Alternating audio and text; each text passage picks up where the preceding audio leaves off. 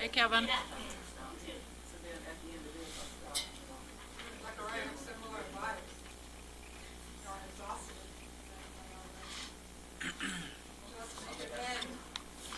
I think we're almost there. It's time to end. I saw Zachariah's thing warming up on the screen, and I saw the words "almost there," and I thought it referred to our process until I thought about it for a minute.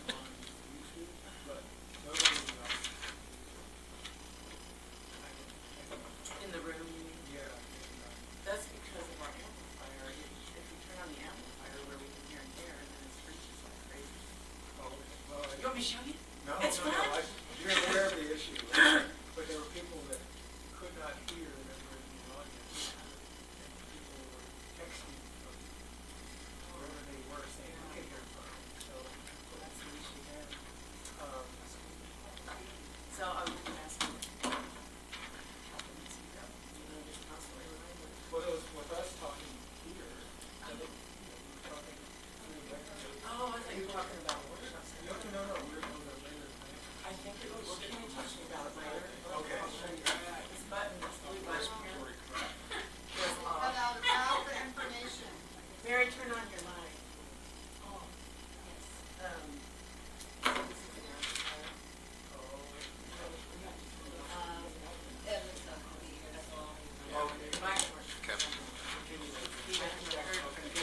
That's what that was, yeah. And you're running the meeting tonight, Mary? Your hair is looking amazing. No, I got it done. You're gonna have that pro. Just want to Oh, there you You go. know what you're gonna do, you know, it takes you a while to Yeah. figure it out. So tonight I'll be coming in my normal like 4:40. I always have to drop the kids somewhere at 4:30. But I want to do a little attorney update on just the disclosure form reminder, closed session meeting reminder. So if I miss the official report, maybe we can come back to that. Yeah. Those over on the table, yes. It's free to the amplifier on, so that's why you have to. You guys are all together. I was just told today that Freddie. Oh, I'm sorry, I didn't realize. That's two of our boards. I talked to Matt about Good, that. how about you?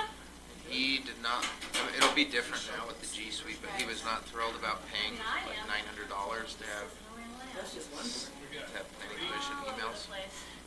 So what about the? But now that G Suite, it shouldn't be as much of an issue because it's not nearly as expensive, and I don't think you pay per email address. So, but yeah, I would not. We got a quorum. That's okay. I don't know if it's an issue, unless there's a legal issue. Good. You should get by Mike. You sure you're going to be talking Yeah, a he's lot? already told that planning commission members, emails out there so that clerks should contact planning commission members directly via the planning department. So I had somebody complain about that. I don't care so much about that personally, but I do think it's a grammar issue. So I would prefer the planning commission.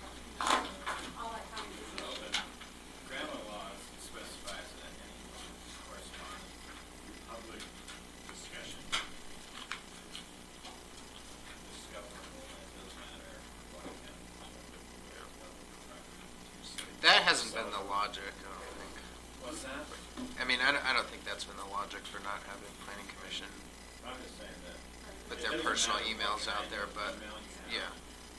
right. If you're discussing a public business, so discoverable. Yeah, I mean, even county council members are gonna have their personal emails Sure. read But it's- if it's the, you know, if it's the Right. public's business. I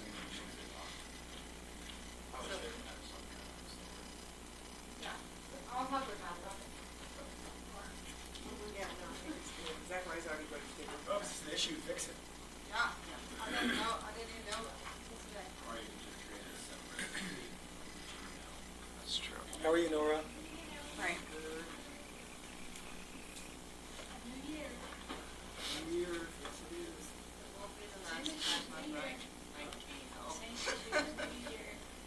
I'm 2020 all the way. I'm ready. I'll do that, and then all of a sudden I'll be doing something, and I'll put 19, at least one, maybe not this year. Evan, I got a text from just now that he can't be available by text or even possibly by phone if we need to during this meeting. Oh, yeah, so, and then he's planning to call in for the regular meeting. Oh, good. good. Even this meeting? Okay, we can be calling. So he is going to call them, he wants us to call on action item and a judge.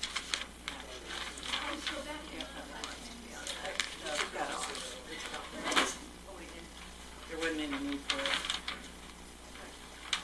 Good, very good. That's good.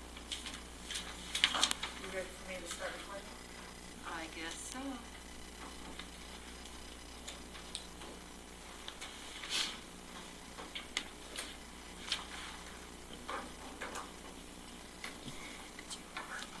We will be opening this workshop on Tuesday, January 7th, 2020. Present, Christina Sloan, attorney, Gabriel Wojtek, counsel, Jalen Hawks, counsel, Greg Halliday, counsel, Mary McGann, counsel. Zachariah Levine, Community Economic and Development Director, will be running the workshop. Did you say I'm running the workshop? Yeah, I thought so. Do you want me to? I was just assuming okay. that you would be the one that would have a facilitate. Mary, do you want disclosures first? Oh, any disclosures? Yes. Yes. I am the owner, co-owner of a B&B in the overnight accommodations industry. I don't have anything to disclose on this topic. Councilperson Wojtek, nothing to disclose? Okay. Okay, so the purpose of this workshop is to finalize the draft ordinance in advance of tonight's county council meeting, where you will have the opportunity to vote on new overnight accommodations development standards. So we've been working on this ordinance for 6 months now, following Resolution 3180, which is a temporary land use ordinance, and it's commonly referred to as a pending ordinance resolution, basically notifying developers that the county is working on new standards. And so that 180-day period expires on January 14th, so the goal is to have a final vote tonight, and if you don't, then we'll have to figure out if you are going to meet that January 14th deadline through a special meeting or something like that. But we're here today to try to get as close as possible to an approval tonight. So there was a public hearing to review this, or to solicit comments on the draft standards before the new year, and you have all seen in the packet a clean version of the draft as prepared by staff and the county attorney, as well as a comparison document showing the red line changes between the version presented to you by the Planning Commission and that clean version that staff and the attorney put together. So I did receive some comments from Councilwoman Hawks, and I have had some recent conversations with the building official and so I have basically the clean version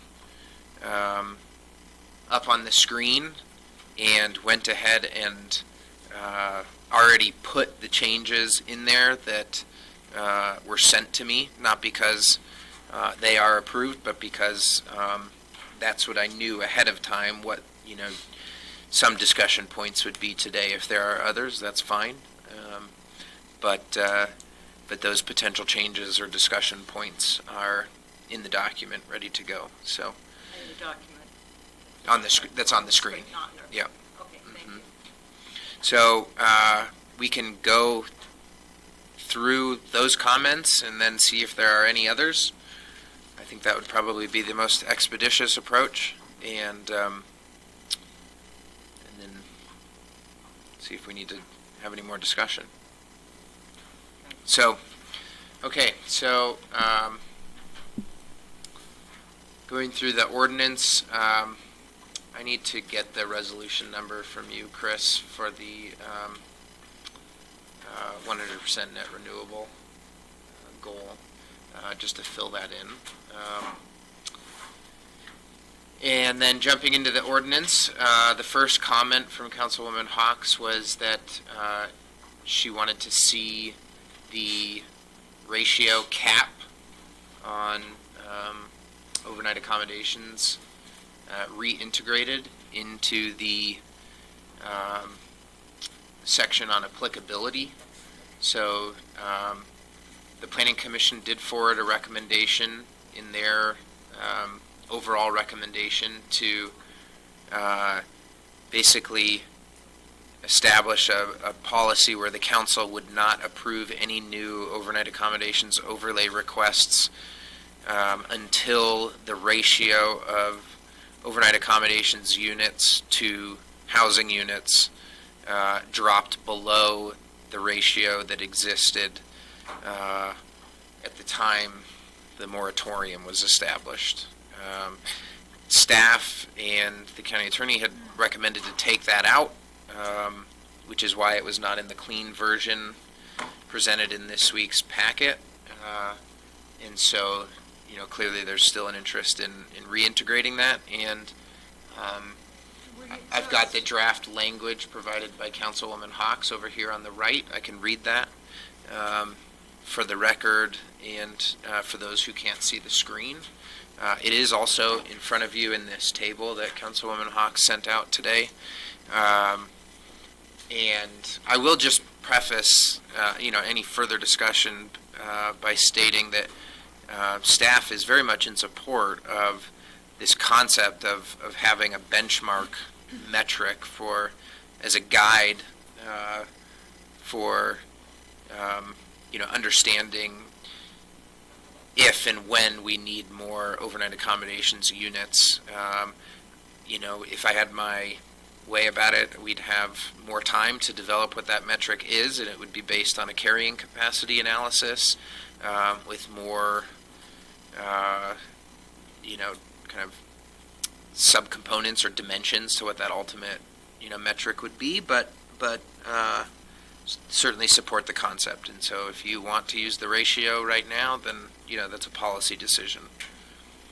Christina, what was your concern? I actually didn't realize that the ratio came from our 2019 numbers until just now. So my concern was, what is it based on?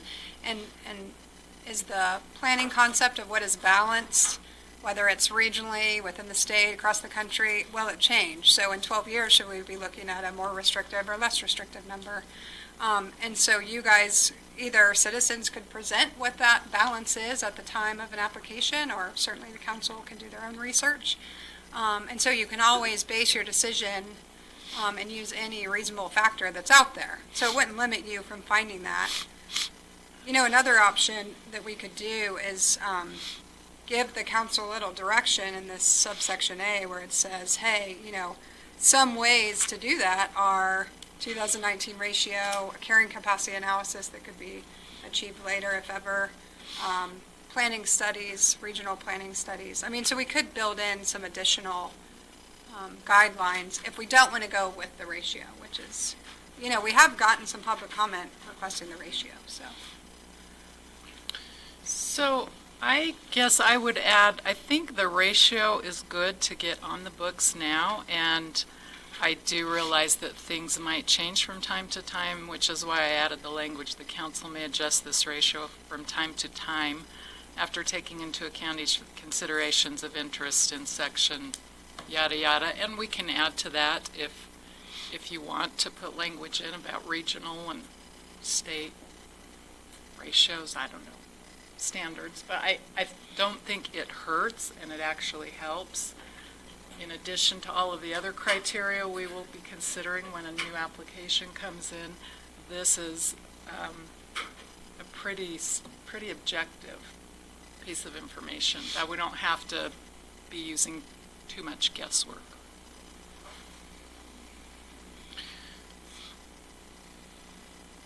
So you're seeing it as taking out some of the haziness. Gabriel, do you have any thoughts?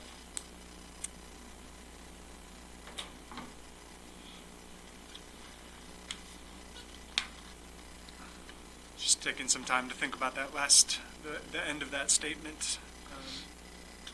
Sort of. What does a carrying capacity analysis look like?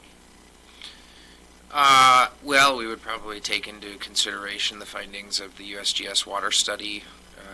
We would take into consideration staffing capacity of our law enforcement and other emergency, service providers. We would look at, land area that's available for different types of land uses in consideration of what the overall, goal is for a mix of land uses. So, a typical carrying capacity is very reliant on, ecological or environmental limits to growth, right? But more nuanced approaches also factor in social and economic variables. And so, at the last council meeting, I referenced 2 communities in Canada that had established absolute maximums on lodging units. There may be others as well, but those are the 2 that are most that I'm most familiar with, and that's Whistler and Banff. And Banff. And so, those were based on carrying capacity analyses, and they have been adjusted upwards a couple of times after, much political debate. But, my feeling with this metric is that, it's fine to start somewhere, right? And it's fine to get something in there. I think I'd still prefer like a soft guide than a hard cap. But that's a policy decision. And but my thinking is, maybe a ratio isn't even sufficient because, what if 1.4 to 1 was too high, right?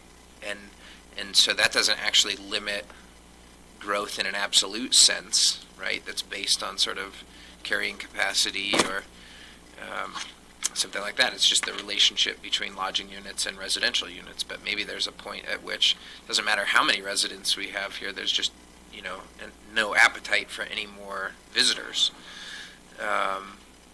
So, again, it's a policy decision. I think it's fine to start somewhere, and but we may find down the road that that's insufficient as a guide. And so, I would just encourage, or I would say to council members, go ahead and go with that, but understand that we should continue looking at other metrics. Question. This 1.4 to 1 was early 2019? Those were based on the figures when the moratorium was Okay. What is enacted. it now? And when we build out everything in the pipeline, what is the ratio going to be? Do you have any idea? Well, it's going to be a function of how quickly residential development occurs.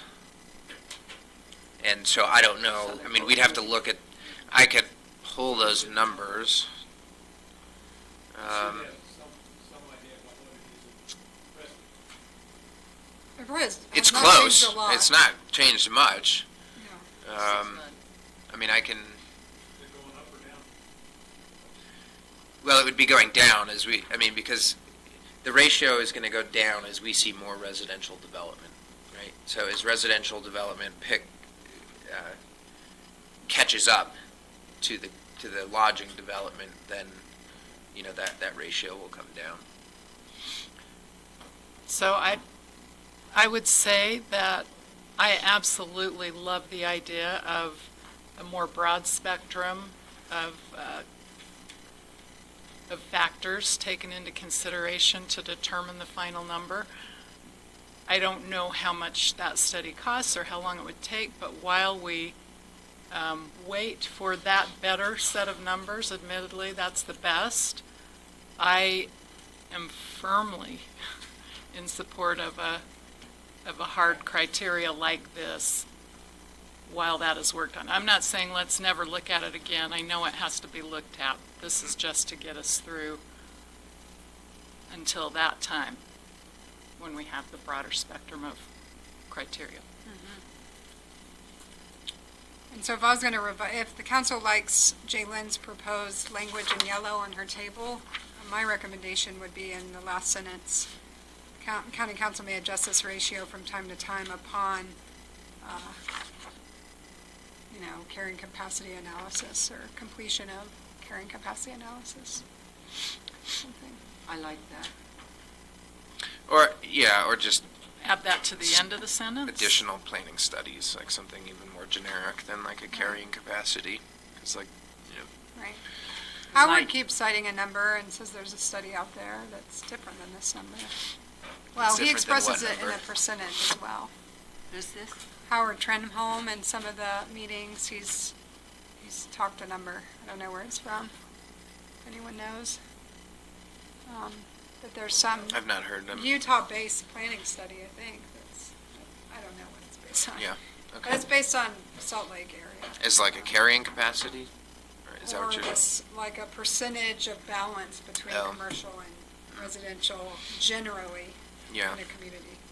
So you're thinking of having it, the council may adjust this ratio after taking into account future I would just add at the very end of that, or additional studies. or additional studies. Perfect. Okay.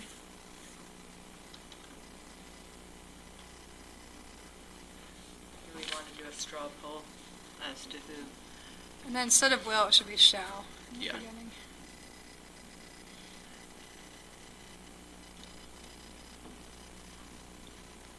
County council shall adjust? Is that what you're Shall saying? not approve. Oh, okay. Your first sentence. Okay.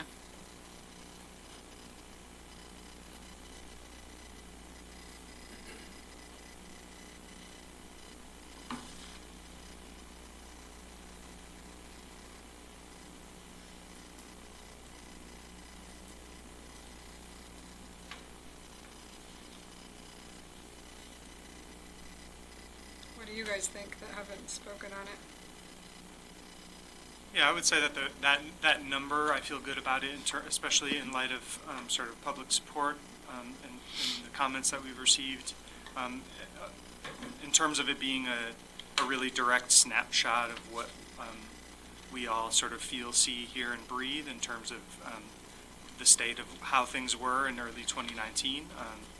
So it seems by logic, rather than maybe pulling a more abstract number,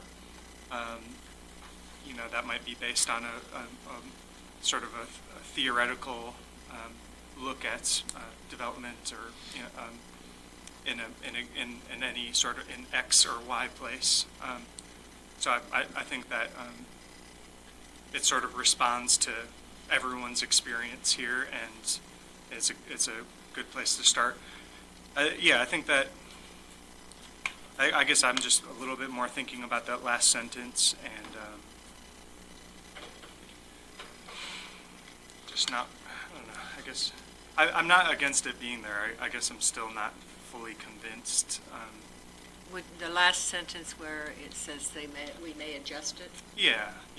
I don't know, I guess I wouldn't want to see the sort of I see the value in sort of suggesting future flexibility on that number. I also am wary of introducing language that might feel like it kind of takes the teeth away from the legislative act. Well, and to be clear, like, whether that's in there or not, you have the ability to do that down the road through an ordinance change, like, Right. so I mean, it's Right. just I a still want function of people to whether you, panic.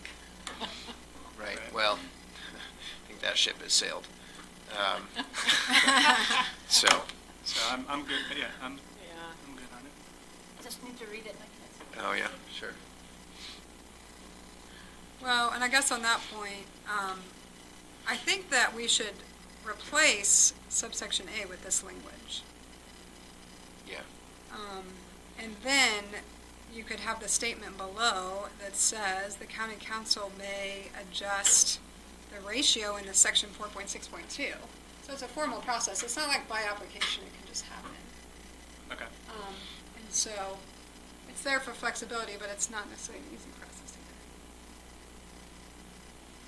Thanks. So is it bedrooms to rooms, or, I'm trying to figure out what we're comparing. Yeah, I think that's a good point. I was going to ask that next as well, just to make sure that we all have clarity. And the issue here is that one overnight accommodation unit could be one bedroom, it could be one hotel room, it could be one RV space, it could be 5 bedrooms. How is this number calculated? Those are units, units to units. Oh, So not units to bedrooms. units, okay. Okay. Well, however it was calculated. I just didn't want to, So yeah, do you change that to units? have a instead? 5-bedroom unit counting as one.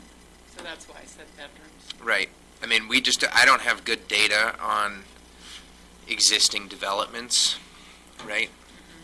We'd have to go back and compile all of the building permit information for every existing development to determine how many bedrooms total there were. And then, are you counting an RV as 1 bedroom or 2 bedrooms? It's Probably confusing. cleaner unit to unit, and at the end of the day, it probably comes out in the wash, because I would suspect there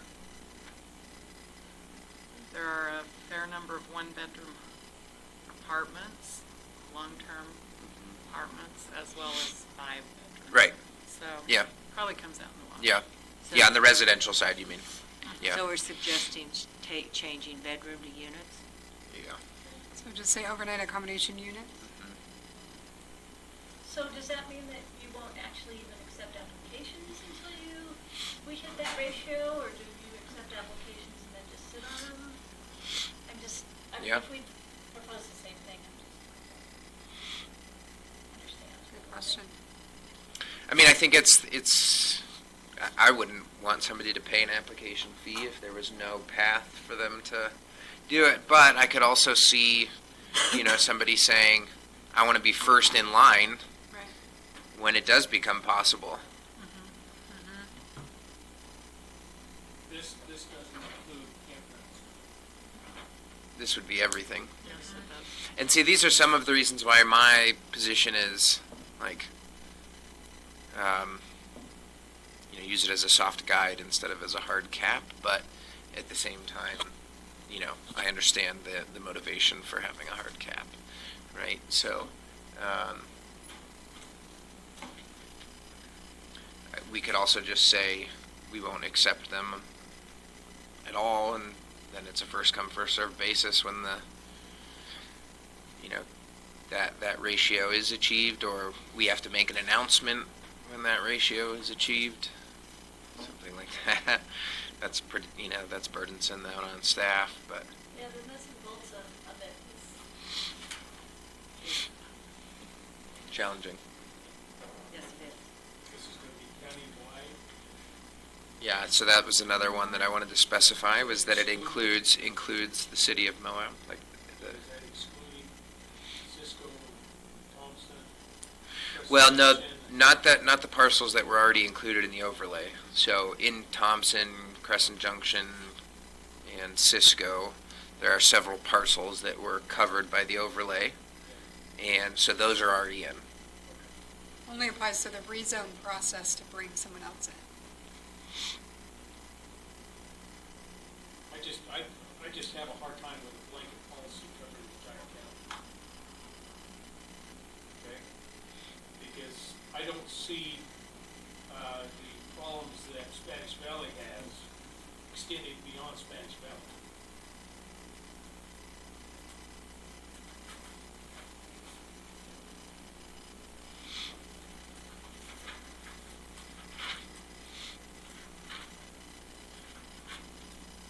So,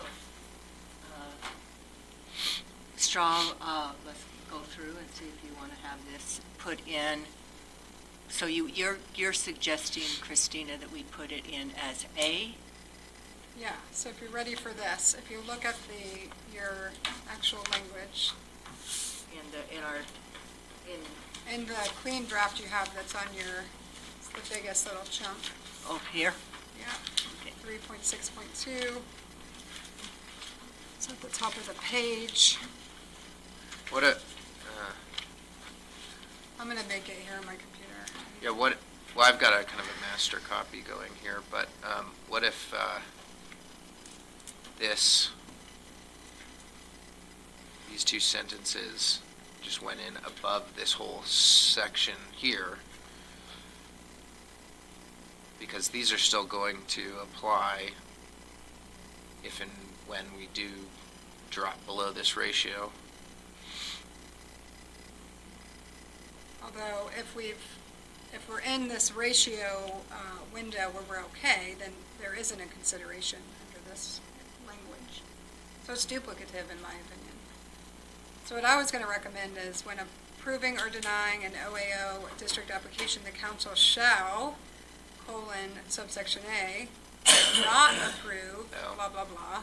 Then it would be the language that Jalen has recommended through taken into account.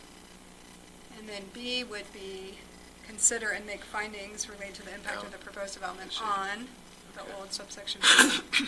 And then you'd have a new sentence that says the county council may adjust the ratio in section 4.6.2A, blah, blah, blah, the last sentence. Look at all that.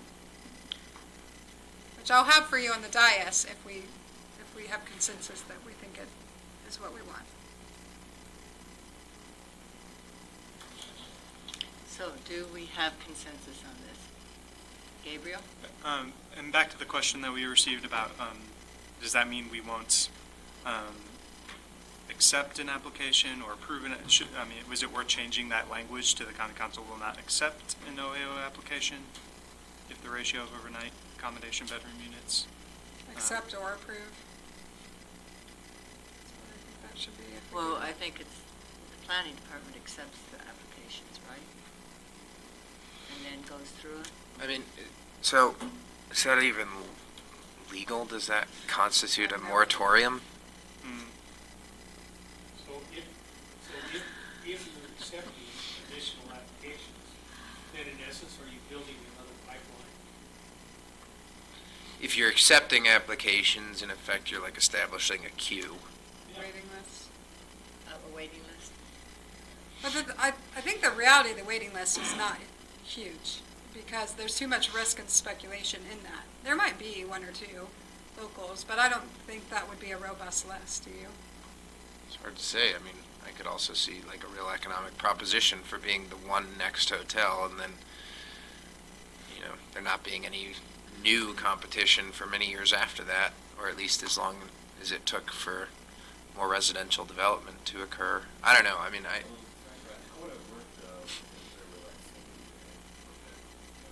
yeah.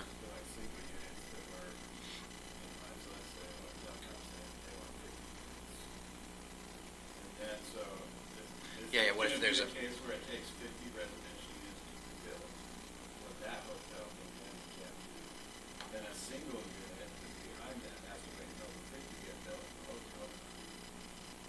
And you're gonna have to track all that? Yeah, I know, it's really burdensome.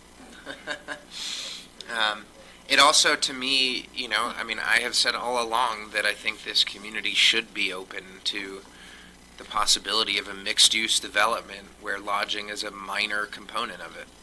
There are stated preferences for more retail, for more restaurant space, for office space, for light manufacturing. And if any of those developments become more feasible or more profitable, or whatever it is that takes those developments to actually come to fruition, if 2 or 3 lodging units are part of that, and a relatively minor part of that development, I think that we should be open to that consideration. And so that is, again, why, Well, you're I'm not going to vehemently oppose a cap, because I've already stated, that I think that there's a lot of merit in having a metric or a cap that is, pegged to some sort of, combination of objective and subjective assessment of if or when we should be approving new developments. But I also know that, we could be closing the door to a lot of other things that we want to see. Do you have a concept of how Banff and Whistler do this? I actually tried to find the Banff cap, and I never could find it anywhere. I don't know how, operationally they maintain the cap, or What exactly You that know, language looks like. yeah, I'd have to go back and look for it. I don't remember it off the top of my head, but, so.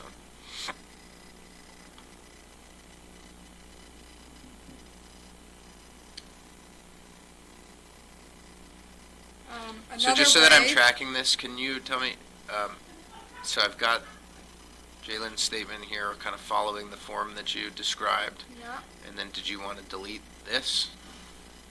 Just have it here? Or just delete it. delete that? Uh-huh.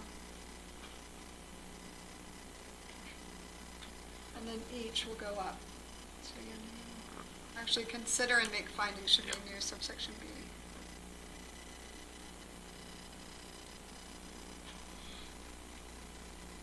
Well, while you're working on that, another way is we keep our original subsection A, and then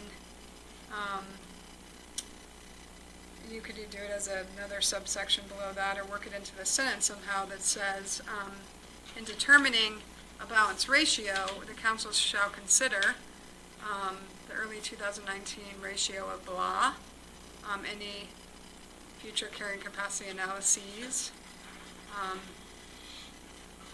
each of the considerations of interest in section blah, blah, blah, and or future studies. So that we at least memorialize it. It's there. It's a hard number that you can refer to, the council can continually refer to if they want to.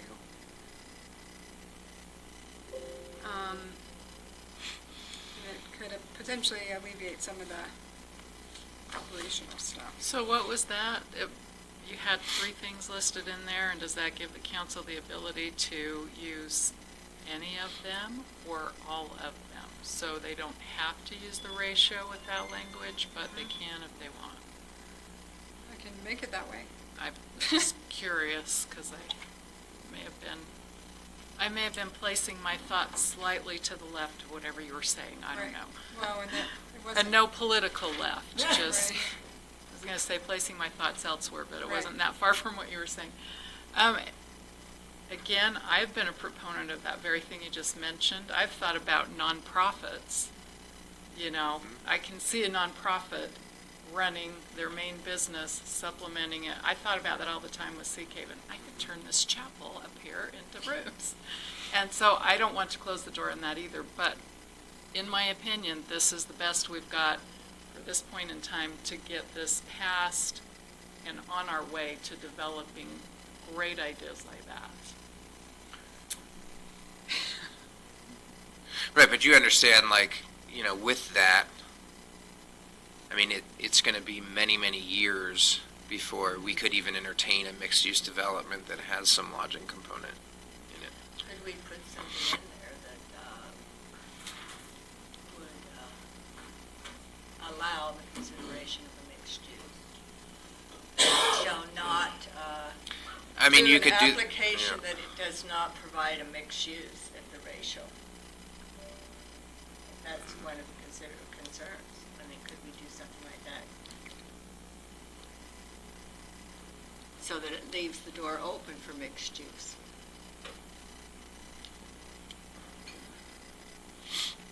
Do we have the ability to do that on this short time frame? Can we put language in right now to that? I don't know.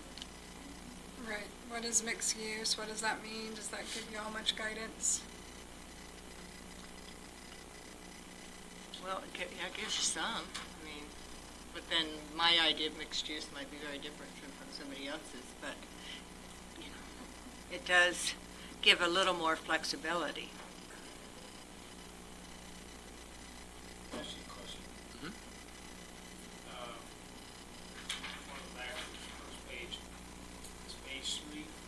What is the park model unit? A park model unit is kind of similar to what many people would conceptualize as a tiny home, right? So it's, are you familiar with the Edge of the Desert campground on Mill Creek? Murphy. Where's Murphy? Those are park model units. So, Little tiny homes on wheels. yeah. So they don't meet the building code for a residential structure, so they're still considered to be like an RV unit. They're based on the manufacturer's statement, they're actually not made for permanent residence. But, you know, the reality is that, like, many of them are still much nicer than stick-built homes and, you know, many of the places that people in Grand County live. So, like, here's an example of a park model unit. So inside, you know, So is it, trailer? according to the building code, yes. But not like a manufactured home, like a trailer, like an RV, or like a fifth wheel.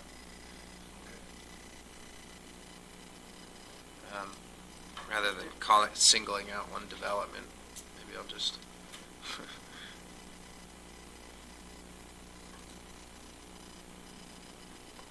So these are all like park model homes. So they don't meet the building code, Pretty nice. Kind of like. but they can be nice. Correct. So, Just a question about Chrissy's most recent proposal. You were saying that to get, was your proposal to get the ratio in there would make it not, you know, sort of a soft criterion rather than a hard one, so that it would avoid these operational issues? right, so we could still accept and process applications. People will know that that's a ratio that the council is using as a guide.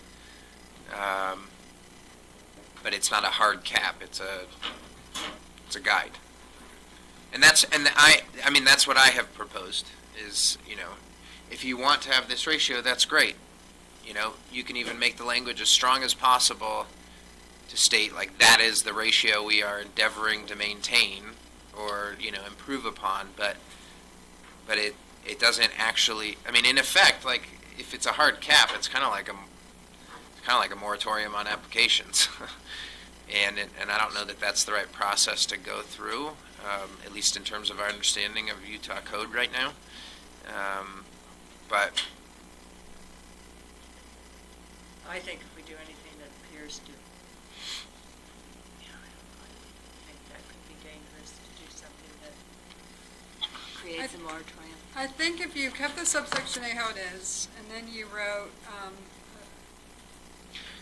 anywhere you want to put it, and determine what constitutes a balanced ratio of mixed uses, council shall consider the following factors: the early 2019 ratio of 1.4 to 1, blah, blah, blah units, carrying capacity analyses or additional studies specific to Grand County, or each of the considerations of interest in section 4.6.7 blah.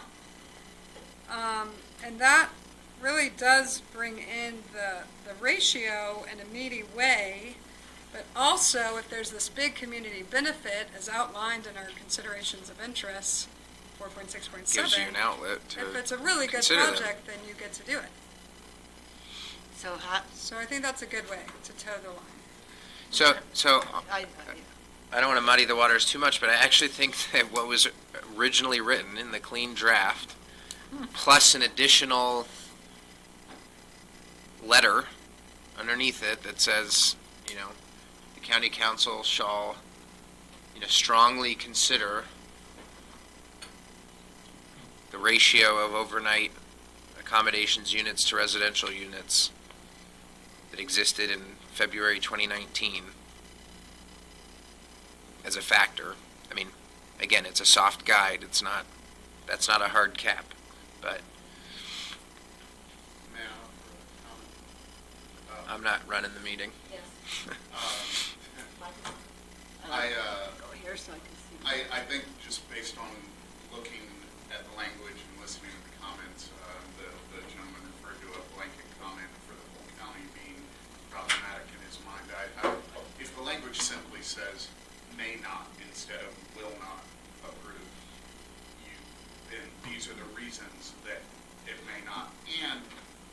noticed in the application, applicants are required to meet with you prior to submitting the application. You're going to say, hey man, it's not going to be approved. You shouldn't apply, based on this that's in the language.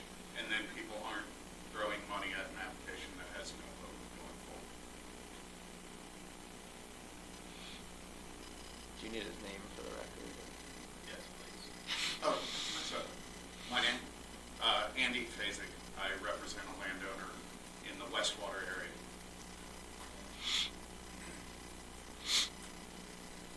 Harry, can I also say something? A lot of the discussion about mixed use has always included temporary lodging or as a component, and Should we have him come up to the mic? Oh, Yeah, but we have to have him come up to the mic. otherwise Okay, it's from now on. is this live? No. Oh. It should be there. Is that why? Okay.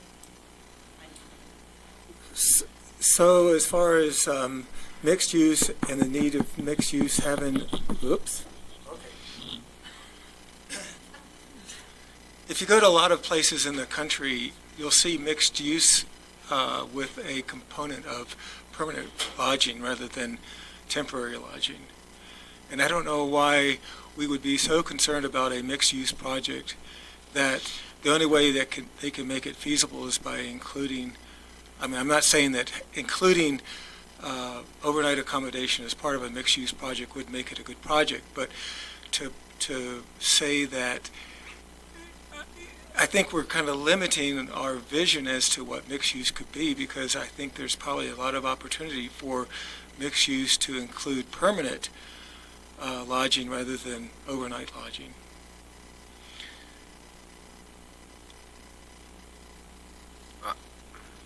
So, We're 50 minutes in. yeah. No, I so- number didn't one. anticipate this. Well, I mean, this is going to be the stickiest issue based on what I've seen. I will say that, I actually think that saying that lodging can't be part of a mixed-use development is limiting, whereas saying that it could be and any other uses could be is less limiting. I would also say that, I don't come at it from the perspective that like 2 or 3 lodging units are going to make a development feasible when without them they wouldn't be feasible. But sometimes that's not what, it could be, sure. But what I'm saying is like, a lot of times developments aren't, they don't cross the threshold from not happening to happening based on, pure financial feasibility. But if it makes it that much more profitable, that less risky, that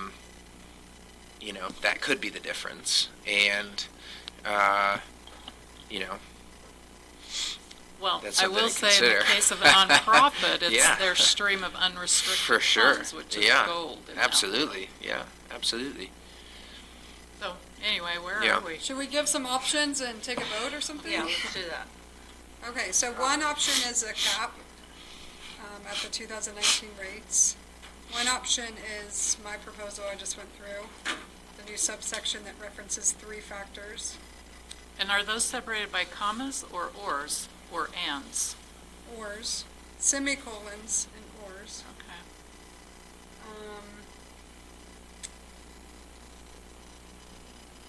Are they? Well, I would say just make them and. I think there are 2 options, really, because it seems like there's consensus support for having this ratio in there. So the real issue is, do you put it in there as a hard cap, or do you put it in there as, a consideration, as a, One a of soft several guide? tools. Yeah. Right. Those are your 2 options. I could go for that. One of several For what? tools. That one that you just said. I'm not going to let you pin me down. I'm One recording. several tools, so the way that you wrote it, correct? Or is that the way? I think we're talking the same thing. I think so. How about if you say cap or consideration? There you go. Let's do it. Straw poll right now. Okay. Gabriel? Gonna nail me to the wall. Cap.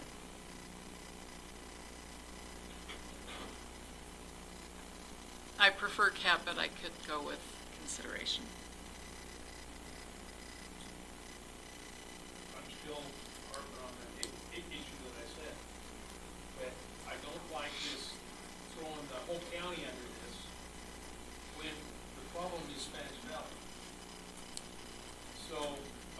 mean, the gentleman here that just brought up the wastewater issue. Well, won't this cover that? That's, Or consider it? that's outside of the three other areas that are. Sure. That are already protected. Plus, if, I mean, there's a lot of private lands scattered around. If a developer wanted to develop that, either up on Brook Cliffs or over on the east slope or someplace far removed from Spanish Valley, we want to tie their hands because of the situation in Spanish Valley. I don't think we're tying their hands. I don't know what the project in Westwater is, but if somebody came to the council with a great project saying, we've got people that want to stay out here, we can house them, we'll have a convenience store to feed them, maybe a small restaurant, that eliminates all of the gas going back and forth to Moab. I can't see the council turning that back. I think they could answer a lot of the questions in the soft criteria affirmatively, so that we would be more inclined to approve that project. So And I the- don't think we're tying people's hands Except that outside the of only it. way that you could, in the context of this discussion, is if you have that ratio as a consideration and not as a hard cap. If it's a hard cap, Right. you can't consider it. Right. So Greg, under the consideration, a Book Cliffs project could get approved. Because all the benefit and the coolness of the I mean, project essentially- and impact and all that goes into this third factor of the three we're laying out. But I could see it working easier as a soft cap rather than a hard cap. That's what, That's what- so hard cap or soft cap? That's what we're voting on. Yeah, I would be more inclined to support a soft. Mary? Soft cap. I go back and forth. I mean, I'm really struggling with this, but And remember, you can still deny applications. Right. Like, it's Even a you can soft always- cap, but you still have full legislative discretion to say yes or no. yeah, so I'd say soft cap. I like the idea of having a little more flexibility than a hard cap gives us for certain projects that we've been hearing about. Plus, if a really good mixed-use one came in, I'd hate to have to turn it down because we had a hard cap.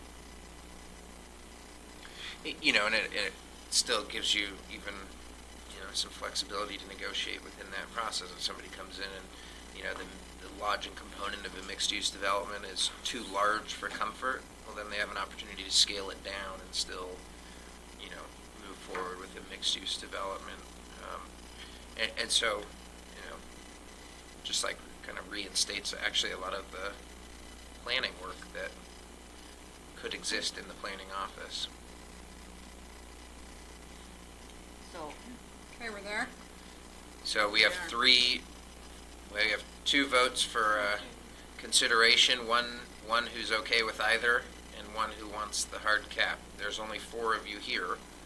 I don't know how many intend Evan is to. calling in. It's a straw poll. Right, We can't right. reach Yeah. out. Zachariah's gotta get this done. yeah, let's reach Evan right now. Let's Oh, reach he Evan. did say he was probably available. Yeah, he said. Somebody reach him while we move on. Okay, Christina, so- or shall I get him on this? No, get him on that one now. He said you might have to call him like 3 times because he's digging holes in the Okay, so sand. let's move on while we try to get Evan on the line, okay? So, the next one is related to the energy requirement for campgrounds. This was also a discussion point raised by Councilwoman Hawks.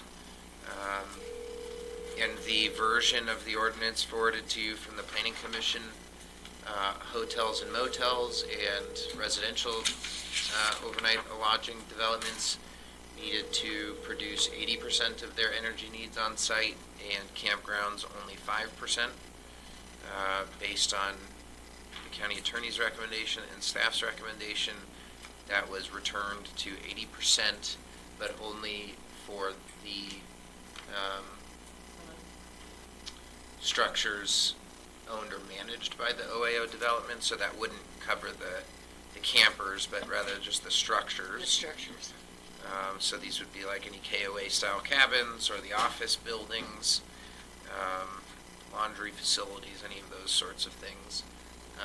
For two reasons. One, to reestablish fairness across the different OA types, and secondly, because it's frankly practical and feasible for those structures where there are known dimensions, known, building materials, for a campground owner to actually figure out how much solar or wind they needed on site. What are we hearing from Utah Power? Are they going to penalize these people for producing their own power? No, they're even now with House Bill 411, they're encouraging it. No, I mean, there's going to be a rate negotiation again for people who are putting power back onto the grid. It's probably going to become less favorable, but it's not a penalty. It's just you're going to get probably paid less for putting any power back on the grid. Mary, Yes. could I speak to this? I've been thinking about this, and if you're going to reduce the amount of renewable energy required by campgrounds to a number like 5% that would cover their permanent structures, I would say maybe instead of 80% of their energy needs come through other renewable sources, which could be green power from somewhere else, make that 100%. So give them the option of saying, okay, meet the 5% or whatever the percentage is that you do on site, and then require 100% to come from other. That's in line with the city of Moab's renewable energy policy. And so I don't know why you would give them a break on the 80% if you're going to cut down on the amount that they need to produce on site. That's all. Can we measure the total amount of impact, energy impact, when it's RVs and other?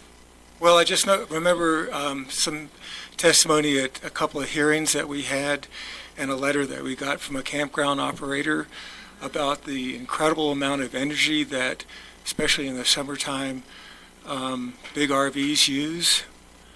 And I don't know why we wouldn't.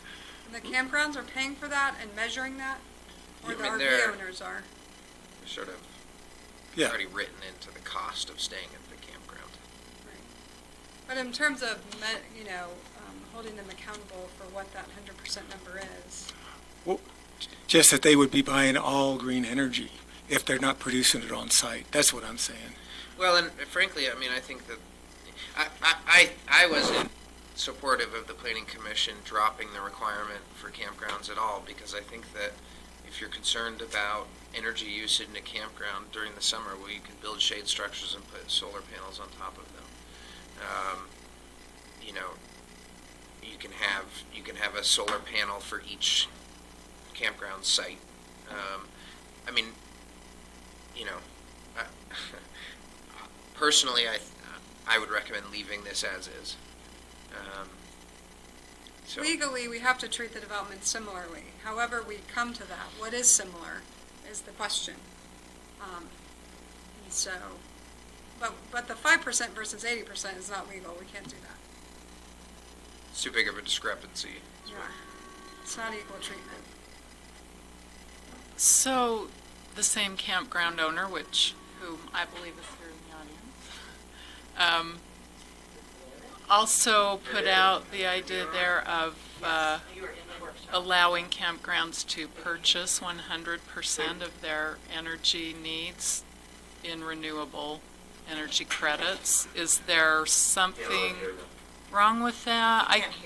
I don't really, I mean, I don't have an opinion one way or the other. I don't know the industry well enough, but Hi, Evan. Welcome. Uh-oh, I didn't touch anything. All I did was set it down. well, he might have lost. It might just be because it's too close to a speaker. Anyway, I mean, I think that there's a fundamental difference between somebody producing energy on site, renewable energy on site, versus purchasing renewable energy off of a grid or from Rocky Mountain Power. You know, that's ultimately what it comes down to. So, Is there any consideration taken based upon where the development is in relation to surrounding geologic forms? Because I know some people that live close to Porcupine Rim, that the sun goes behind the rim at 1 o'clock. So from then on, they don't get any sun direct on any solar panels. yeah, it wouldn't be a good place to build a hotel then, No. with this requirement. Yeah. So, You know. I want to ask this. So is this what's written in there right now? Yes. So my recommendation to you as staff is to keep it as is. Okay. Any more further discussion? So there's a suggestion by Jay Lynn here to potentially kind of leave it as is and workshop it going forward. And maybe bring in, you know, if there's a if there is indeed a campground community or people eager for this kind of development. You know, we've gotten a lot of participation from one person, and they seem to have a very balanced and informed perspective on the matter. I'm interested if there is a wider community that would be willing to, I guess it's a matter of, would that then be creating, would that still be going towards the end of creating an unfair exception for campground community, or is this sort of like kind of creating its own section online or set of regulations that is sort of somehow viewed as independent? You back? I mean, Somehow that. realistically, campgrounds are different. You called me 3 or 4 times, I thought it was an emergency.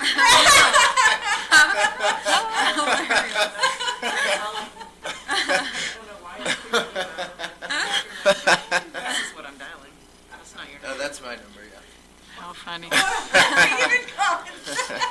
That is funny. Evan texted me on that number. Must have been a 3-way or group text or something. Yeah. Somebody is trying to get a hold of me. Right.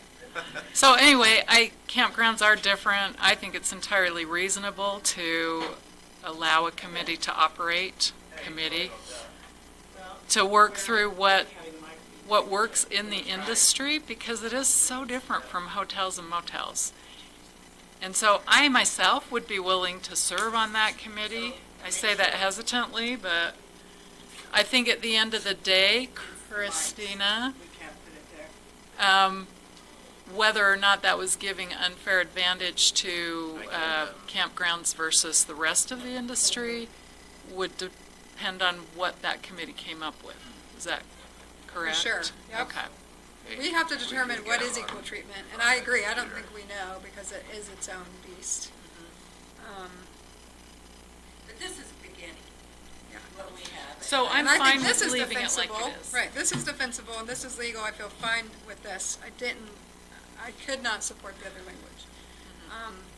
But I'm not saying it can't be improved on, so I'm all Okay. for workshopping it further. Okay.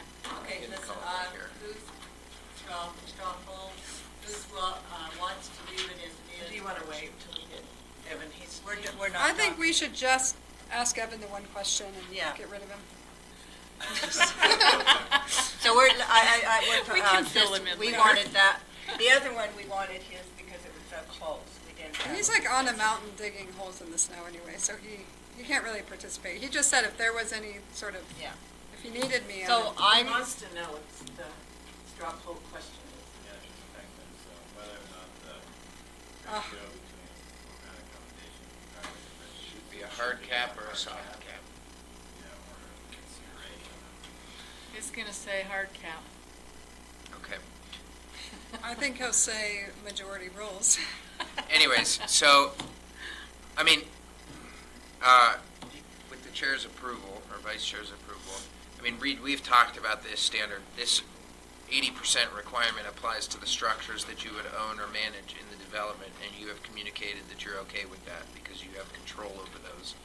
And so I think that, you know, there's a lot of like hypotheticals about what a campground could or couldn't do, and we've got, you know, the one person who's really driving this conversation for you all, sitting in the audience, and has said he's okay with it. So, So Okay, I move on. I vote for keeping it as is.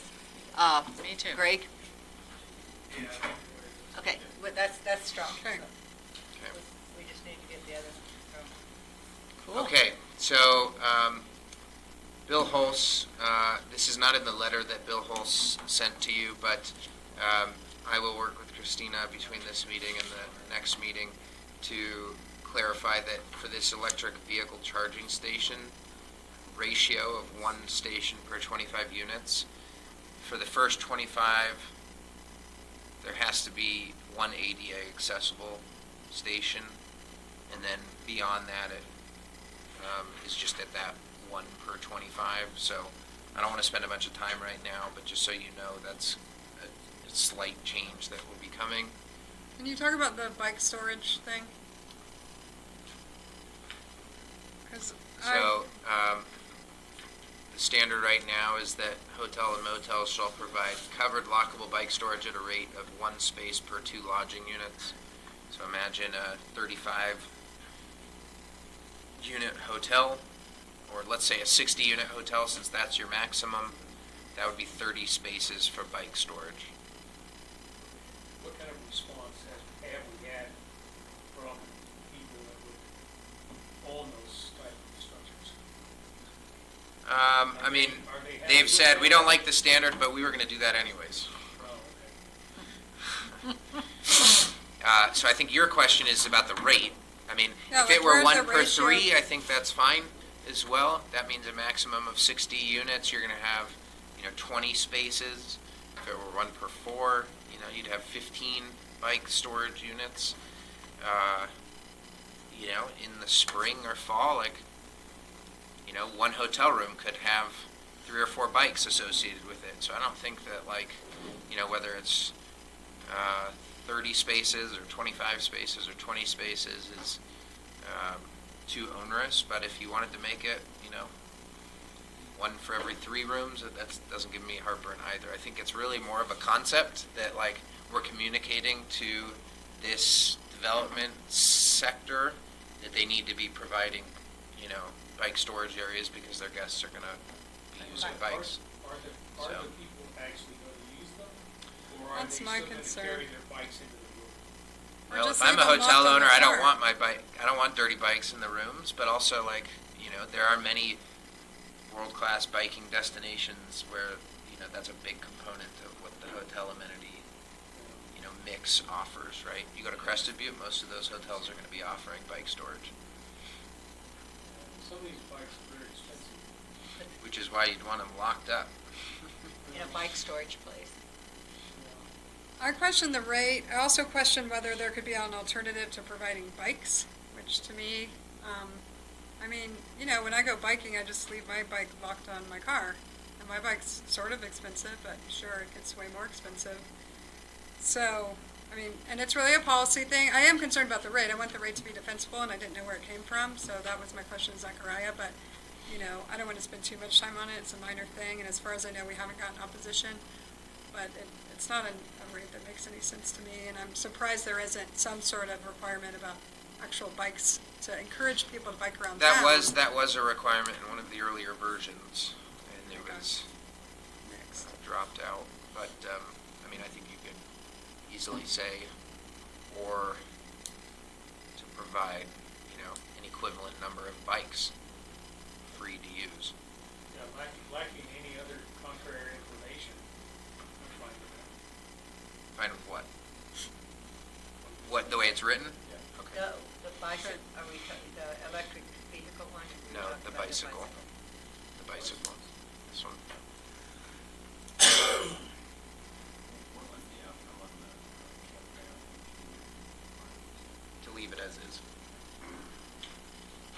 Okay, any other comments?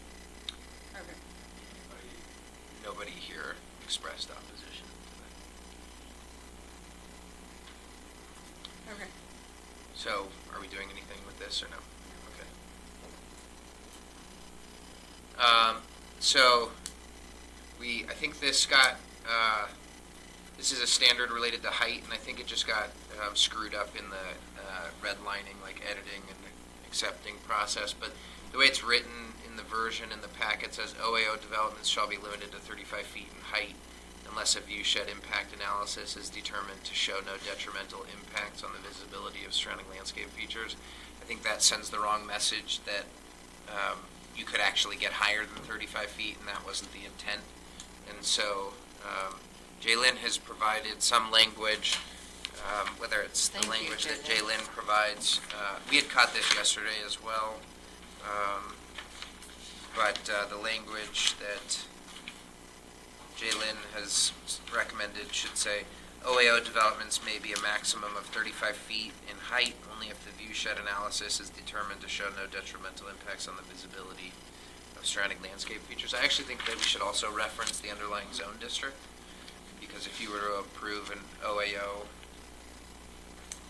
in a zone district where the height restriction was actually lower, you would want that to apply. So we can finalize this language before tonight.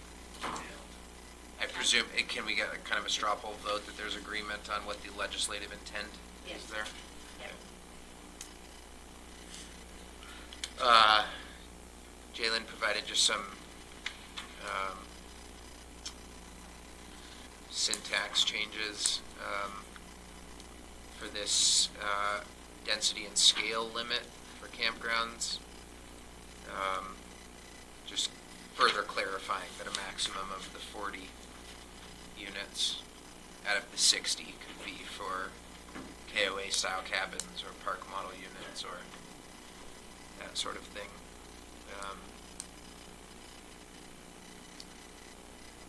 And moving on down to building design standards, there's a letter on your table from the building official. We spoke yesterday. He has concerns that the transparency requirement on the ground floor actually runs counter to the energy efficiency goals, especially with the low reflectivity, because there's basically an inverse relationship between reflectivity and energy loss, right? And so,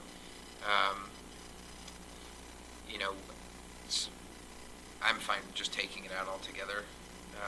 The goal here was, so originally this requirement started off as being a standard that would be most appropriate in downtown Moab, because it's an aesthetic standard that helps establish an interface between the street or the public sphere and what's happening on the inside of a building. It's an aesthetic standard. So then when looking at it in the county, we said, well, that could apply to developments in sort of urbanizing nodes. Who really cares in the rural areas? The aesthetic impact isn't going to be as significant. But then we never moved forward with this differentiation between urbanized nodes and rural nodes. So it stayed in there as being a requirement with a front-faced a minor collector street or higher, that being the proxy for what an urbanizing area would be. But, at the end of the day, I think, in conversing with my staff, we're okay with just removing it altogether. I still think it's pertinent for the city of Moab, and hopefully, in some of our urbanizing areas just outside of city limits, developers would still keep in mind that, there are benefits to their development and to the community if they have, some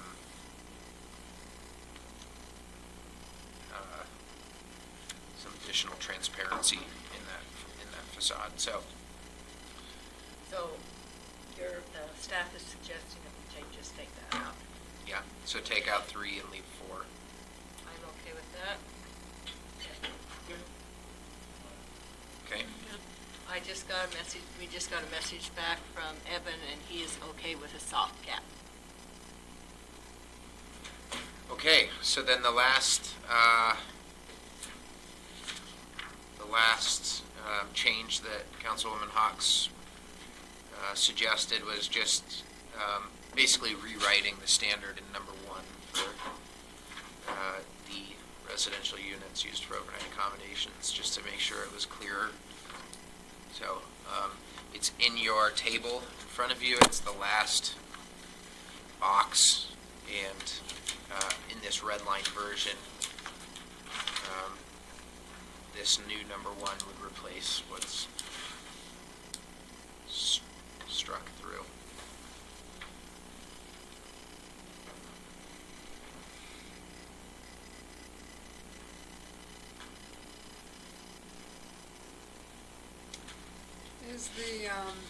Is the more general language about the RV and the hotel permit somewhere else? Because it looks like we put it all into that D1, but Yeah. really that should be in each section. So I just want to make sure we capture We that. could, yeah, we could add that to each section, the requirement for a business license. Right, if it's Sure. not somewhere else general. You take that back off, it's hard to read. Yeah. It could go up into this first paragraph. So, take that off, Greg. Yeah, so, yeah, Surely that's somewhere else in the code. It's just odd that that D1 included it, and I just want to make sure it's somewhere. Yeah, so actually, Jalen, would you be okay with taking, so I'm gonna, so this is the way it's written currently, how I'm showing it now. What if I took this sentence here that I've highlighted, and took it out, put it up here?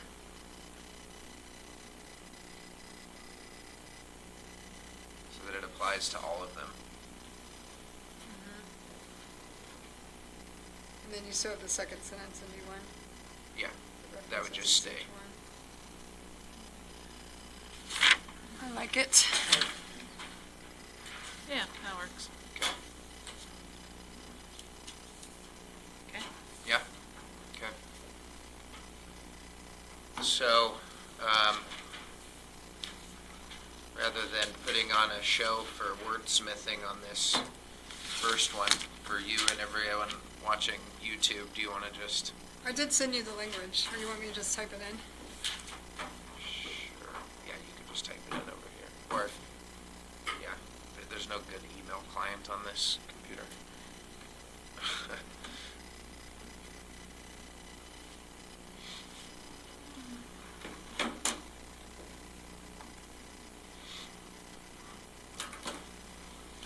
Well, Christina is putting in her language for that. Are there any other concerns, comments, questions, anything that's going to disrupt a clean vote tonight?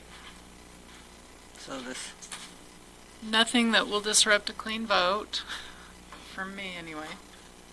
I did want to get on public record, I know that we've talked in the past a lot about mixed use, and then it got taken out because it seemed too complicated. I would like to move in the direction of including that back in some form. I've thought about possibly doing one that says, the outdoor space, public space requirement, and the mixed-use requirement. It might be an either-or, although it was pointed out to me that, and I agree with this, because when I've walked in other communities, it is so cool to have a quiet, nice, beautiful space where even though you're surrounded by this huge urban city, you've got this space to go to. So I don't want to, discount that totally, but if an establishment wanted to substitute an indoor public space for the outdoor, I don't know what it Yeah. would look like, not a planner, so I don't know, but I just have that idea running through my head, just to get that out there. Okay. Yeah, I mean, I think generally speaking, we have a lot more to do in terms of incentivizing mixed-use developments, not just mandating it. And I think, that's where we're probably going to see a lot more success in, is incentivizing what we want to see rather than trying to mandate something that we don't really know or have What a we good want. sense of. All I got. Yeah. This has been a lot of work. Yes, thank you. Thank you. I mean, and your staff, this is, yes.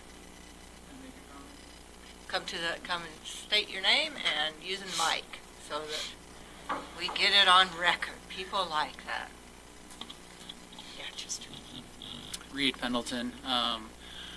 The only comment that I have kind of relates to the public comment that I submitted, working on the energy requirement. I think we brought that up, and I'm totally good with that. Conversely, with bringing up the energy requirement, my comment would be to, on the 40 sites of a campground, just limit that to RV sites, because now your cabins are going to be supplying 80% of their energy. And so I feel like we could maybe pull those out and allow campground owners to kind of have a little bit more flexibility with their site Oh, I plans. see. So saying some of the 20 on top of the 40 Yeah, so could be it's cabins. it's a max at 60, and I think the 40 should just be the 40 RV sites, because I think since you're going to be providing what your you're saying. power for your cabins now, that could be included in the 20 extra sites with your tent sites. Because you're only allowed RV sites, cabin park model sites, or tent sites. Those are the only 4 accommodations we can provide. And so I feel like the 20 sites above the 40 could be cabins or tent sites, especially since we're providing the power for them. Isn't the language we used flexible enough to provide for that, or not? No, it's we'll go down to it as soon as, Thank you. I don't know what's going on with the formatting, we'll figure it out. Yeah, I think it'll clear itself up when we accept the changes.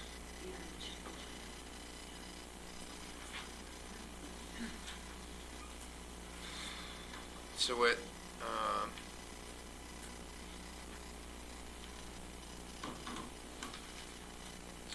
RV campground developments shall be limited to a maximum of 60 spaces total. A maximum of 40 of those spaces may be developed for RVs, KOA-style cabins, park model units, or other structures, whether permanent or temporary. But it doesn't limit what you can do with the other 20. I mean, the language I proposed to. It does. I mean, Yeah, it it it does. They have says to be tents. basically, yeah, you can do a maximum of 40. You could do less than that, but you can't do more than that. Oh, the language I proposed just said RV campground development shall be limited to a maximum of 60 spaces total. A maximum of 40 of those spaces may be developed for RVs, and Yeah, I mean, this I is don't- language from what was already in there. okay, so, And that was, Councilman Wojtek had provided a strong argument for the way that it's currently written. today?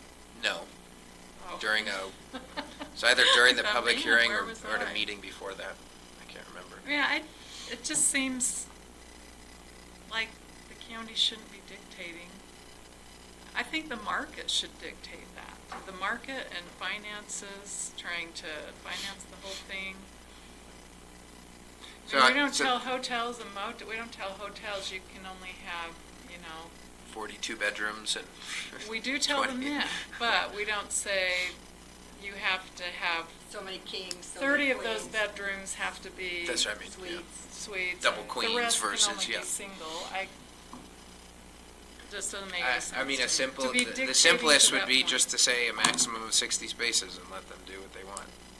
Yeah, what's the thinking Well, behind I could go for that. breaking it down? I was concerned, when I had spoken on it, I was concerned mainly with those 20 additional spaces being used for cabins that wouldn't have the renewable energy component. Right. But that's where you mentioned, No, it does. the overarching 80% that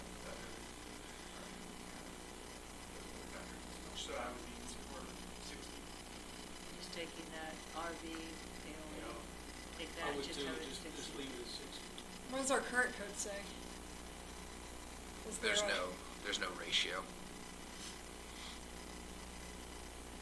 So it sounds like people are. So the proposal on the table is to do one of two things, one of three things. One thing being to leave it as it is. Another approach to just putting a period here after spaces. And then a last option would be to delete everything out of after RVs. So, I'm happy with 60 spaces. okay, so straw poll on that. I can go for 60 spaces. Okay, so that's 4 in favor of just putting a period here after spaces. Okay.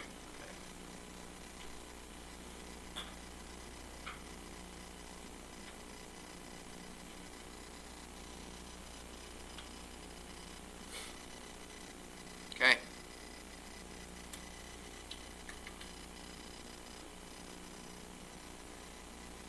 What else? Anyone have any other concerns I haven't brought up? Make sure we're on board, so all this 6 months doesn't go away. Yes.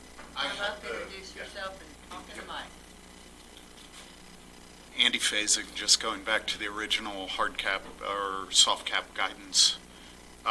There was language in the draft that I had, and I apologize, I can't see the screen from the seat back there, and you may already be on top of it, but the language says, in my draft says, shall not approve, and I think it's important to. We're not, we're not okay. using that language. Cool, great. Yeah. I We couldn't made it see soft. for sure, great. Yeah. We vote for soft cap. Do you want this to be C or number 2? It's really a ABC. Okay, And then so there's we'll get rid of this then. big B.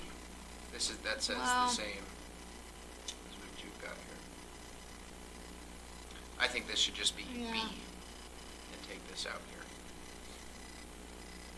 Because these are not, Well, this is, I think it needs to be 3 equal factors because that section 4.6.7, so I'm gonna delete this then. yeah, do that.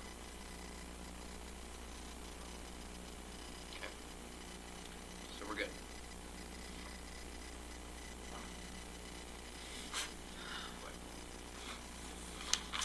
We got some slow readers. I know, I'm sorry.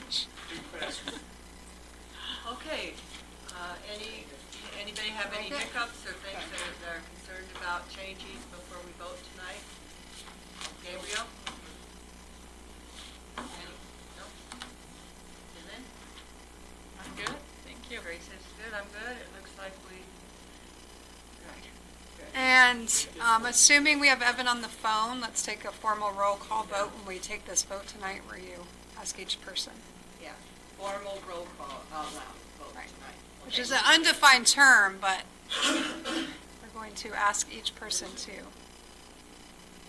Digging holes in snow. He's on a, He's doing a training Yeah, for right. avalanche rescue and prevention, correct?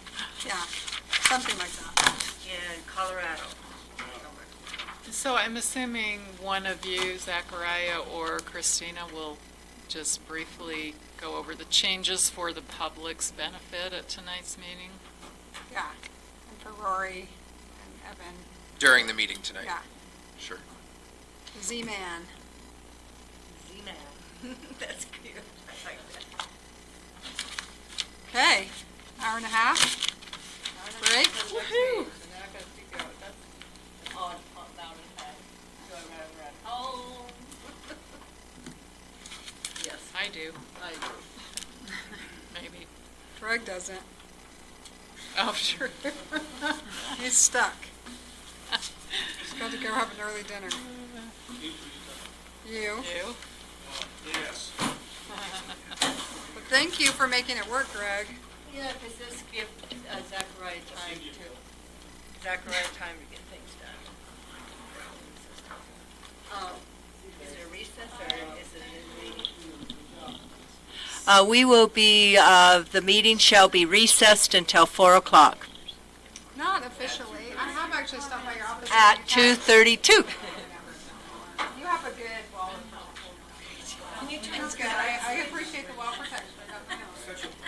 so I understand. But yes, but I so officially meet you, yes. Anytime you wanna have a cup of coffee or whatever, Right. that would be great. Dug out of the hole and, like, you see the light at the end of the No, tunnel? not really. Okay. But, you know, get there. We're getting there, for sure. It's 2020, that's a good thing. Moving forward. Yeah, I mean, I'm sort of figuring it all out. Right, And I hired another planner, so that. right, yeah, good. Right, right.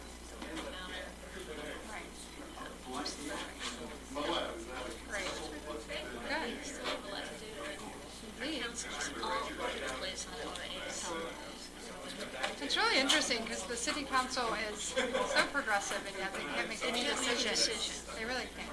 So I really appreciate working with the county council that, I've been really impressed. yeah, they can just take the deed. Make a decision. Yeah.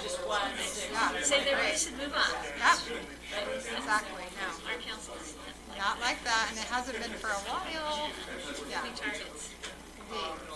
Good luck. I know, it's exhausting, and I know Zachariah's exhausted by it. Woohoo, we're so close. Yes. Yes, Well, hopefully your action will help right. influence our council. I think so. I don't know. It seems like it's been working that way. I hope Yeah. that they've got better, strong personalities. Indeed. So we'll see. Well, good luck with all that. Thank you. Yeah. Planning commission was supposed to make a recommendation on Thursday, but we don't have a quorum. Oh, Because we had two members. Terms expired. Hey, Chris, do you have that resolution number? And one of our planning commissioners having a meeting today. oh, yeah. Who's that? Becky Wells, Oh, right.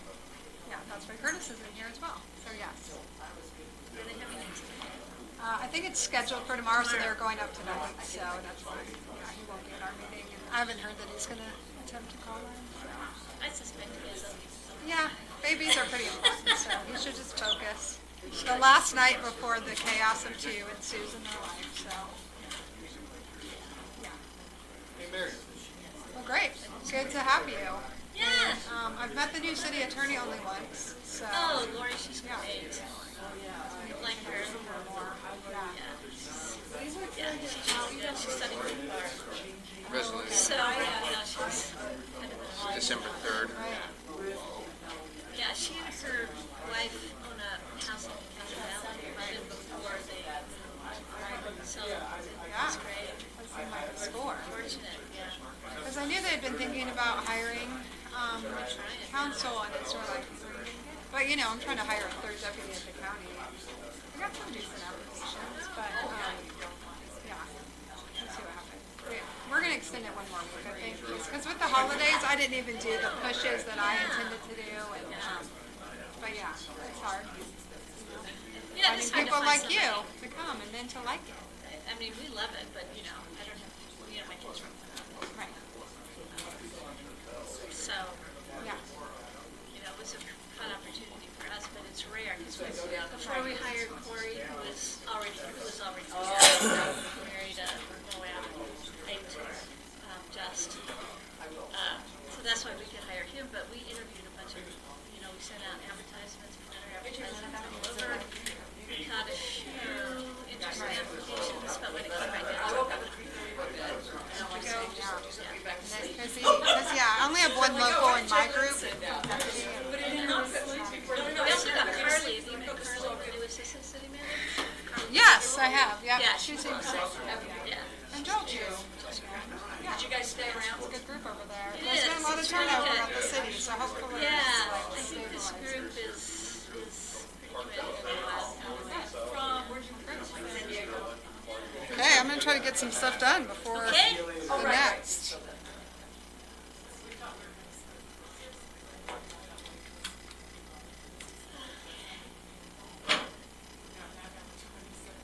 You're like, what? What, Rob? You're the whole next week. You're like, should you guys be doing something? Wait a minute, we've been together since. That's cute though, I like it. Yeah. Howdy. You already know probably. I love, so that I do too, and With I you. don't even, okay, used to Oh, okay. I've reached out to Kenny a couple times. Yeah. Yeah, I'm familiar generally with the proposal, so. Yeah, and it's still in its, in early stages, so there's Okay. we have tons of flexibility. But anyway. Okay. Yeah. This is, man, beast of a project. Yeah. But I drove in last night, and I was like, holy cow, there are tons of new hotels. Yeah. Guys, I may or may not. Where are you based? I live in Boulder. Yeah, hopefully it's not much of a robust conversation. Let's get it done. 15 years ago. Yeah, now, yeah. It's grown a lot just in that amount of time. But it seems like in the last maybe 5 years, it's been a real explosion. Yeah, there has. Indeed. Driving in at night was, I mean, normally in during the day and at night, all the lights of the new developments really jump out. Uh-huh. And it was kind of disturbing. Yeah. still not quite ready to give up her email. No, no. I love it. Hi, Marianne. Hi, thank you. We can reschedule for Sunday, Monday to speak with Doug. That would be great, or I can call and get better time for you this week. Monday's Monday's good? Okay, let's, Monday I call.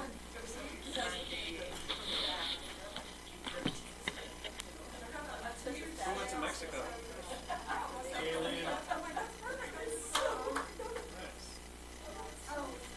I'm not sure you can get me on a plane anymore.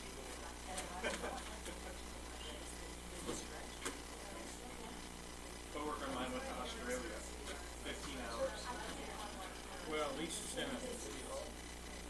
a commercial airline. Try flying to Korea in a Air Force transport. I won't try. In the winter we had to refuel in Anchorage, no, not Anchorage, Fairbanks. But one of the landing gear wouldn't come down. So the crew chief came back with a giant crank. He opened this little thing in the side where the wheels were, stuck it in there and cranked the wheels down. And then we had to sit there while they fixed the hydraulics. I'm glad you're here.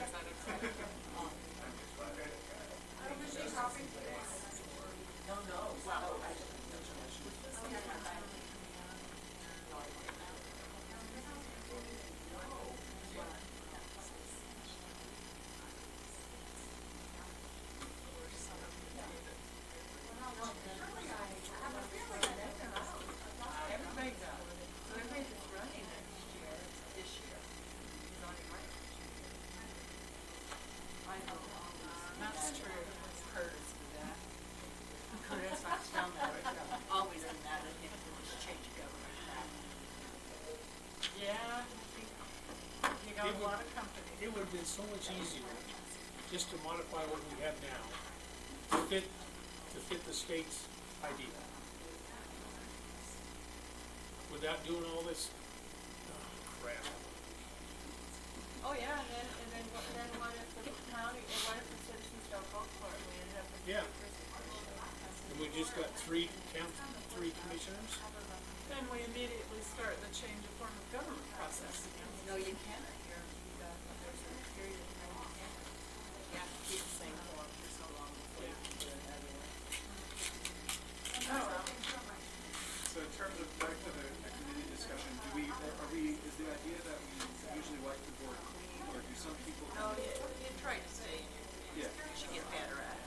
Okay. You know, like, Some you want to change because you feel you get stale. Right. You know, it varies.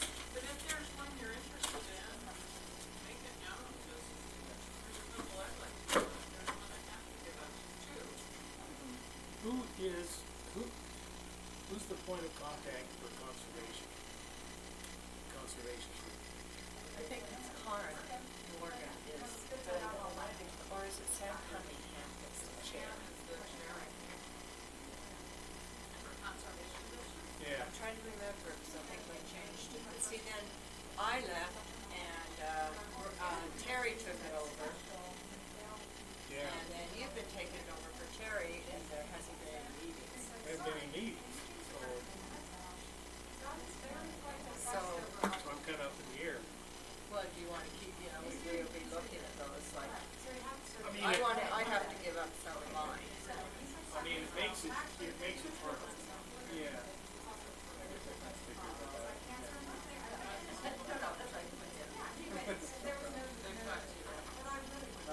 No, not directly.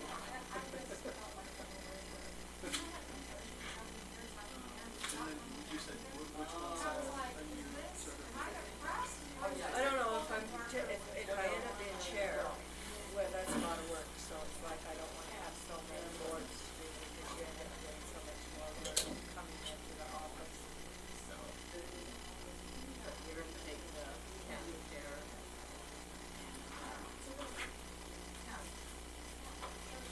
Which other ones were you interested in?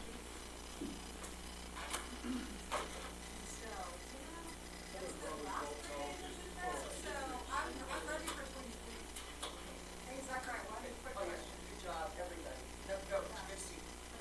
Good to see you. Just a here. I had mosquito because I knew Terry had that. I wouldn't be opposed.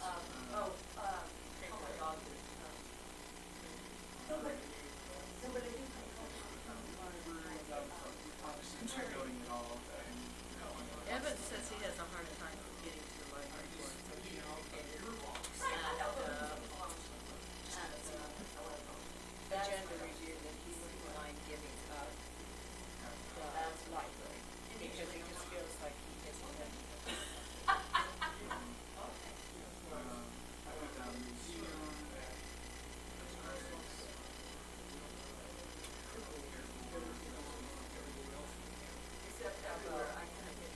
Wait, which one? Oh, are you interested in healthcare?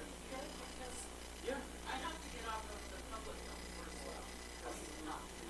Assuming the council will vote against my husband's board, so it's silly, probably wrong for both of us to be on the same board.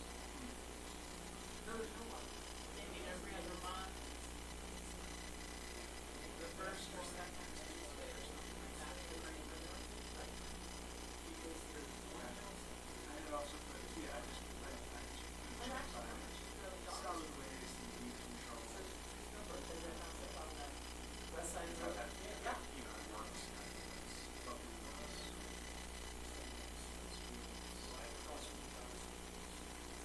Oh, that one. Big 26-acre. You're real interested in that. Yeah, right. Solid waste, right.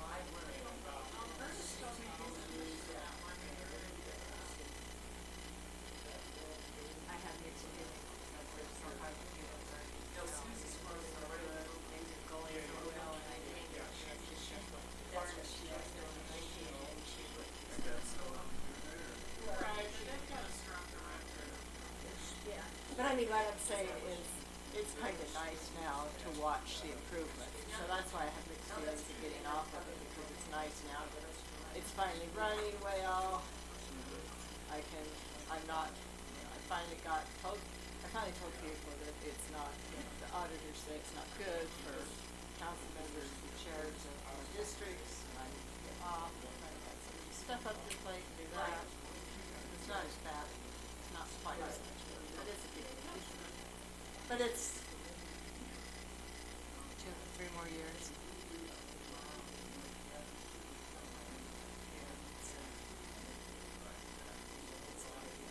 Kind of vested, just kind of vested in it. And so will we just like? But I'm not vested in the water shed partnership, and the one that I took over from Terry is the one that meets on Thursday evening, Grand Water and Sewer. I wouldn't mind giving those two up. And they're kind of a nice combination, because you're dealing with water. So it's kind of a nice thing to have both of them. But the Canyon, and sometimes I really enjoy the meetings because you learn so much, but they're only every other month, Canyon Country Watershed Partnership. The Grand Water and Sewer is supposed to be twice monthly, but these are once. It's a very well-run meeting. You're in there and out of there. It's a very well-run meeting. I'm shocked at how well it's run. You walk in there, they have a notebook. Sometimes they do. Sometimes just because, you know, it's irrigation season, or if they have a well that's leaking, or things like that. So they schedule, but it hasn't.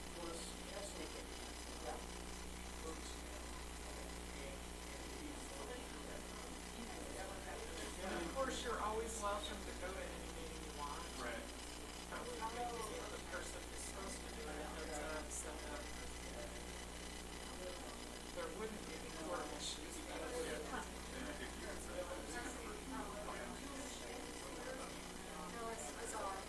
Yeah, I mean, the watershed partnership wanted to see the daytime meetings. So it looks all fun. But how about would you consider, water and sewer? And, Spanish, is it called Spanish Valley Water and Sewer? It's like 3 meetings in one. And then at that point, it might actually, that would be second Thursdays at that point.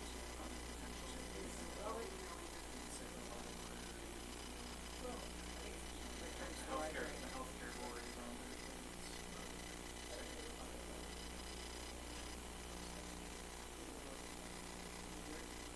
The other thing I will say is, Curtis did call me before he left today, that he didn't really say he's interested much.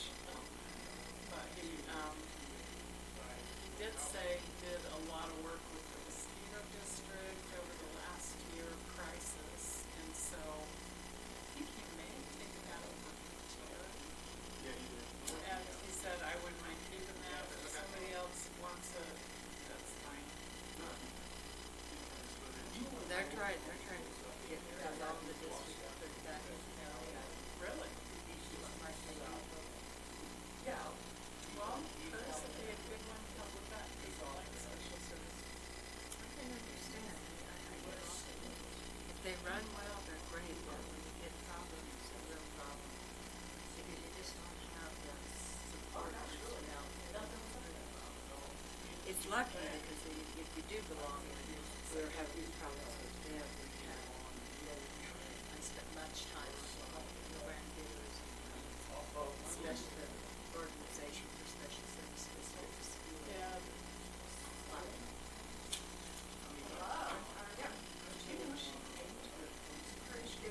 So, she, really, the main thing she needs to do is just show up here. So without an original, it's pretty much shot. You don't have to say everything comments. So exactly. So that's what I got. I thought she moved. I thought she did moved. put it on her back. I know. You usually, since you set by Rory, traditionally you second this, so that it's easier to decide. Real foolish, clerical things, and he can sign it, and you sign it, and you give it to Chris, and he signs it. So, he usually, I don't know why traditionally, but Rory does it.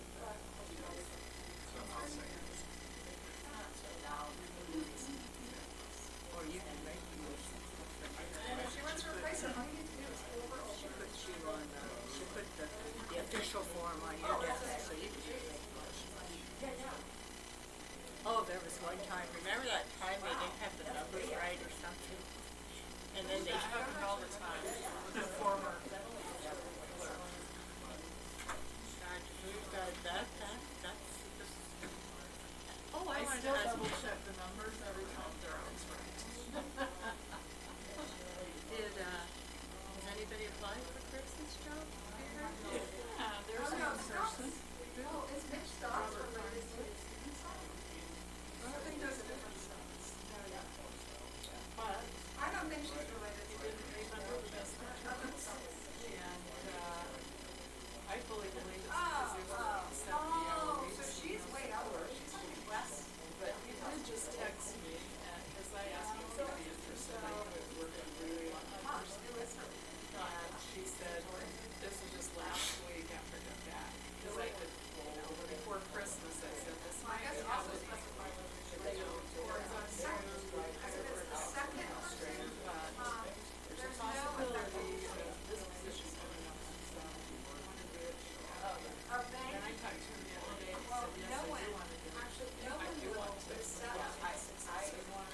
It's only, we only put it in there as a family. So let's say, you know, girl comes by and said, she says, I like one, and the kid notice. That's why I just room for a tip off the family. He just texted me and said that, but Clear all that up with her. he just learned that the TI is working hard on it. And I said, oh. He said, I have this, and they say they have a source. Boy, he turned. Turned them around. He turned that District district of the around. district was, they've been to debt, grant mismanagement.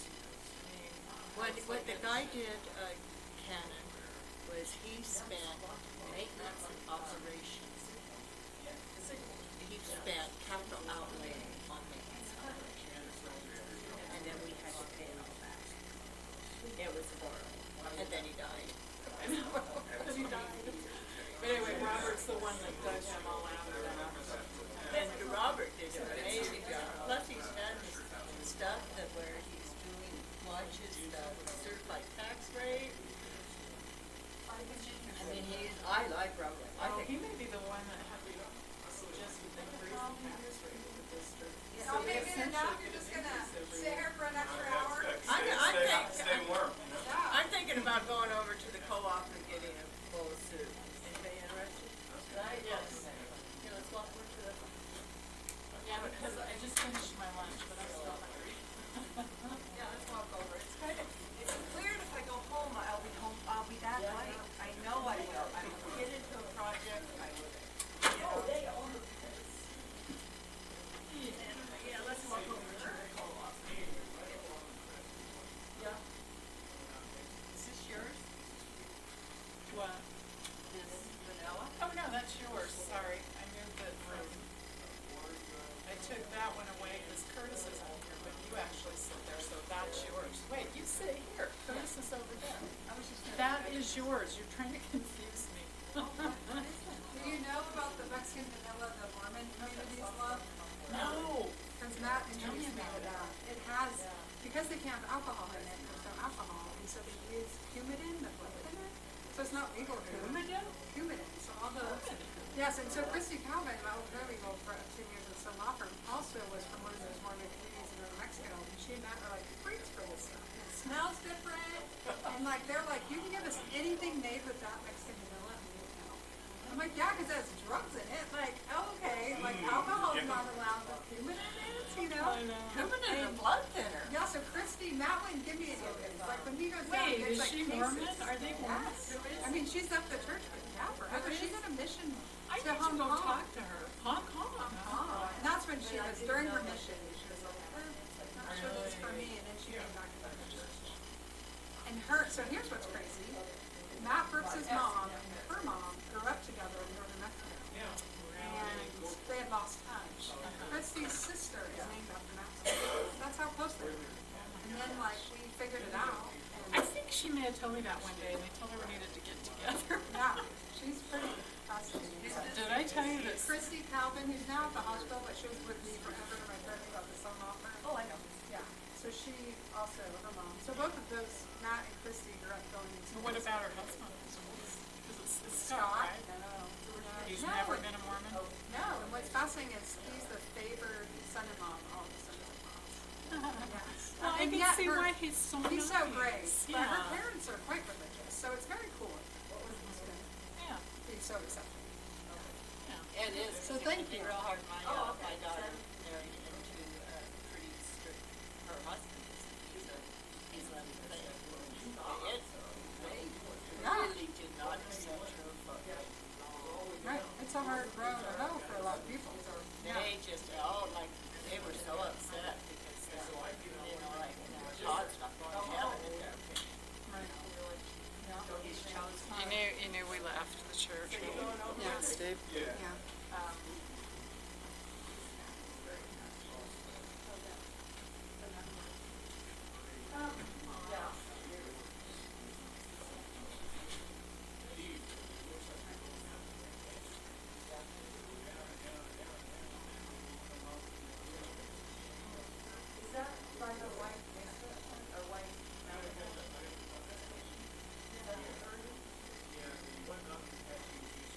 Okay, all right. But it's in, it's in between, yes, I know. I quoted that. Yeah, yeah, that's right. I think that. Yeah, yeah, Roosevelt Dam, that's at the lower end, that's right. It's 100 years ago when I was young, but it's kind of there, which happens so. We need to lower it.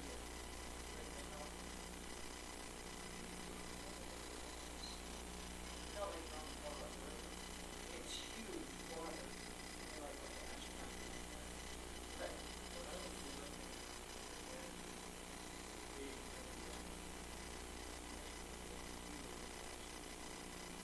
so it doesn't really have to do it, does it?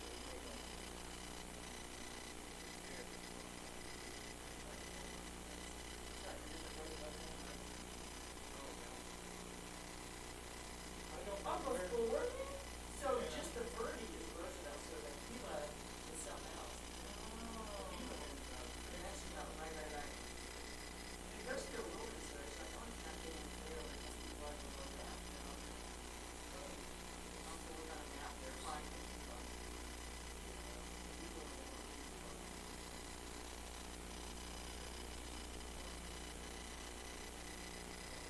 Yeah.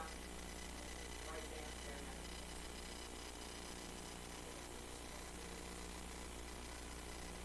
I went to school down in Massachusetts, which is kind of the whole where you are, so it's just impossible from El Paso, it's very interesting. You know, some of the places, that's the like, surveying, building, and I wrote. Oh, right, that's El Paso.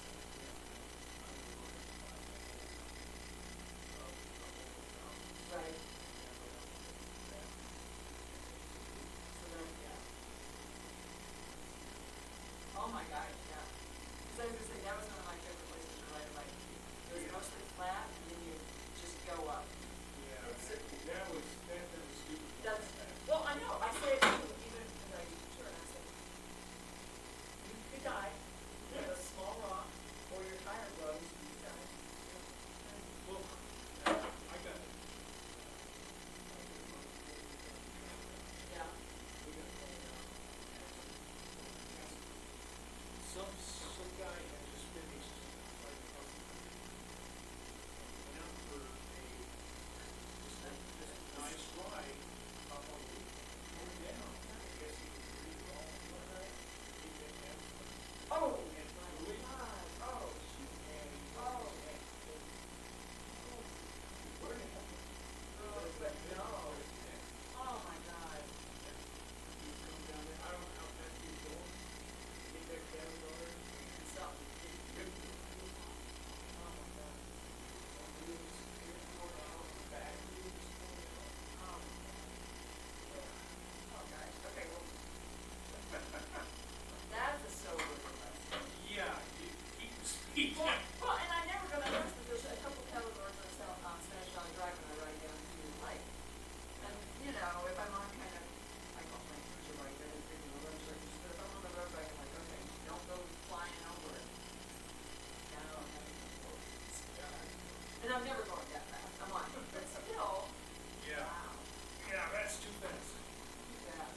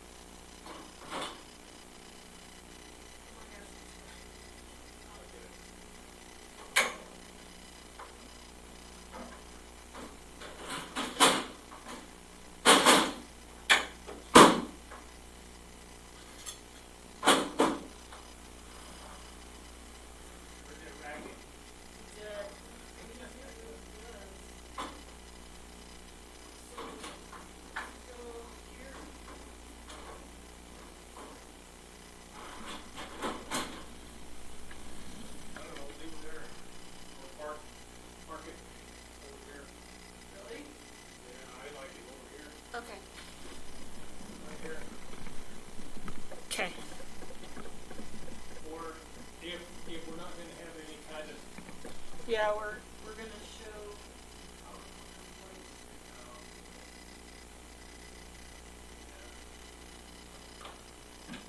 Not gonna use this one.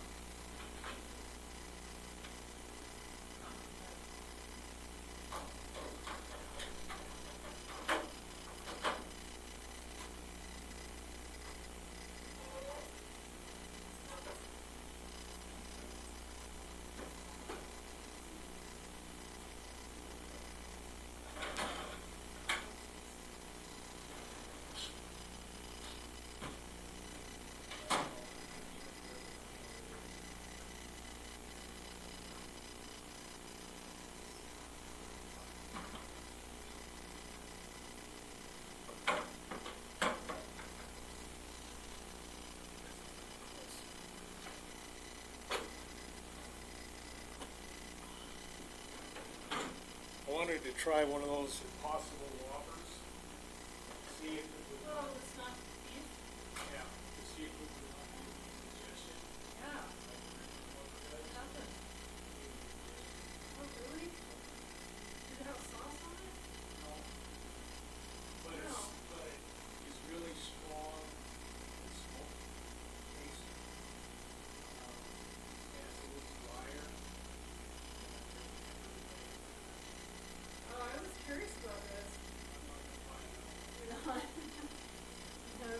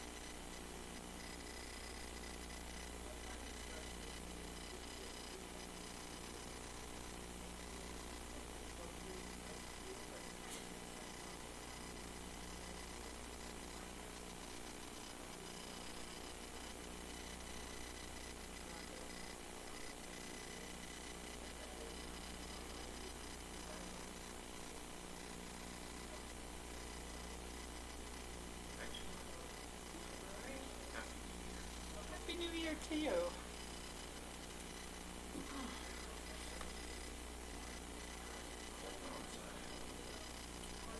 It's cold outside.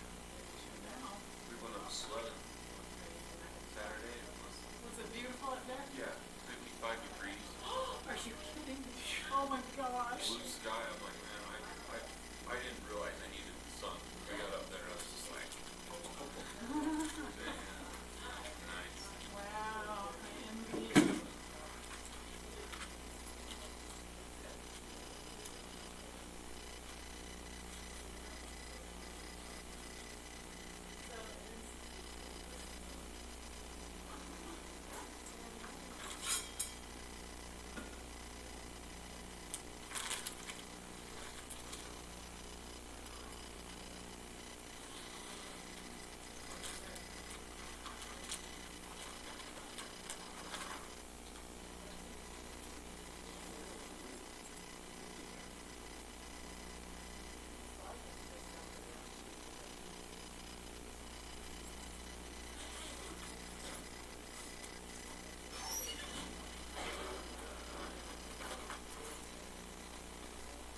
How'd your eye surgery go? Have you done that? I go January 23rd.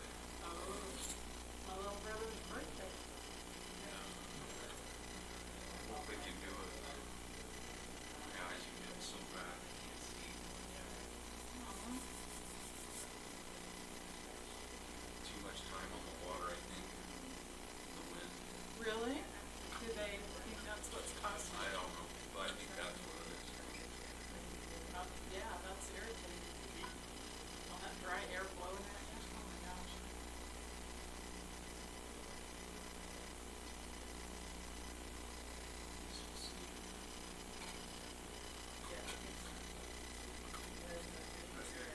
So we get it done before the season starts. Kind of. Hope I didn't run you guys out. Oh no, did they all leave? I went and took over and talked to the Yeah, they all- newspaper people. They all left. I wasn't gonna hang around. Have a quorum. The moonflower. Oh my God. Yes, it's funny. Yeah, you can see how this is going. I didn't know we were going to be meeting in the flower. I didn't get the memo. I'm about to go myself.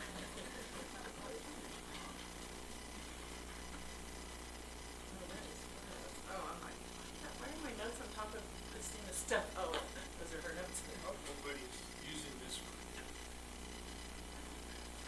purposes that I would agree. Your cup?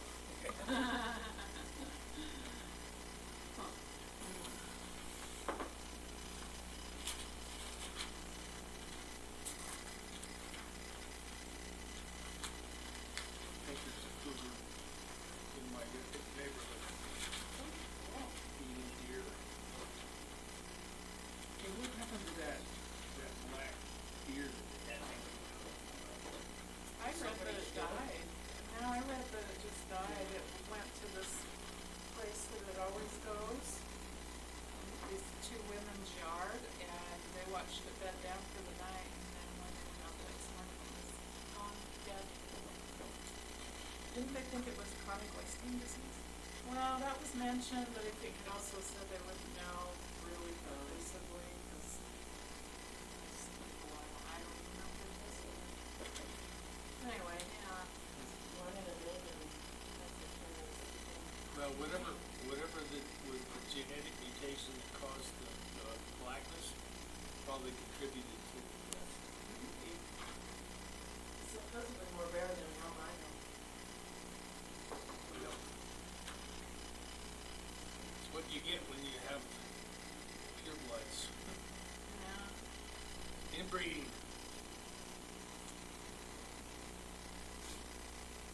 You have isolated populations of animals.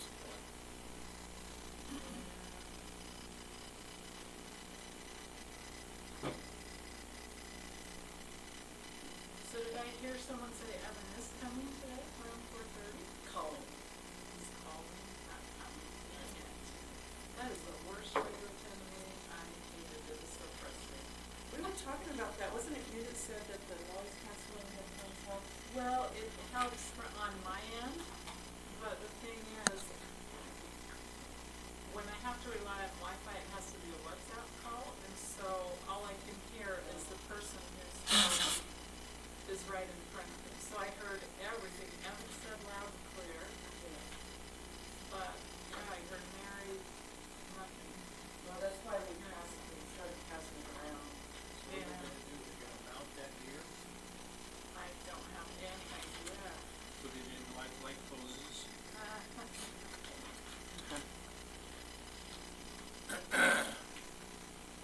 You know, that's how they catch poachers.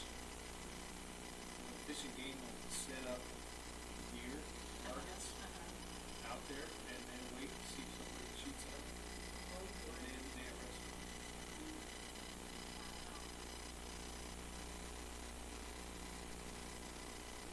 That is that they do.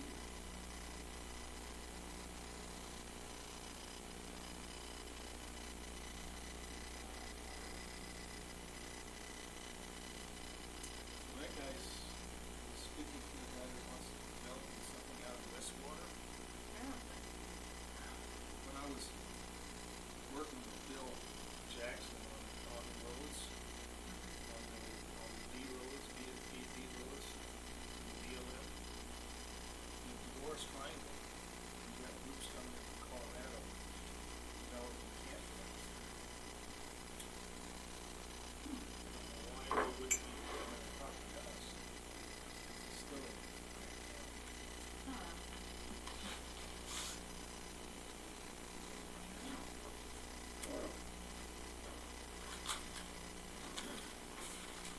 Well, if they all left Moonflower, I wonder why they're not back. I went and visited with the paper.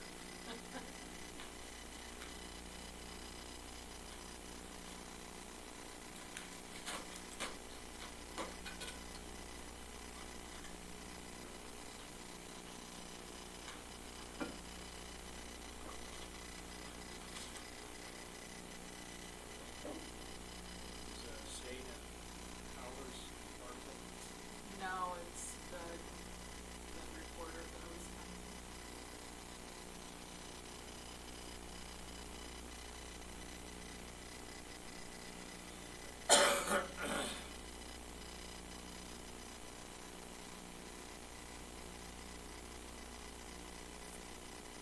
Why do we voting on that COLA?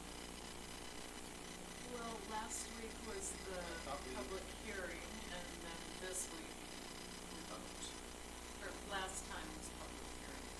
But we voted on it. It's not what the minutes say. I thought Voted we on voted. the budgets. I thought we voted on the COLAs too. I think, I wasn't here, so I don't know, but I do believe that the council that was here came to a consensus that they won't be voting a raise for themselves, but the official vote's probably tonight. No, Maybe. you guys wanna, Oh, I already have my bill, thank you though. I got chocolate.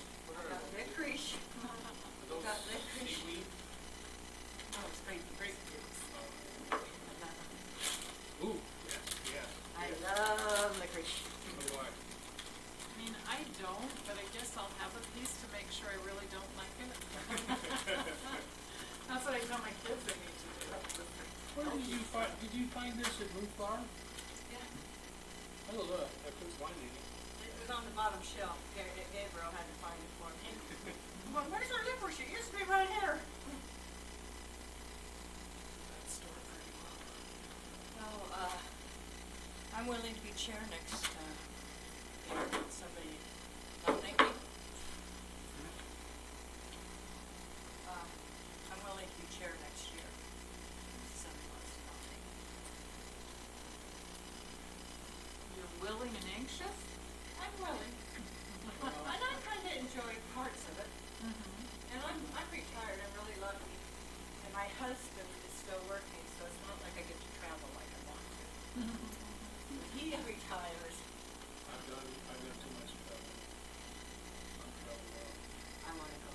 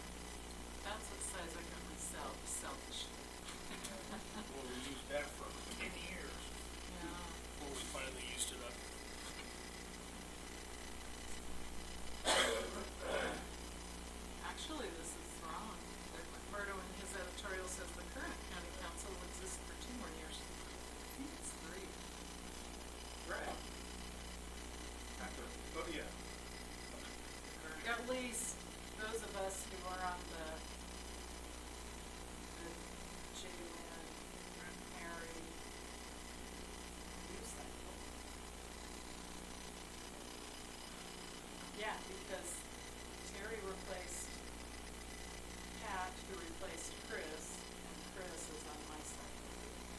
Or was, and he is as the county clerk. So. Diana was on my side.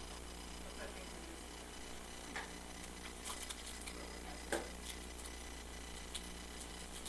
You go to the school board meetings, aren't you? Liaison to the school board? No, we don't have someone like that.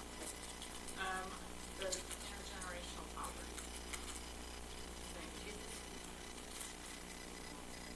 She is. That's up for grabs, by the way. It's not very high stress, but I don't know. Chocolate stuff. I did. They're checking. Which one? Intergenerational poverty? Intergenerational poverty liaison. It started out as a county committee about 3 years ago. And I was assigned to do that. For the first year, I wrote a really small grant that the state had available, and it just basically paid for food and a facilitator to run this group of local leaders that work with that generation to try to establish a plan. So that was the first year. Didn't really go anywhere because the state, although they were mandating to have the committee, they weren't really providing the money. And so we met every once in a while, but not much. And then the district approached me to say, we've got a person who wants to work on that issue. Would you be on this? So that works out right now. The district has kind of taken it over. That committee originally started as a group to sift through the issues of that they're having, low graduation rate, alcohol, drug use, that kind of stuff. And a lot of that can be tied to, whether, which way it goes, I don't know, but. So, that's kind of where it's at right now. And this person that is, friends with what's running the group, her name is Mallory. And she has soft funding for another year and a half. So, I guess depending on how long things go, I might try to find funding for her to keep going, but I guess they got a private donor to fund her salary benefits for 3 years, so. Anyway, it's available. It's not that I mind it, but if you're looking for stuff to do, a fresh set of eyes might be great. That probably would be. So think about it. No pressure. Okay. Yeah, I'm interested to see how this plays out tonight with this assignments. It's going to be interesting because Evan and Curtis aren't here. It's hard to imagine it not taking like an hour for us to sort it out. I know. Yeah. No, it'll be interesting. I say if you're not here, though, you're fair game for anything. I'd kind of like to get rid of the AOG.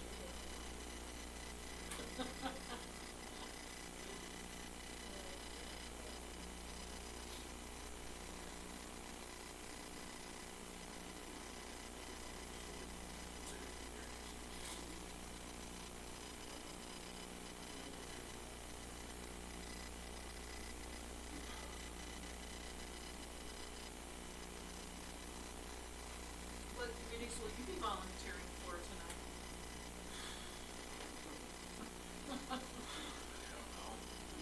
Hoping it's some of the same ones I've got. Cemetery? No. So I'll take that one if nobody wants it. I'd like to try. Give it a go. Well, the other thing is they're not set in stone. If you go to a meeting and you decide, wow, I really want to be liaison, sure, we can switch mid-year or even a month later.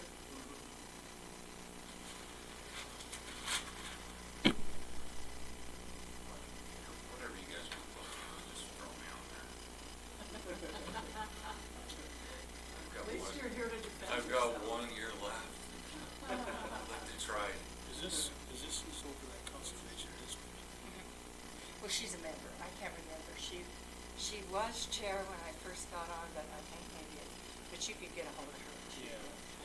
I don't want to make a trip if she's not going to be there. If they're Hey, Mary, I'll volunteer to be your vice chair unless somebody else wants to. But you'll be chair. Do you want to be vice chair? I'm less than 50% on that. That's them. I have to, some processing to do. There's a blank projection at some things. Oh, they are. Greg, how do you like how's your experience been on the museum board? Was that something that, there's a lot of changes, so I would assume that you'd want to kind of see it through this round, next round of changes. Well, they requested to be on. Well, they got the person they want. Hi. Good to meet you, thank you. Jay Lynn. Hi, I'm Deanne. Deanne, It's nice to meet you. Oh, nice.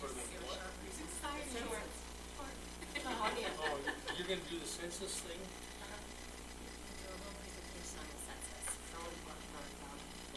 I know, it's really fun.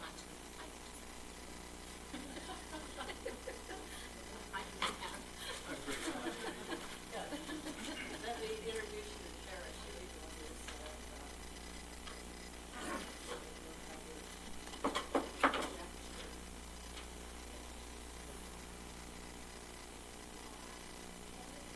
Well, how's business, Rory? Slow? Maintenance? A lot of maintenance, right? Maintenance time? Got 12 jets torn apart, some motors torn apart. Roll through them all by myself this year and stuff. Really? Back is killing me. Press the bearings in, press, 20-ton press. Wow. They're just time consuming because you don't get it right, the water cylinder that's in there is made of ceramic. And it just, Cracks? then you start it all.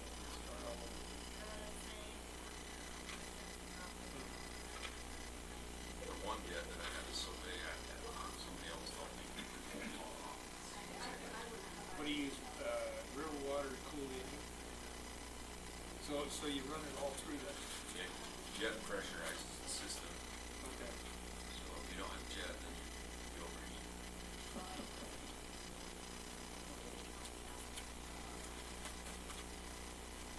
I knew a guy once that had a jet home.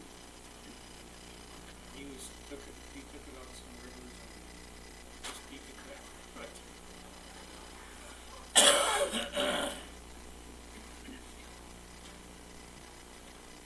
Is that the old paper? This is the new one. Would you like to look at it? 'Cause I'm not gonna do it for, probably not till after. Actually, I was just gonna read fire chief's call. We got about 3 times as much snow at home as we all do here. Oh, yeah. We got a lot of snow. I had to clear snow again on my tractor.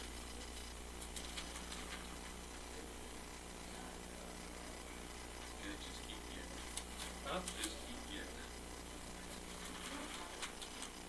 Oh, God, my brother gave me a fur, one of them Russian fur hats, you know? It's all rabbit fur and pulled down, it's all rabbit fur. And I wear that when I ride that tractor because I get cold. I'm not getting right to eat, you know? Chris, Hey, Roy.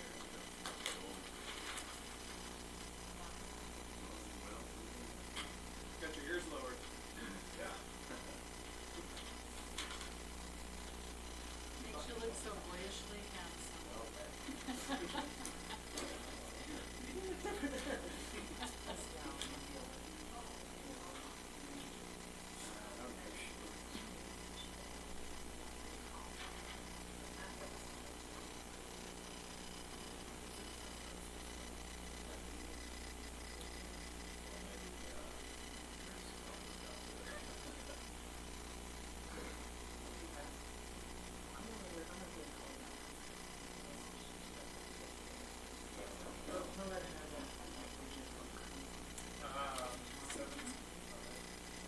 Yeah, Greg, with the conservation districts, I don't know, I guess I'm just concerned with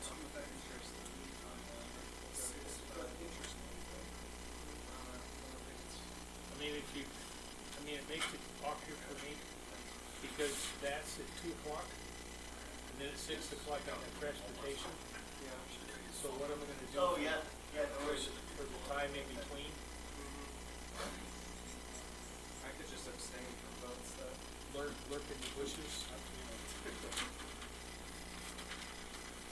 I could peek around and spy on Rory, I guess. Except you probably put me to work, doesn't it?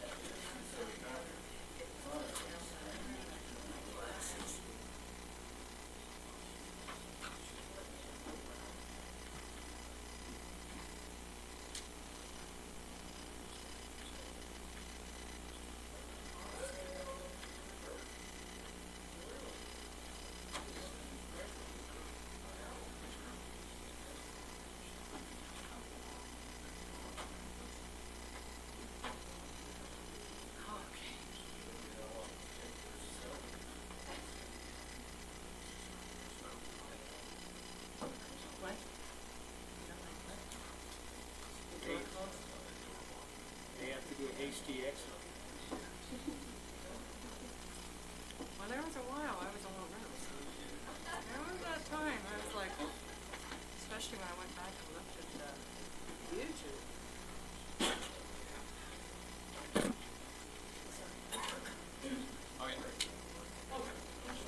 So you you're on. With the what? Oh, good. So on your display setting, you can either choose to duplicate the screen or extend it. If you extend it, it's like,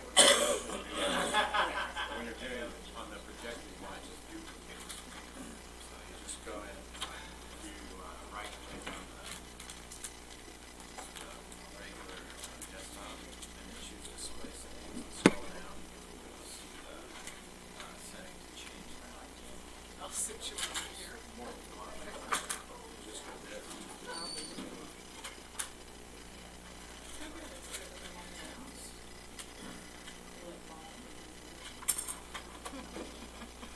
For our laws and,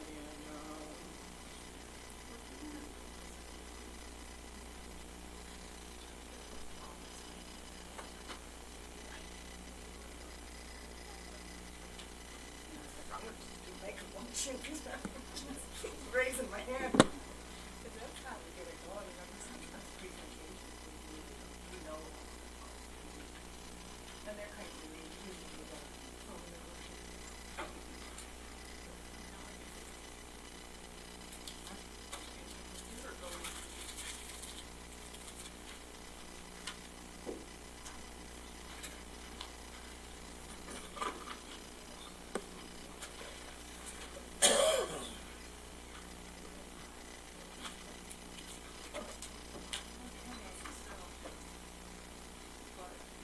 Are you gonna be right back, Roy?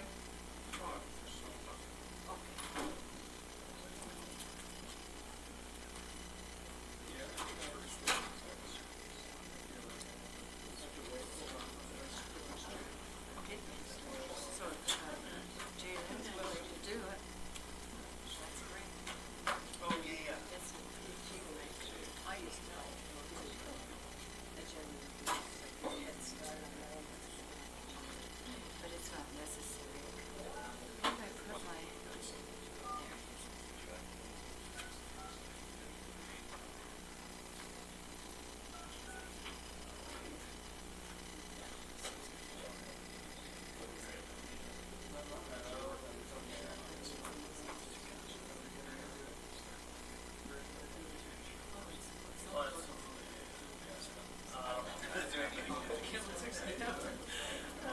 there. Yeah, no, that won't happen. So, just so you Go up and count. Okay, sounds good. Yeah, thanks for coming in. Have more.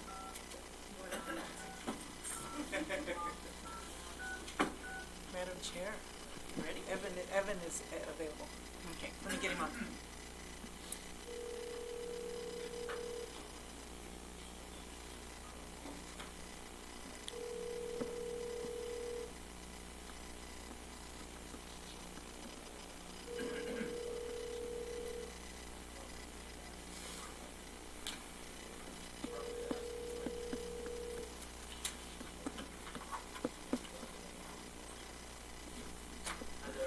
Hey, I've not quite yet called the meeting. I got a voicemail for Okay. maybe he's not in. Well, I will start the meeting. It is Tuesday, January 7th, 2020. It is 4:01, and we will begin this Grand County Council's regular meeting. The time, present is, Okay. on the phone is Evan Clapper, Member Rory Paxman, Councilmember Gabriel Wojtek, Councilmember Mary McGann, Councilmember Jalen Hawks, and Councilmember Greg Halliday. We also have Chris Baird, County Clerk Auditor, and Ruth Dillon, County Administrator. Our County Attorney will be joining us later, Christina Sloan. Absent is Curtis Wells. We will begin with the Pledge of Allegiance. Russ, would you lead us in the pledge?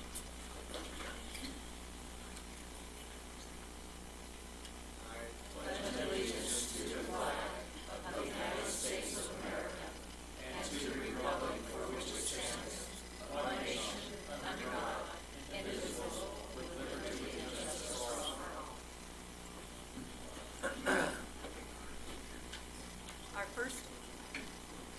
Our first order of business is the nomination of council chair and vice chair for 2020. Jaylyn.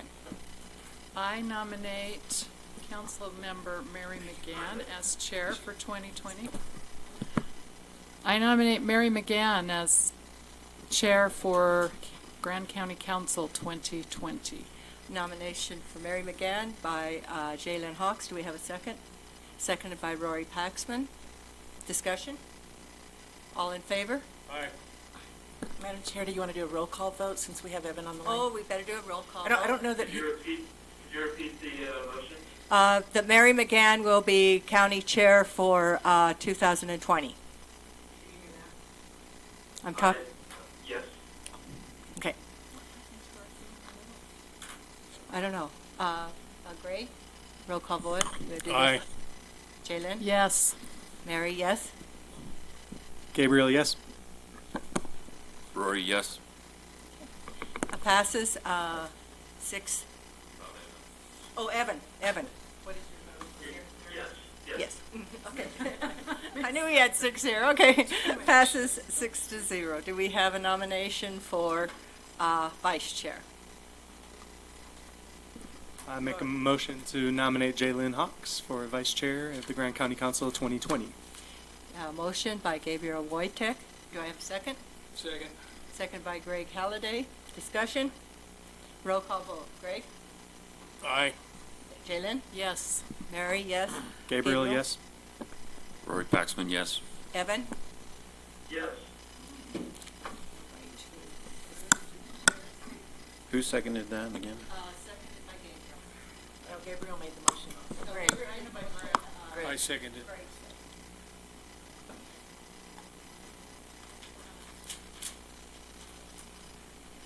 Approval of minutes. Jaylyn Hawks. I move to approve the minutes from December 17th, 2019 and July 12th, 2019. Motion by Jaylyn Hawks, seconded by Rory Paxman. Discussion. The only typos, things I would consider typos, just in the December 17th minutes, 2 items down from budget workshop for final budget adjustments to the 2020 budget. I would capitalize the words search and rescue so that it's clear it's a county budget rather than just search and rescue. Picky, huh? Thanks, Jaylyn. Yes? Just pointing out, July 12th, 2019 minutes were not listed on the agenda. I apologize for that, but they were on your dais and were sent by email. Yep. Right. Yes. Okay. Any further discussion? Evan, did you have a chance to look at the minutes? I did not thoroughly review all of them, but I saw the email that Chris sent out. Okay, so do you want to vote? Jaylyn Hawks made a motion to approve the minutes from 12 and, what's the other one? 17? December 7th, July 12th. Yes. Yes. Approved. Okay, Mary McGann, yes? Yes. Gabriel Wojtek, yes. Jaylyn, yes. Greg Halliday, yes. Jaylyn? I make a motion to postpone the minutes, agenda items A, B, and C, October 2nd, 2019, October 8th, 2019, and October 29th, 2019. Motion by Jaylyn Hawks, Second. seconded by Greg Halliday. Discussion. Do you think we need to do a roll call vote? Now that you, well, yeah. Roll call vote. Okay, Greg? Aye. Yes, Jaylyn. Gabriel, yes. Rory Paxman, yes. Mary McGann, yes? Postponement, Evan? Yes. Yes. Thank you. Thank you. Madam Chair, Yes. I will be following along on YouTube, and I'll call back in for the action items. Okay, thank you. So we won't have to do roll call vote. Evan? I am with you, though. Oh, you Okay. will, because it's calling back Yeah, on the action items. Okay. On the action, we're not, okay, ratification of payment of bills.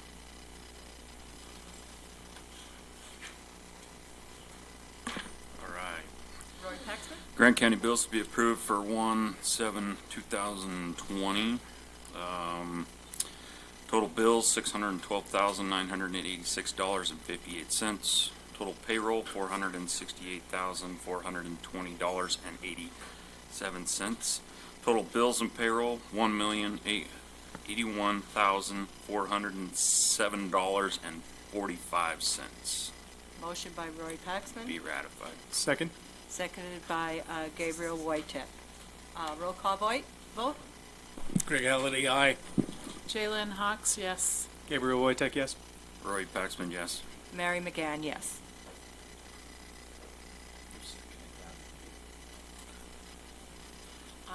We now have county membership disclosures on anything that is on the agenda. Jalen Hawks.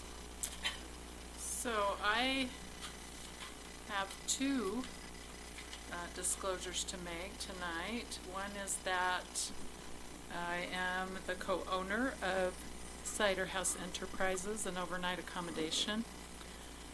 And to that end, I have my annual form that I will pass over to be placed on the attorney's desk. Council office has scanned it in, and here's the original. Sorry. The other thing is I am related by marriage to one of the candidates that will be put forth as a recommendation for two of the boards that we'll discuss later tonight. Thank you. Any other disclosures? Roy Paxman? Just that my family owns Nightly Rentals. Thank you. Any further disclosures? Hey, council reports and future considerations. Greg? I have nothing to report at this time. Jalen? I just pretty much have not been back for a long time, so I don't have a lot to report, but prior to my leaving, I attended a planning commission meeting where a project was discussed over on Nuevo Court, and as follow-up to that, I went and met with one of the residents who has property below that proposed project. And my recommendation to the council is when it comes to the council to go visit the property, because in this case, a picture is worth about 10 million words. I had to put wading boots on because there is so much water already from springs on the property below, and the project looks like it's planning on sending more water that way, conveying it to Pack Creek over that private property, putting a path to Pack Creek over that private property, and I mean it might be possible to work things out, but I would say you really need to have a visual. This is one of those that a visual would be really helpful. That's all I have to report. Thank you. Gabriel? No updates at this time? Had weed board yesterday. We're just going over some grant trying to get some more grant monies. We had the State Utah Department of Ag and Foods come down. Aaron Eager, he's the state weed specialist, came down and met with us, went over a bunch of different grants that we can get. And then also the new liaison that's probably going to be applying to be on the board from the BLM. His name is Logan. He just moved into town. Logan Lafayette? I can't remember how to say his last name. I'm sorry. But anyways, that's all I had at weed board. And then airport board. We've got a few things on the agenda tonight. I'm not going to go through everything that we talked about at the airport, but we are starting the runway project. Will start phase 1. We'll start in March, and it's going to go all the way through July. So, You mean the The taxiway, sorry. What did I say, runway? Sorry. Yes, the taxiway. We already did that. We don't want to be doing Sorry, that. folks. We're not redoing the runway. We just did it. So, that's all I have. Okay, yes, it was a quiet end of the month, so I there weren't many meetings. I did go to a USU advisory meeting. It's very exciting. They got a $300,000 donation from the hospital, which is putting us much closer, so that makes it only $700,000 away from being completely funded for the campus. They should be breaking ground in this spring, and hopefully in the fall of 2001, we will start having classes. So that's very exciting. I did get a call today from the Bureau of Land Management. They wanted to make us aware that there's some oil leases up, and two of the places that are up are next to the Sand Flats Road. But they wanted to make sure everybody understood that there's no surface occupancy, so there wouldn't be, and that at this point, excuse me as I stutter, at this point, they don't see how anyone could do horizontal drilling as well. But it will be hitting the news, so as county council members, I wanted you to be aware of it, because I'm sure you will be getting phone calls and emails, people concerned about having an oil rig next to the Sand Flat Road. So that's all I have to report. Elected officials? Chris? Yeah, let's see. I think I forgot my paper on it. I just wanted to update the public and the council. The first day that somebody who wishes to run for election in 2020 could come in and file an intent to gather signatures was January 2nd, so that period's open. And then the deadline to file for candidacy is March 19th. And so there's going to be actually 5 council member positions up for election, including the one that Gabe is sitting in now. And that's to fill out the term for 2021 and 2022. Additionally, let's see if I can remember it off the top of my head, there will be an election for surveyor, treasurer, the midterm appointment for clerk auditor, an election, and that would be for the 2021 and 2022 portion of the clerk auditor's term. And I think I'll maybe send something in I've already sent a notice of election to the paper, but I don't want to misspeak. I forgot to bring my paper of all the elections, but there's also the school board elections. So it's a big year. I also want to make everyone aware that the presidential primary is separate from the regular primary. We sent out a letter to all of the voters who are not affiliated as Republican or Democrat to request if they wanted to receive a ballot in the presidential primary. If you didn't receive that letter, come into the clerk's office and let us know if you'd like a ballot. In order to receive a Republican ballot, you need to affiliate as Republican. However, anybody, even Republicans, if they wanted, could vote in the Democrat presidential primary. But you have to, if you're not affiliated as Democrat or Republican, you're not automatically going to receive a ballot in the presidential primary. So just to make that clear, we did send out a letter. Some people responded that they didn't receive the letter, which I don't necessarily have control over the post office, but if you didn't receive a letter and you're not affiliated as Republican or Democrat, come in and let us know if you want a Democrat or Republican ballot. And is there a deadline for that? Yeah, it's more technical. So we requested that the letters get back to us by the 15th. I think our deadline for actually getting the ballot extract off to the printers is the 20th of January. And so the 20th of January is really sort of our drop-dead deadline for updating the voter database so that we can send that extract to the printers for the ballots. And even sooner than that would be better. Thank you. Okay, yeah, it's going to be a big election year, and if, obviously also, if the county attorney approves the optional plan for government, that'll be on the ballot as well. Okay, thank you. Ruth, County Administrator? Yes, report? my whole report is to introduce to you and to the public our new airport director. Andy, will you meet me at the podium there?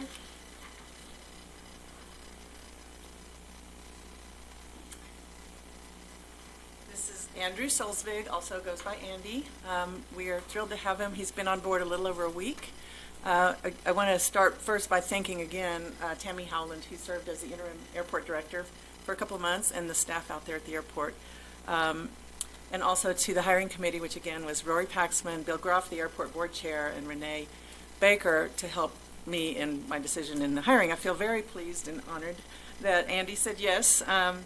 Let's see, a few things about him. You've read a little bit in the paper already, but I'm going to highlight a few other things in addition and repeat some of that. So he's moved here from the Eagle Vale area. Let's see, there he was the assistant airport director and operations manager. That was for more than 3 years. He supervised 15 staff there with 3 direct reports. He was born and raised in Minneapolis. He attended University of North Dakota for aviation. He graduated, of course, with honors, although he won't let you know that part. He double majored in airport management and business management.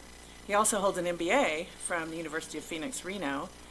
He's made a lot of progress and plans to earn his accredited airport executive designation. This is a national designation through the American Association of Airport Executives. It's very difficult to achieve. He has already achieved one of those difficult designations that's called certified member of this national group, and he's held that since 2001.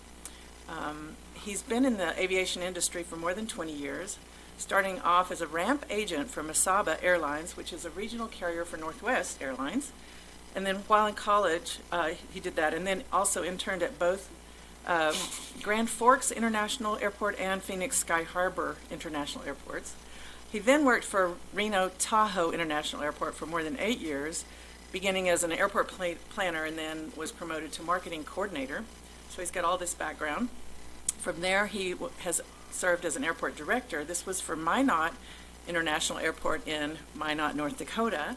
That was for nearly 7 years. That happens to be an enterprise fund, which you all know about, means it's self-sustaining. And for multiple years, that airport was able to be self-sustaining. In Minot, he opened up a new terminal building, which, you know, we've just been through. Ours is about a tenth the size of what this is, but this is more than 120,000 square feet with a new apron and a multi-phase parking lot expansion. He was also successful in obtaining $25 million from the North Dakota State Legislature for projects, a little bit different than obtaining that much money from the FAA. That air carrier activity included daily flights on. There were several airlines, 4 airlines and only 2 gates, which is why they had to do all this big expansion. So those flights were Allegiant, Delta, and United, as well as Frontier for part of that time. In North Dakota, with Andy as the airport director, the enplanements, which you hear about, we finally hit that 10,000 mark, and we're approaching 20,000 for the first time. He grew from 74,000 to 220,000 enplanements within 3 years. So he and his team earned in 2010 and also in 2012 the North Dakota Commercial Airport of the Year, and that was out of 8 airports total. And he was nominated and received, and you've heard about this too, the Top 40 Under 40 designation when he was under 40 by the Airport Business Magazine. That was in 2012. So again, I just want to welcome you. I hope that you are making it home. It feels to me like you have, and you definitely feel like you're already part of our organization. Great. Thank you. Welcome to say a few words. We know we have you on the agenda.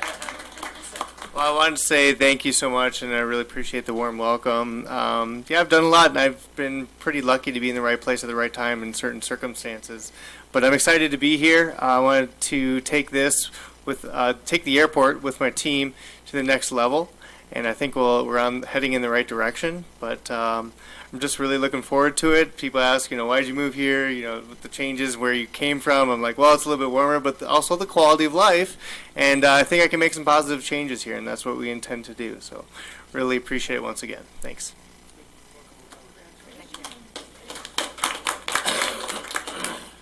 Okay, Okay, we are to, we don't have any department reports, right? Nobody's in the audience. Agency reports. Citizens to be heard. This is a time when you can speak on an item that is not on the agenda. If you want to speak on an item that's on the agenda, fill out one of these forms back there and hand it to us, and when we get to that agenda item, we'll call you up. Do we have any citizens to be heard on an item that is not on the agenda? Seeing none, we will go to presentations. We have a presentation on the complete census count by Deanne Zevelin. Did I say it correctly? Yes. Thank you. Madam Chair and council members, thank you for having me here today. My name is Deanne Zeppelin, and I am with the U.S. Census Bureau. So I just wanted to give you a quick update on the 2020 census that's rapidly coming our way. Very exciting for your community here. I'll just quickly go through a few slides.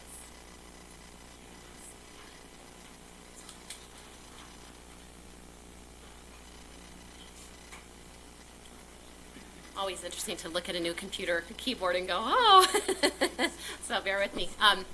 So just a little bit about really why we do the census.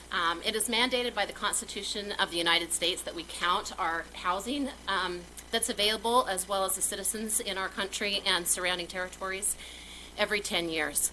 And that information is used on the basis to assure that we have fair representation. So we will, at the end of the count in July of 2020, we will then tally the numbers. We will deliver to the President of the United States by December of 2020, those official counts. He will then reapportion the House of Representatives at the federal level.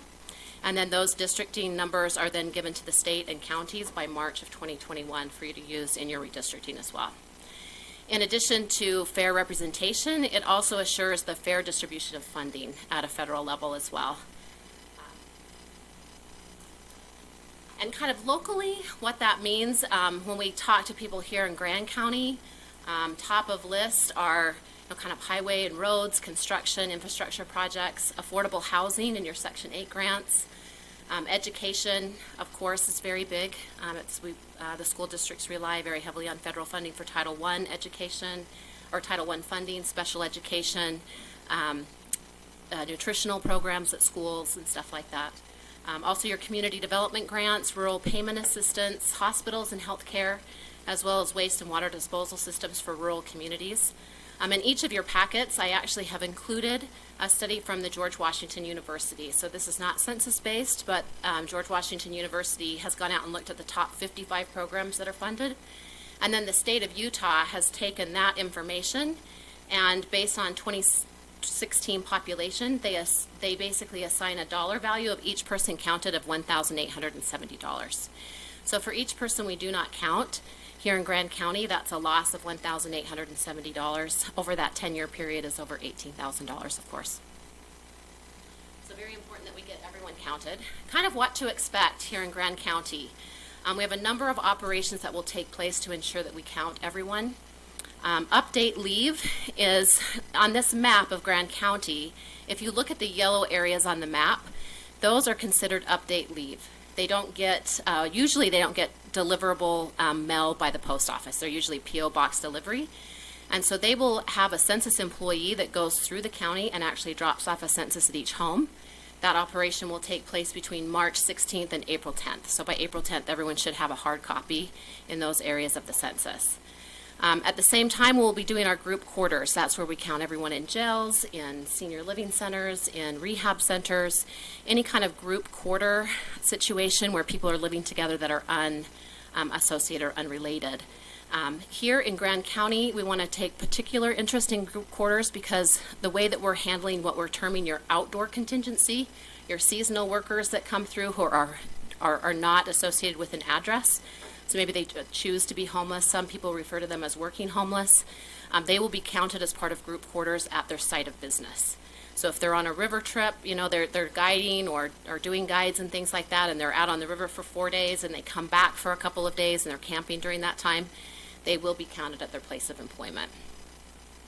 And then Tinsel is kind of all of those transitory, non-sheltered outdoor locations, so trailer parks, anyone who may be lives in an RV and comes through and is here on April 1st. That might be a little early, but we'll be counting them as part of that tinsel, and that's kind of late March, early April. We usually try to do that count right around Census Day on April 1st.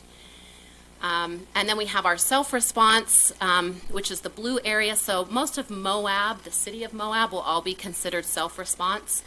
And I'll talk about that on the next slide. They will actually receive 5 mailings if you're in the self-response area. So starting on March 12th through April 27th, you'll get 5 mailings to your mailbox. The 4th one will actually be a paper questionnaire. So the first 3 will be geared towards getting people to go online and complete their census online. That portal opens up on March 12th, and people don't have to wait to be invited. They can go on March 12th and fill out their census. But they will get a hard copy if they prefer to fill that out and mail it back in. They'll get a hard copy delivered to their home between April 8th and the 16th. And then the last reminder will come to the home on April 20th through the 27th. And at that point, we go into our last operation, which is our non-response follow-up. That takes place from May 13th through July 24th. And that is where we take, we have employees here in Grand County that are hired here locally who go door to door and help people fill out their censuses who haven't already done so by that point. So challenges here in Grand County specifically, and it's not unique just to Grand County, across the state of Utah and even nationwide, with the way the economy is right now, we are struggling to find enough people to handle the peak operations. Here in Grand County, we have currently 74 applicants, or people who have applied to work for the census here in Grand County. And we, through our statistical analysis, we believe we need 113. We're currently doing those selections right now. When we talk about that update leave, those are currently being hired this week. So we are starting to do those selections. So anything you can do, or anyone you know, in your packets, I gave you each a couple of forms that you could hand out. But we really do need to hire here people locally that know the area, especially for that update leave. We need people who really understand the rural communities and where they are, and identifying those addresses. So any help you can give us in that regard would be great. We also have a few hard to count populations. Children under 5 tend to be a very hard population to count. In 2010, we undercounted them by 5%. So we missed millions of children under the age of 5. That typically happens because families, when they start off with young children, they often double up.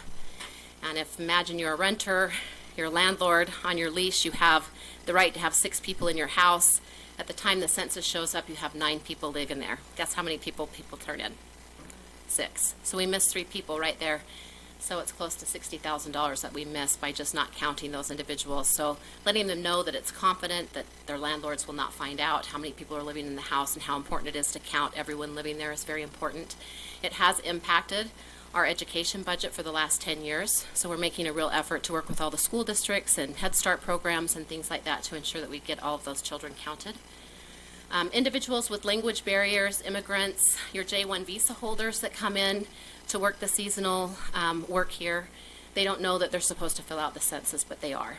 And they do count towards the counts for the county. So we do have to provide schools, and we do have to have roads and hospitals for them. So ensuring that we educate them and let them know that that is something that, that they're responsible to do would be great. We already talked about the outdoor contingency. Individuals suspicious of sharing with the government or sharing information, those individuals are also very difficult for us to count. And then, of course, the rural geographies, any new areas that are developed since 2010, that type of thing. So it's really important the way we combat lots of those hard-to-count populations is just through education. If people know how important it is, how many decisions are made based on the census, if they understand how easy it is to fill out. There's simply just 9 questions for each person in your household. 10 minutes for 10 years of impact is pretty impactful. And we'll never ask for things like Social Security numbers, money or donation, bank account numbers. And we take data very seriously at the Census Bureau. Each employee takes a lifetime oath, not just while we're employees at the Census Bureau, but for a lifetime. If we breach any data, we automatically spend 5 years in federal prison, and we pay $250,000 in a fine. So it's a very serious, and so people can feel that their information is protected. It's actually frozen at a household level for 72 years. So the only census information you can access today from a family history perspective is the 1940 census, and back to 1790. We also have a number of tools available to help make this easy to communicate. At this 2020 census.gov/partners, we have all kinds of content for social media, for newsletters, water bills, any way that you communicate with your contingencies here in Grand County. There's something available for you to utilize. I'm also happy to report that you guys have had a very active and a really wonderful complete count committee here in Grand County. They have done a great job and will continue to do a great job.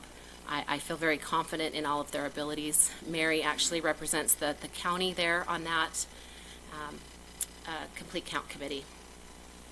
How much, we got a grant, how much money was that to help with it? So the state of Utah actually had grants that went out for local purposes. So you could submit a grant to say how you were going to help get a complete count in your area. Your library, Moab City Library, actually applied for that grant on behalf of your complete count committee and was awarded $25,000. So congratulations to that complete count committee, and especially to Carrie Valdez at your library for putting that together. So on that note, of course, if there's any questions, I can take any questions that you might have about the census. So what do you do about shelters, jails, things like that? So the shelters and jails are all covered through group quarters. And so it's a special operation, slightly different than the individuals filling out the census themselves. But we typically work with a manager or an owner of that facility. And we contact them in the February timeframe, and we determine how they want to be counted, about how many people they have.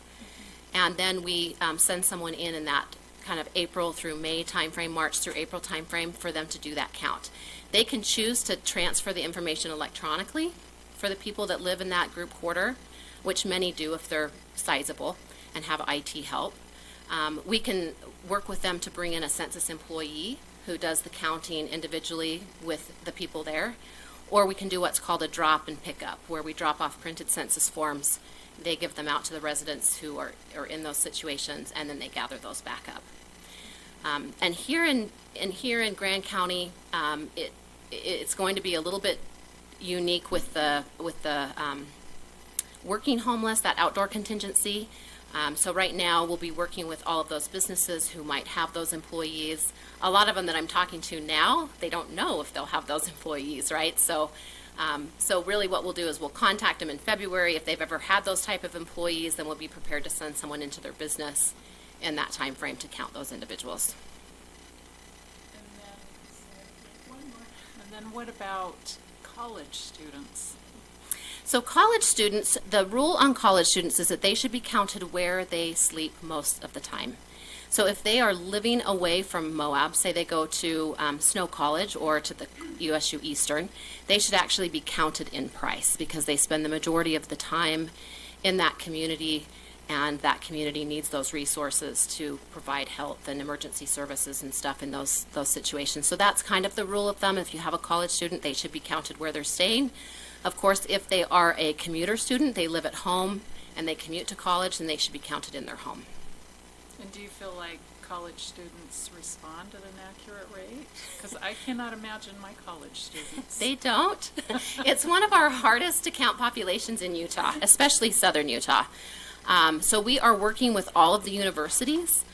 Each university, well, not all universities, but Snow College, Dixie College, USU, Eastern, and SUU have all put together complete count committees. The state of Utah has also done like a census campus challenge, where they're working with the student governments to try to get as many students counted as possible. We also overcount college students because when we do get them to complete their census, then their parents also include them on their form. So all in all, they feel like we get a pretty accurate count of college students, but it is a huge challenge. You're correct in that. Gabriel? And a seasonal employee that comes in April and isn't here for more than 6 months, but isn't anywhere for longer than that, we definitely want them to fill out a census here if they haven't filled out anywhere else. Yeah, so the rule is that, and this generally applies across the board, but for seasonal workers in particular, and for second homeowners as well. The rule is that you should be counted where you spend the most time. So if you spend 5 months here, but you only spend a month or 3 months at the ski resort, and then you go back home to wherever you're from for this, for a couple of months, then yes, you should be counted here. If someone doesn't know where they spent the most time, because not a lot of us tally up our days where we are, then you're counted where you are on April 1st if you don't know the answer to where you've spent the most time. Same with second homeowners. A lot of times there's a myth that you need to fill out your census where you're registered to vote or where you pay your primary taxes, and that is not the case. You should be counted where you spend the most time. What was the amount of self-reports last time in Grand County? It was low, if I remember right. It is fairly low. It's on the, not the lowest in the state of Utah, but it is fairly low. So we missed about 31% of the population did not self-respond here in Grand County. So we didn't have a complete count committee in 2010, and you have a great budget going forward to do some great things. So I have great hopes that that number will be above 90%. Hopefully. Yes. Do you have an estimate when the finalized data will be available? Yes. So we will deliver the counts to the President of the United States in December of 2020. At that point, he will reapportion the House of Representatives at the federal level. And then at the state and local levels, you will have access to that information by March 31st of 2021. All right. And then my second question is, for the 2010 census, how well do you think the outdoor and transitory population was accounted for? We do not have that information. Your complete count committee that has been set forth here since about May of last year, that's one of their greatest concerns, is that they feel like that population had not been counted. The way that the census works is that we start with an address file, and once we get a count for an address, we consider that complete. So our over and unders counts that we get only take into account that we've got a count for every address. So for this area, we were, with adults over 18, we were less than 1% off. In fact, we overcounted by less than 1% here in Grand County the number of adults over 18, and we undercounted by 5% those children under 4. Okay. Thank you. But I still think there's that their concern is valid, because I don't think anyone really knows. Okay. Thank you. Question. Yes. I live in Castle Valley. Okay. And it's a rural area. Mm-hmm. So all of our mail is delivered to mailboxes that are out on the highway. So we don't get mail delivered to the house. Mm-hmm. Now, is that going to cause any problem? So you will be what's considered part of update leave. And I can't tell from this map, but you might be able to.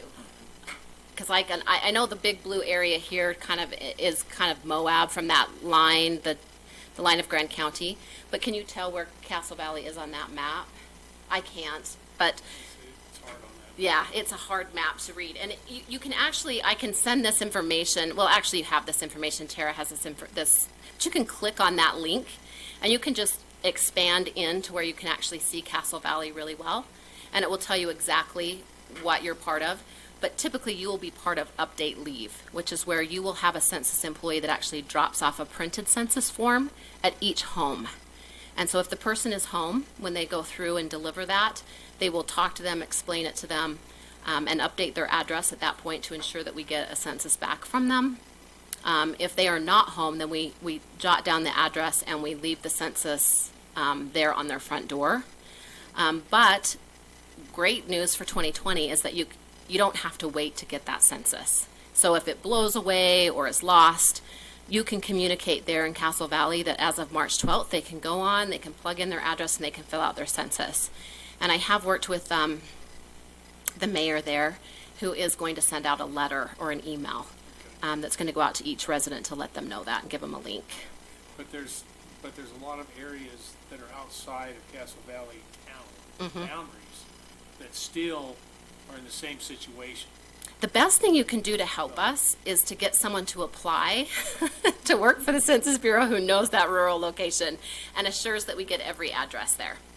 But we have worked with the county here to get as much information as we can to identify all the addresses, and we use aerial photography to kind of see where they're at.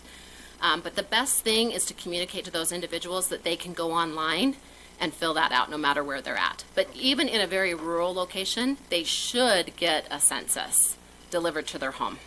Because we got some really isolated areas. Yeah. out there, so. And if they have a locked gate, oftentimes we cannot go through that, so we attach the census to the gate in some way. Thank you. Mhm. Any further questions? Thank you Okay. very much. Thank you, Madam Chair. Thank you. This takes us to the general business actions items. We are on, we calling Evan again?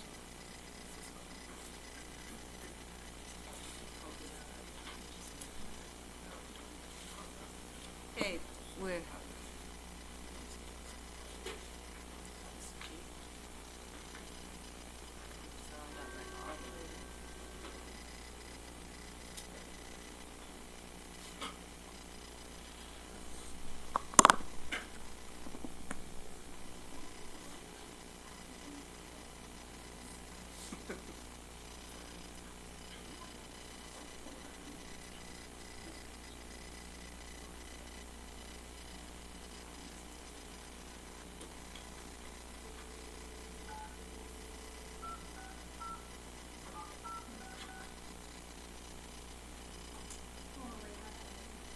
Vice Chair, may I remind the I'm Chair council? Oh, you're official, Yeah. Madam Chair. Yes. I would like to remind the council to submit your disclosure statements by the end of the month. Jalen has submitted hers already. Yay. I signed mine today. We're submitting straight to Renee now. To clarify on that, it was unclear to me if it was necessary if there were no disclosures to still release a statement. It would be great to actually say none, and Greg, this applies to you too, because there's some confusion when there isn't a statement. And then people make, Assumptions. they make stuff up here. So it would be best actually to submit one that says none. Do you remember it applies to you and your spouse? And it applies to all staff and other elected officials too. So just a reminder for all the county to submit your disclosure statement by the end of the month to Renee directly. Well, we were a little late last year since we were updating it. Also, just a reminder for council about closed meetings, because there's been some concern that some information has leaked out of closed meetings. So just a reminder that by statute, that is highly confidential information. It's actually a misdemeanor to share information. That applies to staff, that applies to any individuals as well from the community that are invited into a closed meeting. Thank you. Okay, our first action is a resolution amending Resolution 3170 and to adopt bylaws for the Moab Tailings Project Steering Committee. And Russ Von Koop will be presenting. Thank you, Mary. Back here for the second time doing this in less than a year. And it's an issue that the county attorney had pointed out and resulted in a lot of additional work on this one to make it a much better product, I believe. The resolution is basically updating the series of whereas clauses that define the purpose and need for the Moab Tailings Project Steering Committee for its work with the Moab UMTR project. And also in this update, it goes to and revises and brings to current titles and such the names of all the institutional members, and adds 2 new institutional members for the solid waste disposal district and for our Southeast Health District department as well. And then it combines the Thompson and Crescent Junction members in hopes that we can get one person to represent both areas. We've been having difficulty getting a member from that area. It's mostly just internal committee stuff, but the big thing that happened this time, which is that upon getting the text and the agenda summary for review to the county's attorney's office, that Christina made the conclusion that it could be better presented in the form of a set of bylaws for the committee, which would have the advantage of not having to have a series of resolutions continue on into the future. This is the 5th of these resolutions, so now the bylaws would have to be amended, a standard format, which may also apply to other committees in the future, perhaps. So, any questions about what's been done? Yes, Jalen? I have a motion. Thank you. I move to approve the proposed resolution to amend Resolution 3170 to adopt the bylaws for the Moab Tailings Project Steering Committee attached,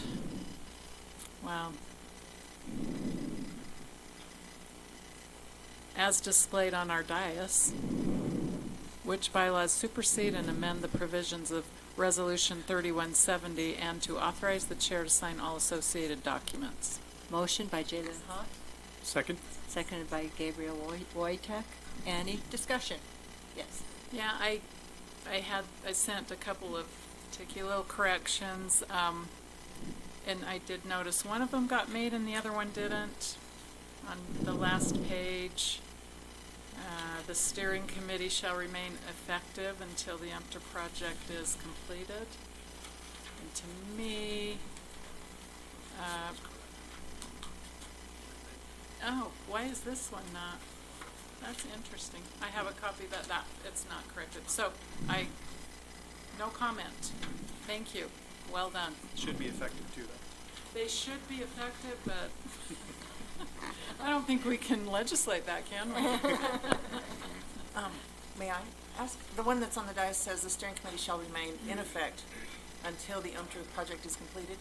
I believe you asked us to change it to words words like that rather than remain effective. Right, and mine says effective still, It's on the dais. and that's where I got mine.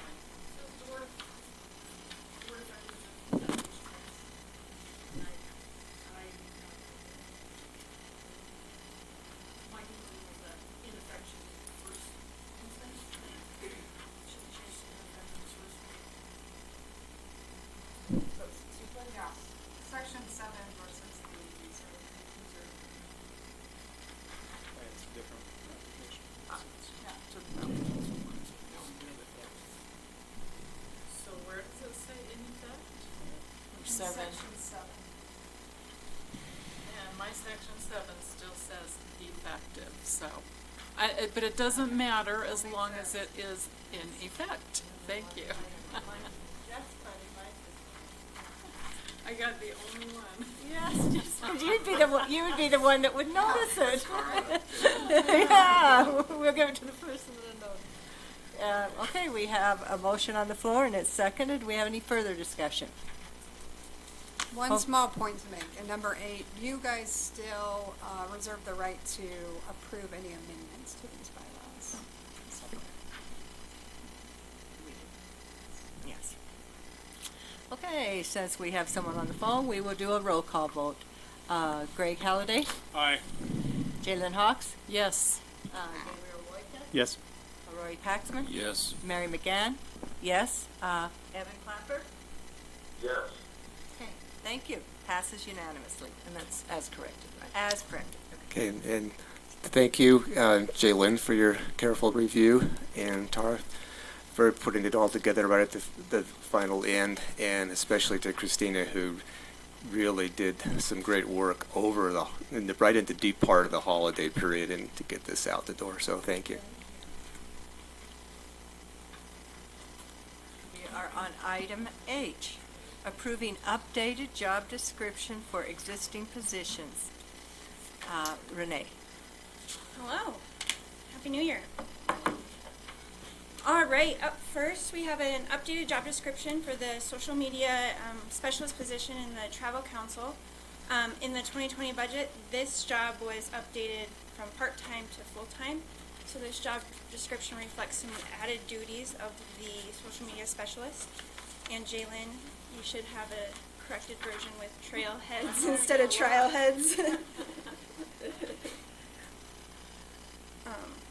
But this, the full-time was accepted in the 2020 budget, so we just need an updated job description. Jalen? I gotta get back to that page, but I move to approve the proposed whoops. Why does this always go back to small print? No, I got it. Thank you, Greg. I move to approve the updated job description as corrected for the social media specialist for the Moab Area Travel Council effective January 1st, 2020 to fill the full-time position as proposed in the 2020 budget and authorize the chair to sign all associated documents. Motion by Jalen Hawks, Second. seconded by Gabriel Wojtek. Any discussion? So we're sure that this was budgeted at full-time? Also, just noting that it's retroactive to January 1st, and that is part of the motion, I just want to point it out. Okay, so a little bit of time there. Okay. Greg Halliday? Aye. Jalen Hawks, yes. Gabriel Wojtek, yes. Rory Paxman, yes. Mary McGann, yes? Evan? Yes. Yes, thank you. Approving proposed, passed unanimously. Thank you. Item I, approving a proposed job description for new position, informational technology support technician position. Renee? So this one was also in the 2020 budget as a part-time position in Matt's department. This will offer some support to Matt and allow him to focus more on our change, and this would offer as a help desk kind of position, getting everybody up to speed technologically. In the needs analysis, I believe it was a part-time position as well. It might have been a full-time position, but we're starting off as part-time. I'd like to make a motion to approve the new job description for the Information Technology Support Technician, grade 7, effective January 1st, 2020, to recruit and hire as proposed in the 2020 budget, and authorize the chair to sign all associated documents. Motion by Gabriel Wojtek, Second. seconded by Greg Halliday. Discussion. Greg Halliday? Aye. Oh, did you raise your hand? No, just Okay. moving my mic, please. Greg Halliday? Aye. Jalen Hawks, yes. Gabriel Wojtek, yes.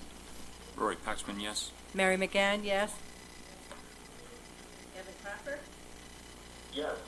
Yes. Okay. Item J. Oh, passes unanimously. I'm going to put call vote. I'm going to put it right here in, so I'll remember. Okay, authorizing recruitment hiring for budgeted positions. Okay, so in the 2020 budget, we have a few positions that already have an approved job description. Those are 2 sheriff's office patrol deputies, 2 sheriff's office correction deputies, the human resource specialist, which would be my assistant, and the OSTA maintenance OSTA maintenance worker. All of these were included in the 2020 budget and have an approved job description. We just need the okay to start hiring. Gabriel? I move to approve the recruitment and hiring of the 2 sheriff's patrol deputies, 2 correction deputies, the human resource specialist, and the Old Spanish Trail Arena maintenance worker as budgeted in the 2020 budget, and authorize the chair to sign all associated documents. Motion by Gabriel, Second. second by Greg. Greg Halliday? Oh, discussion, excuse me. Any discussion? Okay, seeing none, I call for a vote. Greg Halliday? Aye. Jalen Hawks, yes. Gabriel Wojtek, yes. Rory Paxman, yes. Mary McGann, yes? Evan Clapper? Yes. Yes. Okay. I was getting ready to passed unanimously. Thank you. 6-0.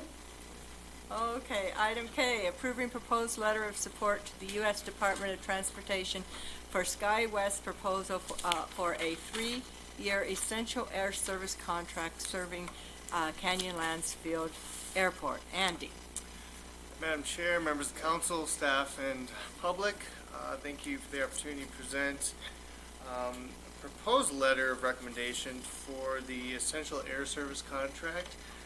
The existing contract expires the end of June of 2020, and so the Department of Transportation goes through a proposal process for air service for markets such as ours, and would begin effective July 1st, 2020. This is for a 3-year period, and the only bid received was from SkyWest Airlines to maintain 12 weekly flights throughout that term.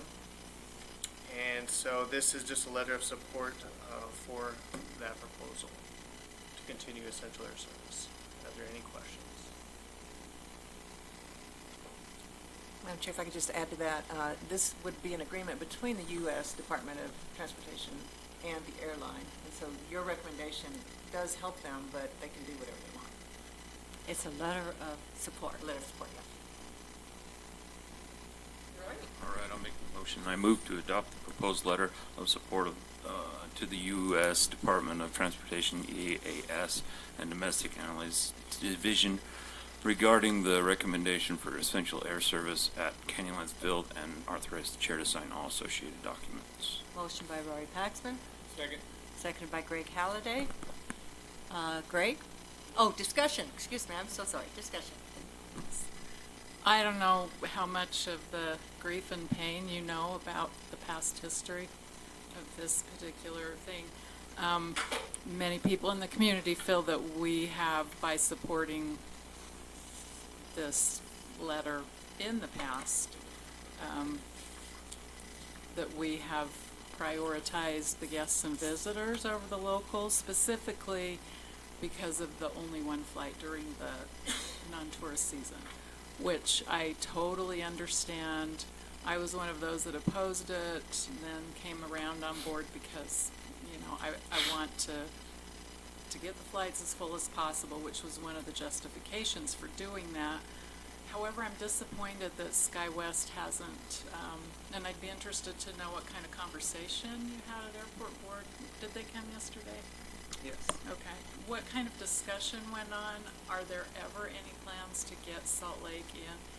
The employments, if you look over the last couple of years, more when we had flights going to both Salt Lake and Denver, there were more employments to Salt Lake. And so it seems like the justification was there, could get there. Many people from here, I love getting to Denver because I personally have experienced way less expensive international flights through Denver than through Salt Lake when I compare them. But for business, for meetings, for doctor's appointments, many people do like to go to Salt Lake. So is there anything like that on the horizon? Councilwoman Jalen? That's how you Jalen. pronounce it? It's a complicated question and a complicated answer. I've been here a week, but I've tried to delve into a little bit about the air service and history and just my experience in the industry about air service. First, let me begin. This is, again, through the Department of Transportation. So they put in their requested proposal. And then my understanding is the markets between Salt Lake and Denver, you have two different hubs. United has a hub in Denver, and Delta has a hub in Salt Lake City, and they're limited based on their contractual agreements of what their capabilities are for different markets. So the nice thing is Denver, top 5 airport in the nation. You can get pretty much anywhere, even internationally, through that route service. So from the numbers I've seen, I haven't seen a breakout of past performance between Salt Lake and Denver, but I will assure you that the numbers that the DOT have provided in the proposal, because of the use of the jets versus the previous air carrier, the numbers significantly increased. I mean, you're talking probably triple the numbers. So the demand was there. I think it was the right decision to promote the seasonal service This because it's supply and demand. Air service is very competitive nationwide, and so they're looking for the bottom dollar really, and so you'd hate to lose it just because of limiting them on their accessibility for seasonality. So just keep that into consideration. We'll continue to push air service. Being an essential air service does limit our abilities somewhat, but you never know if another carrier wants to come in. They're just not going to have the government backing of providing the service. So we'll continue those conversations with SkyWest and talking with the airlines. It usually does take time, but again, supply and demand. That's kind of what happened with Minot. Is the reason for that explosion was due to an oil boom. If tourism continues to increase, you never know what the future may bring, but we'll certainly look at those routes. We know there's interest in it. I do want to point out too, and I'm not making an argument for or against, but when you think about the time to get to an airport, travel, and then leave the airport, compare that with the cost of driving. Now I understand weather and everything else can be related, but you're looking at close to a similar amount of time to get to Salt Lake. And so with more flexibility of the ability to drive, so just keep that in mind as well. But yeah, of course we're going to continue to pursue that as best we can. Hopefully that helps explain a little bit. Jalen, we have been talking with SkyWest. Judd and Bill Groff have been really pushing to try to see if we can get some Salt Lake flights. One thing that they did tell us that Delta only has so many flights that they can give out. I think it's like 500 different zones that they can go to. And if one of those drops, then maybe we can pick something up. So we're still working on it. So it's not that we aren't. So. Any other discussions, questions? No, we do have a motion on it, right? Yes. Okay, call for a vote. Craig? Aye. Jalen? Jalen Hawks, yes. Gabriel Wojtek, yes. Rory Paxman, yes. Mary McGann, yes. Evan Clark? Yes. Yes. It passes unanimously. Okay. M, approving proposed resolution approving the Art and Terry Hines minor, skipped down. Approving the chair's signature on a federal grant application for one-way 321 Airport Reference Code ARC Upgrade Phase 2 at Canyonlands Field Airport. You're up again. Okay, thank you, Madam Chair, members of the committee, or council. Phase 2 of the runway project, is my understanding. There are some challenges with the runway safety area, so that's reason for why the runway has a displaced threshold. And in order to get full access to that runway, the road looks like to the southeast of the airport, along with the drainage way, will need to be relocated. And so that's what this project is a part of. And then it'll allow us full accessibility. So what this is being proposed is just the application for the grant. This is not a grant approval. This is just submitting it to the Federal Aviation Administration to request funding to have the project move forward. Anticipation of receiving a possible grant could be August or September, at which time we would then move forward with the project, pending local match and everything else. So that's really all it is. It's just the submittal of this grant application, unless there's any questions. Yes. So I just want to make it clear that, and I don't know if Judd thought that this project was going to get underway in 2021, but he didn't request the grant match. So the grant match hasn't been budgeted for this year. And so if the project does get approved and gets underway,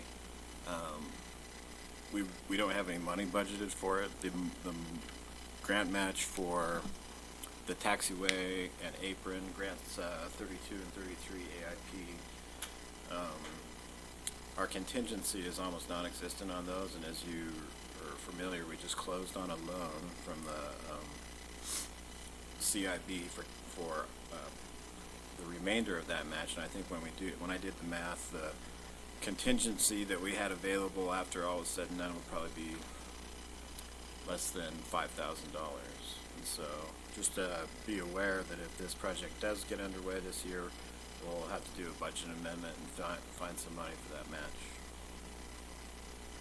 I'm not sure why. I got caught off guard a little bit on this one. I knew that this was part of the plan, and that the realignment of Blue Hills Road was going to happen. I just didn't realize it was happening this fast. And in fairness to the committee, this was new to me as well. We were investigating today, in fact, and yesterday, and wondering where those local match funds were coming from. So we may have to look at some creative options, or unless there's a cost saving somewhere else on a project, that could maybe be reallocated to the project. But it could mean postponing it to 2021, at which then you could look at budget. We'll work with the FAA, and we'll work with our planning and engineering consulting firm to see what options we have available. So Chris, this wasn't coming out of the CIB grant that we were getting? No, so the CIB grant, the loan that we just closed on was for AIP projects 32 and 33, which is the taxiway and some apron work, and so that was just specific to those. And we can't use that money for anything other than what we got the loan for. And we have two other loans, which haven't closed out yet either, one for the runway and one for the terminal. But again, that money, if there is anything left over, we wouldn't be able to use it for anything other than the project that we were approved for. And so it's generally the case, unfortunately, with CIB that our money gets spent first, and then their money gets spent. And so if there is money left over, it's not going to be ours, unfortunately. Can we pull it out of the parking lot fund that we were getting, the parking fees? Well, that money, yeah, I mean, it all kind of comes out in the wash. All the revenue from the airport has to be spent on the airport. However, the amount of revenue that we bring in from the airport doesn't even come close to offsetting the total operational cost of the airport. And so all that money has just been going back into the general fund portion of the airport, not the project portion. But at some point, I mean, I don't know if we want to, usually when we pay on these, we'll pay our 5% portion as the invoices come in. So if the project gets underway in the fourth quarter,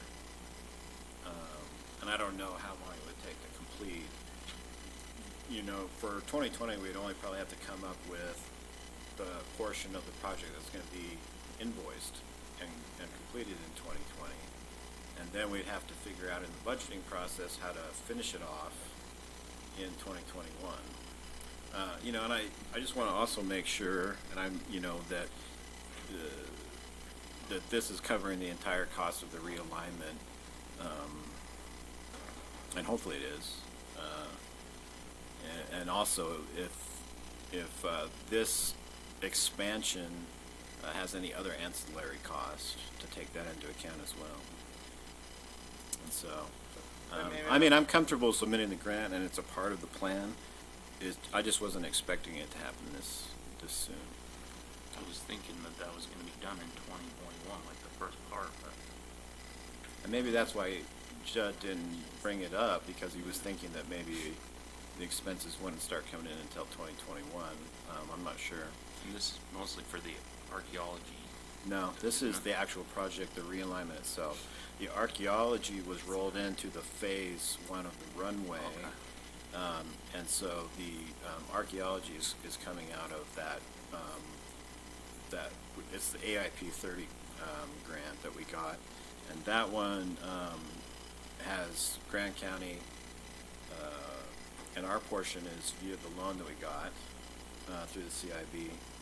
And then there's also an FAA component, 2.5%, and a UDOT component to that one, which is also 2.5%. So on that particular one, which was prior to our 10,000 plane employment status, we were eligible for state grant match, but we are no longer eligible for state grant match because of the surpassing that 10,000 employments threshold. It increased the amount of grant money that we were able to apply for up to $1 million, but also increased our match load from 2.5% to 5%. So I just wanted to make you aware of it, and it's I don't think it's going to be terribly difficult to do, but it's something that we didn't plan for. So at least we didn't plan for it to happen this year. Any further? Just one comment. If the grant receipts don't come in till September, maybe we don't spend it till 2021 where it's budgeted, right? I mean, is it Well, possible to move forward with the application but hold off on the spending? Well, the clerk auditor is going to have to accrue expenses for the period of time that they were incurred. No, it doesn't matter when you pay them, because that's the way that government accounting works. And so, if the invoices or our warrant was established in 2020, it's going to have to be paid on 2020's books, regardless of when it's paid, even if it gets paid in 2021. So. We'll just have to figure out what that would be, and it will require a budget amendment. If I may, Madam Chair, I do want to add that the $1 million is based on entitlement funding received from the FAA. So this is a project estimate at this time.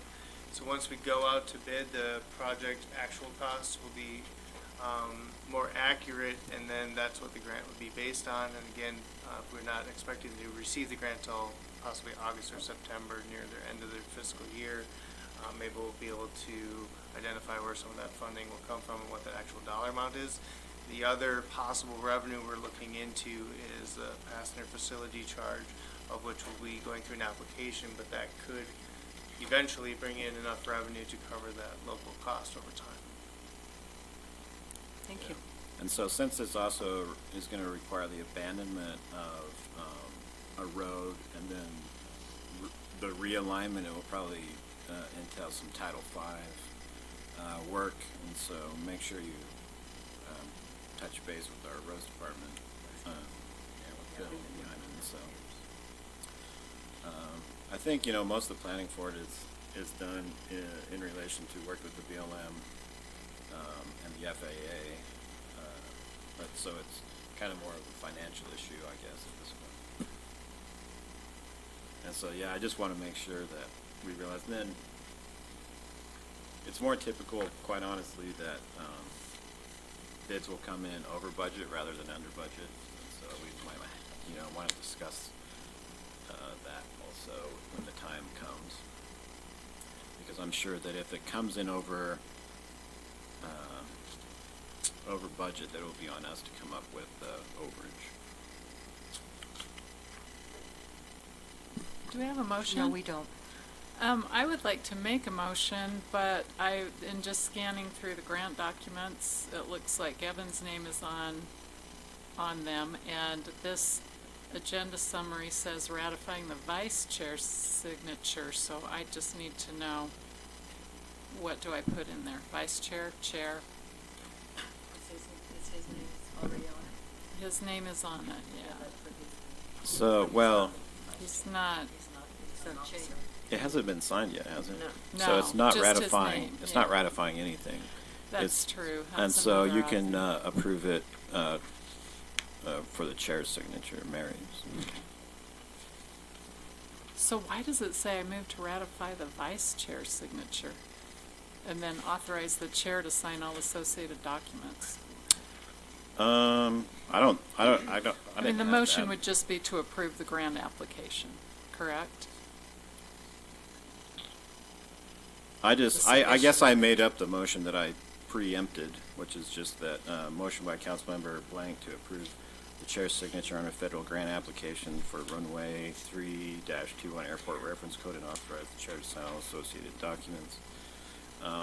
It might be actually better to reference it as a grant application for, runway realignment AIP 34. Yeah, the AIP number is actually longer than that. That's the short version of it. But I think the AIP number is in there, in the Under supporting 5B. documents. That'd probably be actually the better reference for the grant application. Airport improvement project number, whatever it is. 3-49-20-34-2020. So under 5B on the front page of the application itself.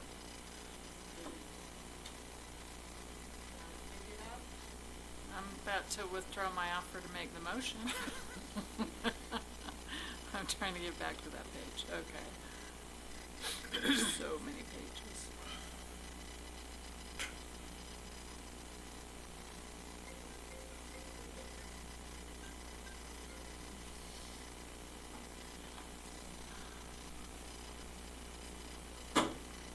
Part B? Section B? It's application for federal assistance, the front page, 5B, federal award identifier. Okay.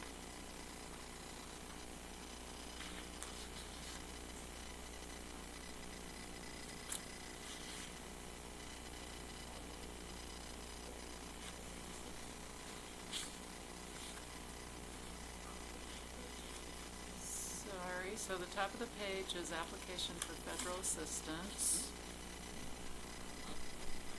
And it is, that reference number is where? So, just right in the top quarter of the page, you'll see number 3 and then 4, and then there's 5A and 5B. Right. 5B is where the number should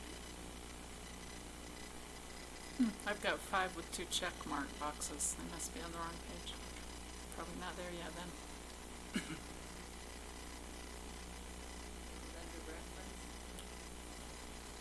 Okay, wait, this might be, yeah.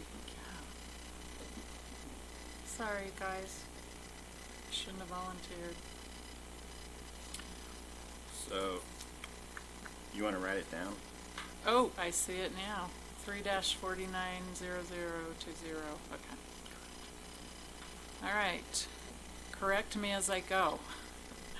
I make the motion to approve the submission of grant application from the Federal Aviation Administration for the airport. So let's say for Canyonlands Field Runway 3-21 ARC Upgrade Phase 2. What Chris said. And authorize the chair to sign all associated documents. With AIP 3-49-0020-034 2020. Right, thank you. Motion by Jalen Hawk, seconded by Roy Paxman. Any further discussion? Greg Halliday? Aye. Jalen Hawks, yes. Gabriel Wojtek, yes. Roy Paxman, yes. Mary McGann, yes. Thank you. Thank you. Thank you, council. Thank you, Chris. It passed unanimously. Item M, adopting proposed resolution approving the Art and Terry Hines minor record survey, a 2-lot subdivision of 2560 Spanish Valley Drive. Community Economic Director, Zachariah Levon.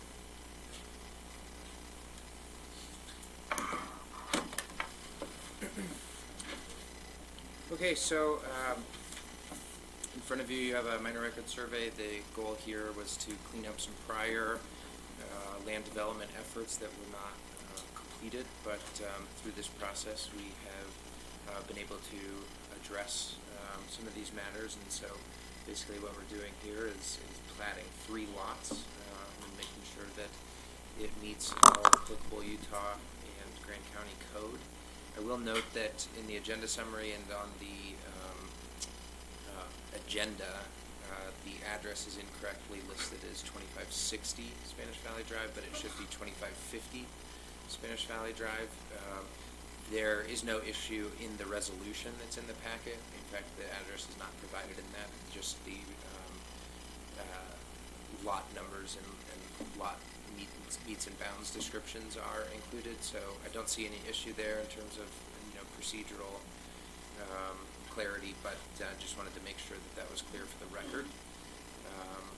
So this application has been reviewed for conformance with county standards. It has been reviewed by the county attorney's office. The easements that existed on the parcels have all been evaluated and don't raise any issues for the subdivision. I, No. you made a motion, right? Okay. Jalen. I move to adopt the proposed resolution to approve the Art and Terry Hines Minor Records Survey at 2550 Spanish Valley Drive and authorize the chair to sign all associated documents. Motion by Jalen Hawks, seconded by Roy Paxman. Discussion. Chrissy? I didn't look, I never got the updated plat to review, so I am looking at it for the first time. My only concern is there's no owner's certificate. There's a On the public, actual plat. right, and there's a public easement dedication plus the note about the impervious surface, so we definitely, it can be a condition of approval, but it just needs to be stated in the, so, I should have made my comment before you made your motion, but it does need to be a condition of approval that the owner's certificate be added, and obviously the owners also sign the plat.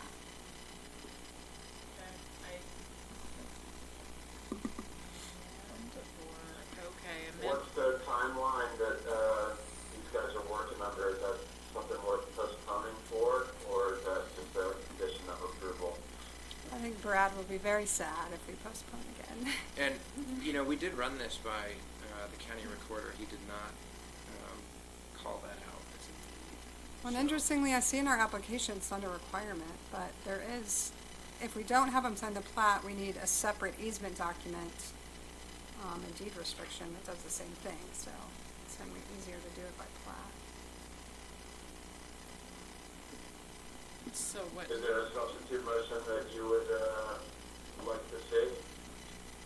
Do you have one? I was asking the attorney about verbiage. Oh. Just that, as a condition of approval, a owner's certificate signature block be included. Owner's certificate signature plat or plot? Block. Block. Oh, block, okay. I amend my motion to be, I move to adopt the proposed resolution to approve the Art and Terry Hines Minor Records Survey at 2550 Spanish Valley Drive, conditional upon, fill in the words here, The addition of an owner's certificate. the block. addition of Plat. certificate of owner's block. Signature block. Signature block. Good enough. And authorize the chair to sign all associated documents. Motion by Jalen Hawks, seconded by Roy Paxman. Any further discussion? Seeing none, Greg Halliday. Does that seem like it's gonna clean this up for in another 10 years if there's some kind of bail that it won't get all the yarn untangled in? Exactly. Yes. Great, all right, I'm comfortable with it, I'm ready for a vote. Okay, what are you voting? Yeah. Evan? Yes, Evan Clapper, yes. Aye. Greg Halliday, yes. Jalen Hawks, yes. Gabriel Wojtek, yes. Rory Paxman, yes. Mary McGann, yes. Passes unanimously.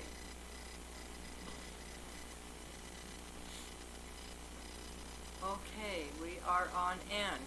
Adopting proposed resolution approving Amendment 1, the replat of lots 1 and 2 of the Watchman's Estate subdivisions, which will consolidate them into a single lot 1A, Community and Economic Directive. So this one's pretty straightforward. The Watchman Estate subdivision was a platted subdivision, and presumably a potential buyer wants to consolidate 2 lots, and so they submitted a replat application to join lots 1 and 2 into a single lot 1A. There are proposed changes to LUDMA, the Land Use and Development Management Act in Utah Code, that would actually eliminate this process as one that you all would review, and it would be done administratively without council approval, but nevertheless, that's what we have to do right now. Jaylen. I'll make a motion to adopt the resolution approving Amendment 1, the replat of lots 1 and 2 of the Watchman Estates subdivision, which will consolidate them into one single lot, 1A, and authorize the chair to sign all associated documents. Motion by Jaylen Hawks, seconded by Rory Paxman. Discussion. Okay, call for a vote. Greg Halliday? Aye. Jalen Hawks, yes. Gabriel Wojtek, yes. Rory Paxman, yes. Mary McGann, yes. Andrew Clapper, yes. Thank you. Passes unanimously. Okay, adopting proposed ordinance amending overnight accommodation development standards.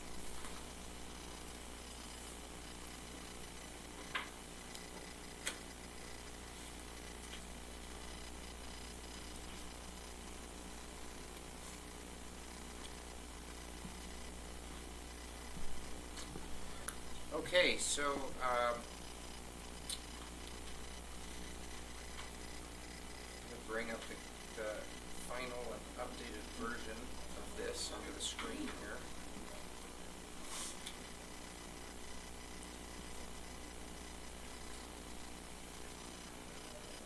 I don't know if you can- Zachariah, could I show you to talk in the podium mic instead? I am at the podium. Yeah, why don't you take, we're taking you over to Zachariah.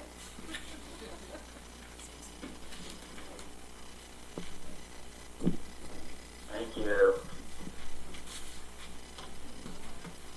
Do you want to hit the front row of lights?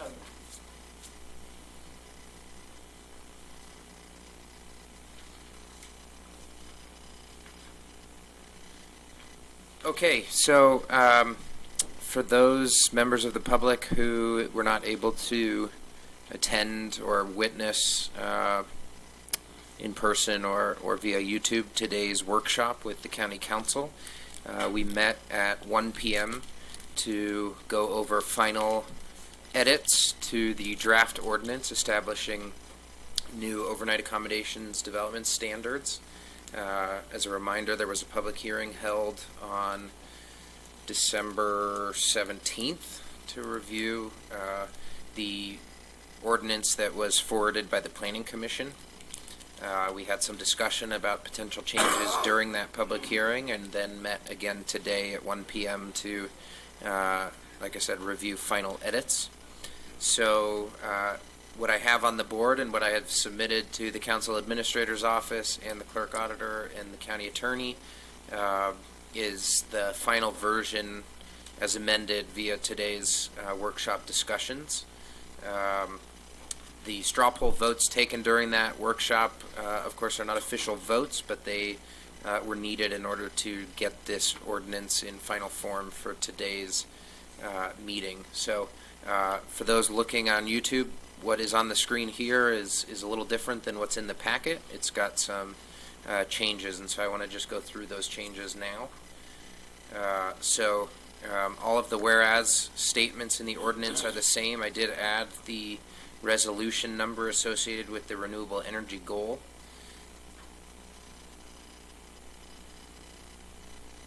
The section on applicability, which gives the public and landowners awareness of when, in fact, the standards associated with and the use rights associated with the overnight accommodations overlay, when they can be applied. It also gives the council guidance in terms of when to approve or deny an OAO district application. And so this section was updated during the workshop today to reflect the council's legislative intent and position on when to approve or deny and what considerations to take into account when reviewing applications.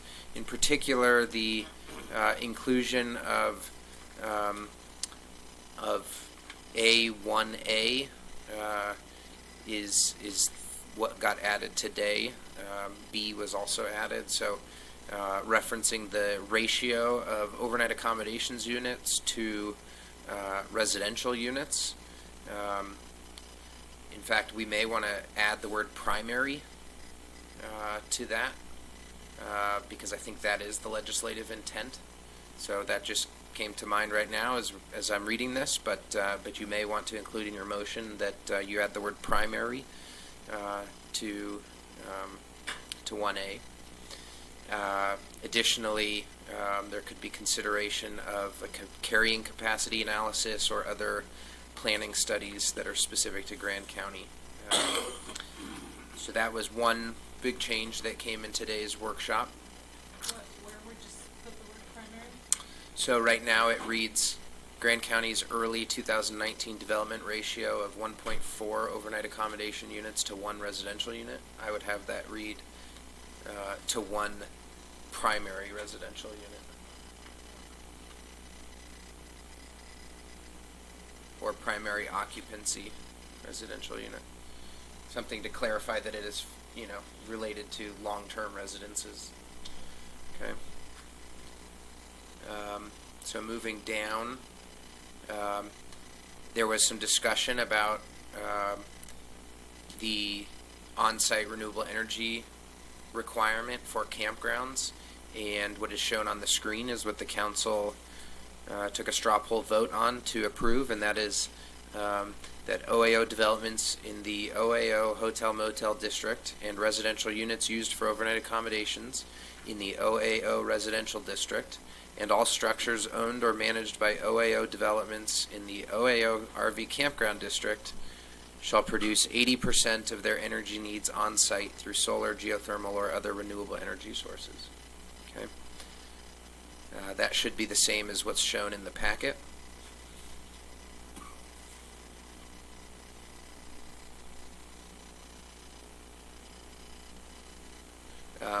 In transportation, it was clarified that electrical vehicle charging stations need to be provided at the rate of 2 stations for the first 25 units, with 1 being ADA accessible and 1 station per additional 25 units.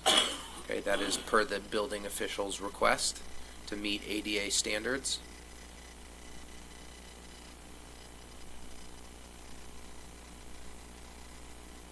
Okay, so in height, it was clarified that OAO developments may be constructed to the maximum height of the underlying zone district only if the view shed analysis is determined to show no detrimental impacts on the visibility of surrounding landscape features. I might add to the maximum height allowed in the underlying zone district to clarify. Okay, so that's one more minor addition. Doesn't change anything substantively. For density and scale, the standard for RV campground developments was simplified to limit them to 60 spaces, irrespective of the occupancy type, whether it be an RV or a KOA style cabin. Okay. The requirement for the first ground floor level facing the primary, or facing the facing a street, be it a minor collector standard or higher, the requirement that that ground level be 60% transparent through the use of windows was removed, as per the recommendation from the building official and CED director. The point there being that it is somewhat contradictory to the energy efficiency goals established in the standard above. And lastly, in the use and occupancy standards, the last sentence of the first paragraph was added. It was moved up from section below, referring to residential units used as overnight accommodations, and it states an individual land use permit and business license shall be required for each RV campground, hotel, motel, or dwelling unit rented for time periods of less than 30 days. And that was it. Okay, so those were all of the changes discussed in the workshop today, plus the 2 single word additions that I offered to you here now.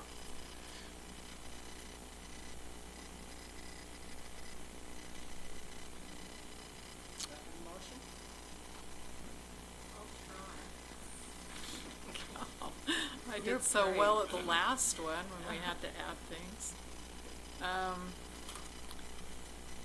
So, Chris, you know the legislative intent of what Zachariah just said on those two additions. One word, primary, to make sure it differentiates between, you know, overnight lodging and primary residential units. And then the second one, I'm assuming it will be or the height restriction of the underlying zone, whichever is less. So I will write it in here so you can see. Okay. OAO developments may be constructed to the maximum height allowed in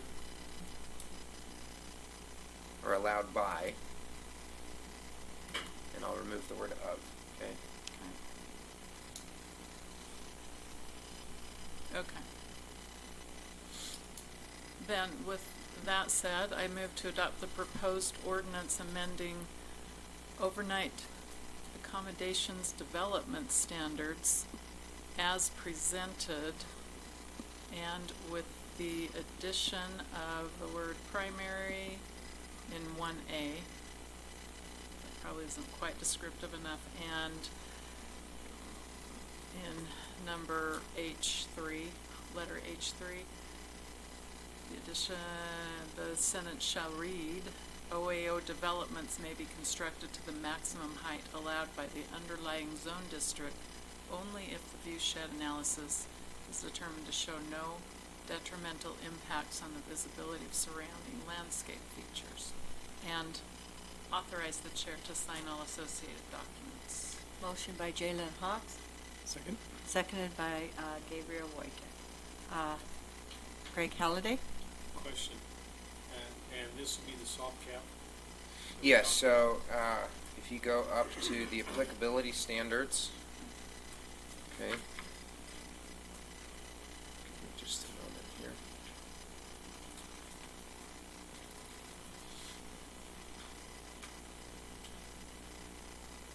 Yeah, I wanted to make sure that it was Yeah, a soft cap. so what it reads is, when approving or denying an OAO district application, the council shall consider and make findings related to the impact of the proposed development on A, Grand County's effort to achieve or maintain a balanced ratio of mixed uses in the county, including residential, lodging, and commercial uses, and 1, in determining what constitutes a balanced ratio of mixed uses, the county council shall consider the following factors.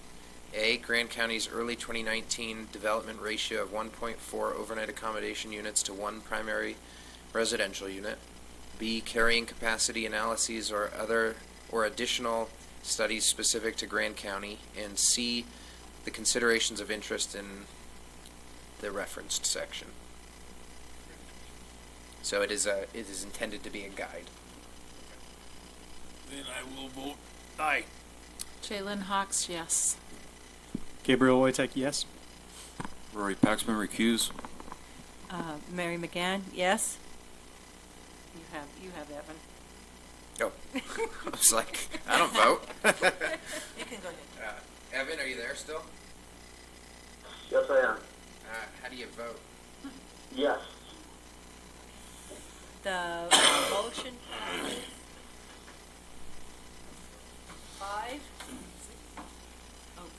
5, yes, and 1 recusal, Rory Paxman. Are you going to stay with us, Evan, or are you bowing out? I will stay with you. Oh, okay. Thank you. Okay. Item P, adopting proposed ordinance amending the 2020 salaries of the Grand County council members in Grand County to provide for a 1.7 cost of living adjustment effective retroactive to the January 1st, 2020. Okay, so we held a public hearing on this last time, but if you recall, you also de-obligated the budget portion of the COLA for the council members. And so if you want to continue on in that direction, then I would just suggest no action. And I'll ask for a motion, give us the opportunity. Do we have a motion?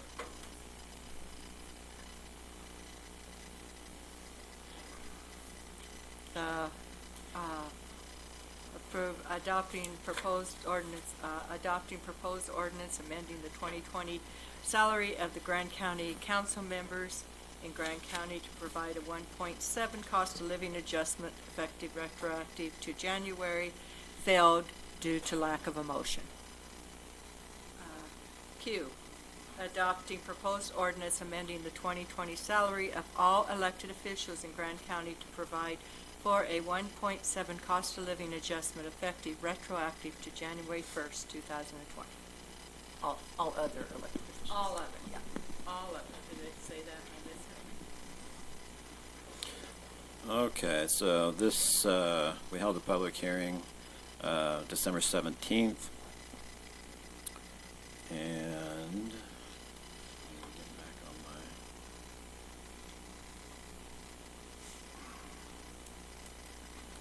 So this will be 1.7% cost of living adjustment for Grand County Attorney, Grand County Sheriff, Grand County Clerk Auditor, Grand County Assessor, Grand County Treasurer, and the Grand County Recorder. The approximate total cost of this cost of living increase between all of those would be about $8,482. Do I have a motion? Great. I move to approve the attached ordinance increasing the salaries of the county elected officials, excluding county council, by 1.7%, effective retroactive to January 1st, 2020, and authorize the chair to sign all associated documents. Motion by Gabriel Wojtek. Seconded by Roy Paxman. Great. Aye. Jalen Hawks, yes. Gabriel Wojtek, yes. Rory Paxman, yes. Mary McGann, yes. Evan Clapper. Yes. Okay, approving volunteer appointments to districts and county. Oh, I did it again. Passed unanimously. Better vote again. Thank you. So we are on item R, approving volunteer appointments to districts and county boards and commissions. So,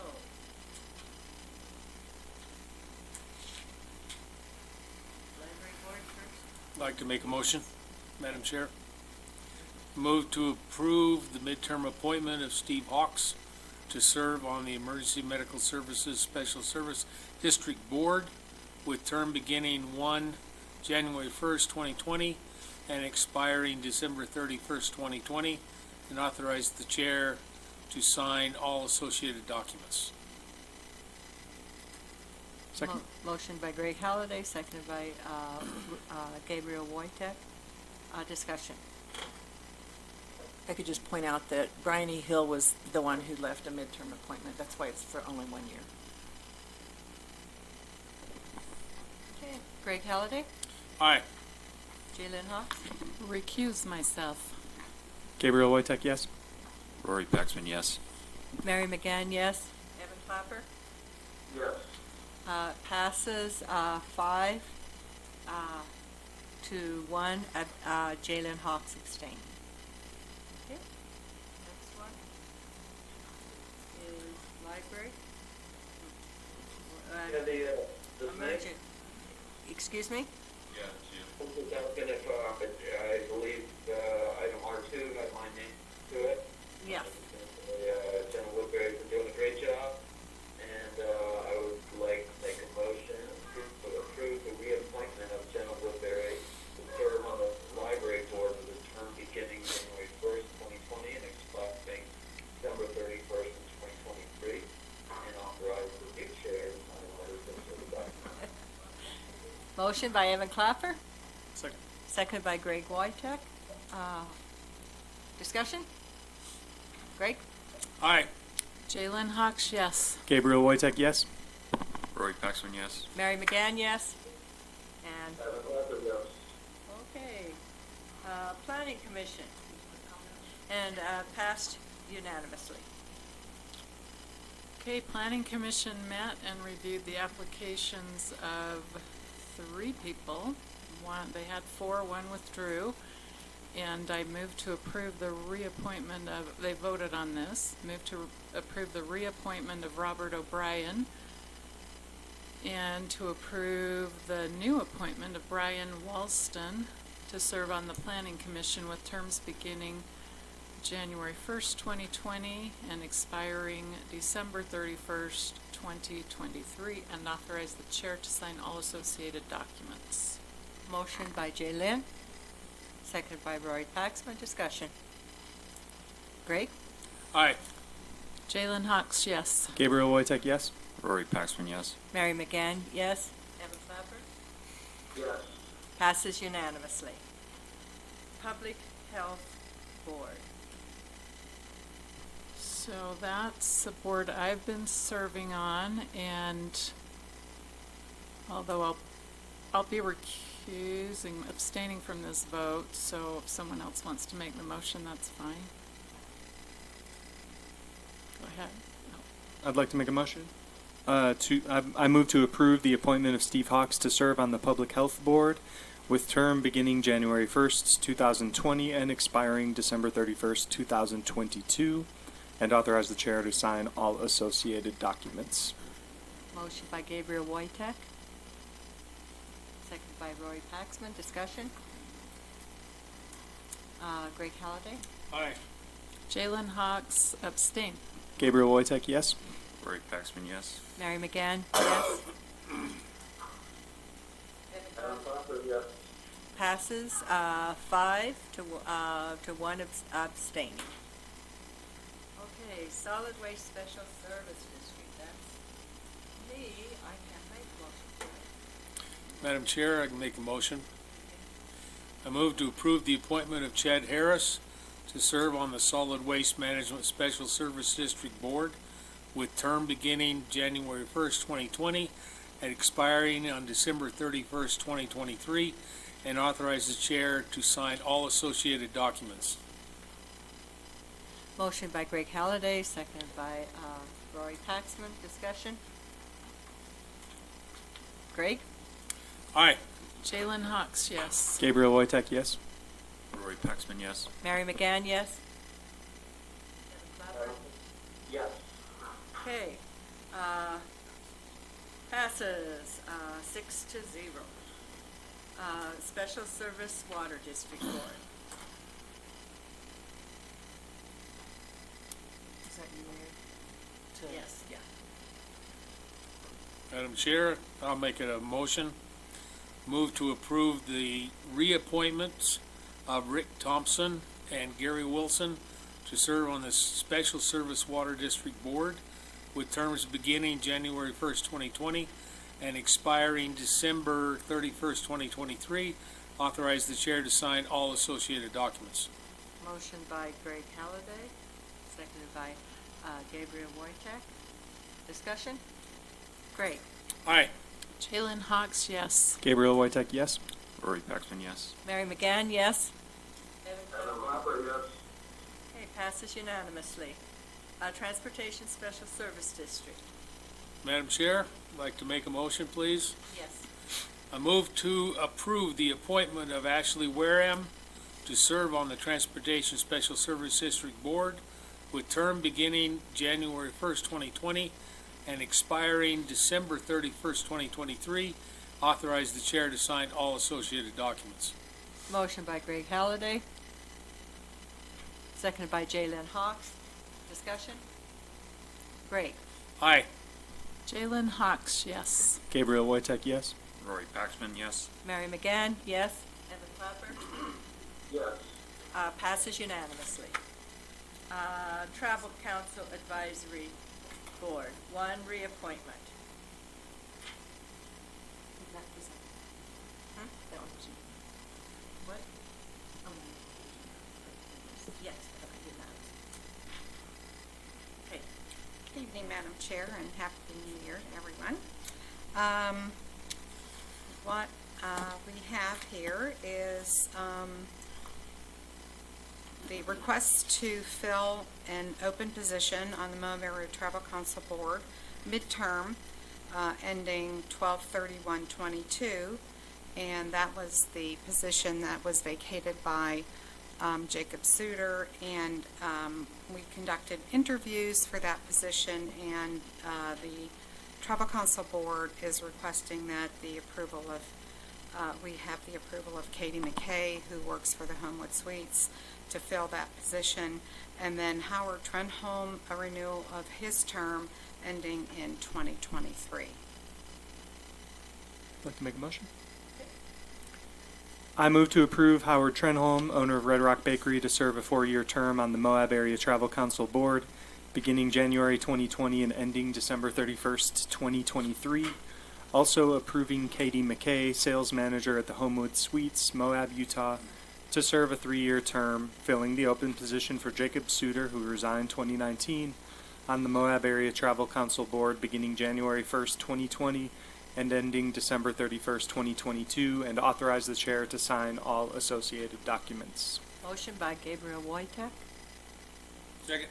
seconded by Greg Halliday. Discussion?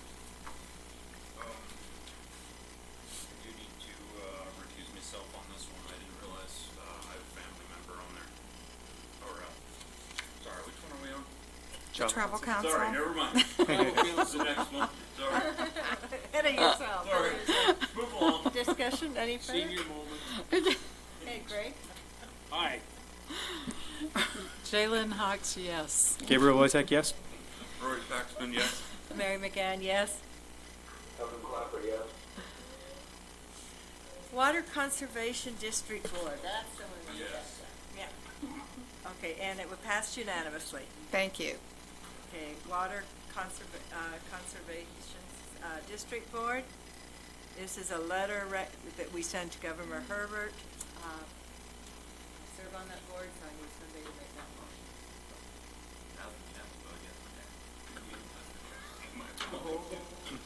motion. Madam Chair, I'd like to make a motion. Yes.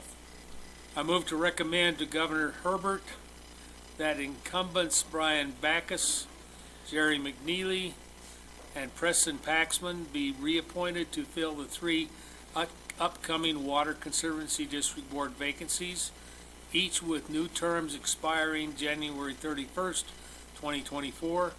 I further move to send the letter of recommendation to Governor Herbert's office for the same purpose. Authorize the chair to sign all associated documents.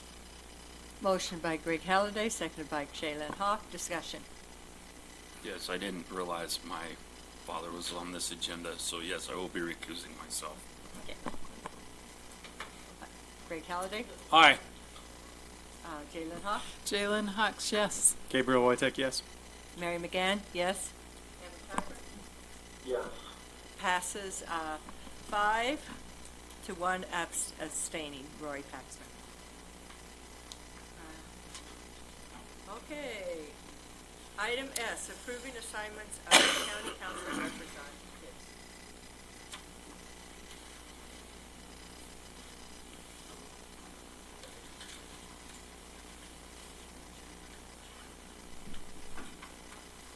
Okay. So, we will open it up for if someone wants to, I think the easiest way to do this would be if there's somebody that would like to not be on is there any one you want to move off of? Well, is that, That would, may I, Madam Chair? yes, you bet. I mean, Or do we want to go through them one at a time? I'd like to breeze through it quickly, but I feel like in fairness to people who might have an interest in branching out and serving on a different board, that, So let's go through it one at a time. but quickly, yes. Quickly. I have a question. Sorry, is that one at a time by person or by assignment? Let's do it by assignment. Does that sound the easiest? Just go on down the list. Yes. We'll do it by assignment, not by, so we'll do it on the first one. The Arches Special, oh, Airport Board, boy, I skipped down this time. Airport Board. I would like to stay on there. Anybody wanting to fight him for it? Okay, stays the same. Audit Committee? Excuse me, are we keeping the alternate the same then? Yeah. Did you want to stay the alternate, Jalen? Yes, I would like to do that. Yes. Arches, Evan, will you stay on the Arches Special Service District Board? Although Mary, I'm sorry, can we back up? Yes. Would you like to be the alternate for Airport Board? No, thank you. Okay. All right, I'll be alternate. Boundary, Audit Committee, Mary, Jalen, and Curtis? Wait, Arches, what happened with that? Oh, Did Evan say you'd stay on Evan, there? did you say you'd stay on the Arches? Yes, I will. Okay, he's staying. I thought I asked him. Okay. Thank you. Audit Committee, anybody want to replace one of us? Mary, Jalen, and Curtis? Stays the same. Boundary Commission, Jalen? That's a really tough assignment, but I'll keep it Okay. unless somebody else wants to. Budget Advisory Board? Probably get some action this year. Wait, do we I want, would actually, if someone was interested in that, that might bring some diversification. I know that the recommendations that I was a part of last year weren't backed by everyone, so I just wanted to give that opportunity. If somebody wanted to play a closer role on the Budget Advisory Board, I'd be happy to step aside. And may I submit that it would be a terrific board for our newest council member to serve on, because you really get to delve into the inner workings of the county budget. Very well. Okay, so we will have Gabriel replace Evan. Evan, do you want to continue as the alternate on the Boundary Commission? Yeah, that's fine. Yep. Yes, okay. Evan, Building Codes Boards of Appeals.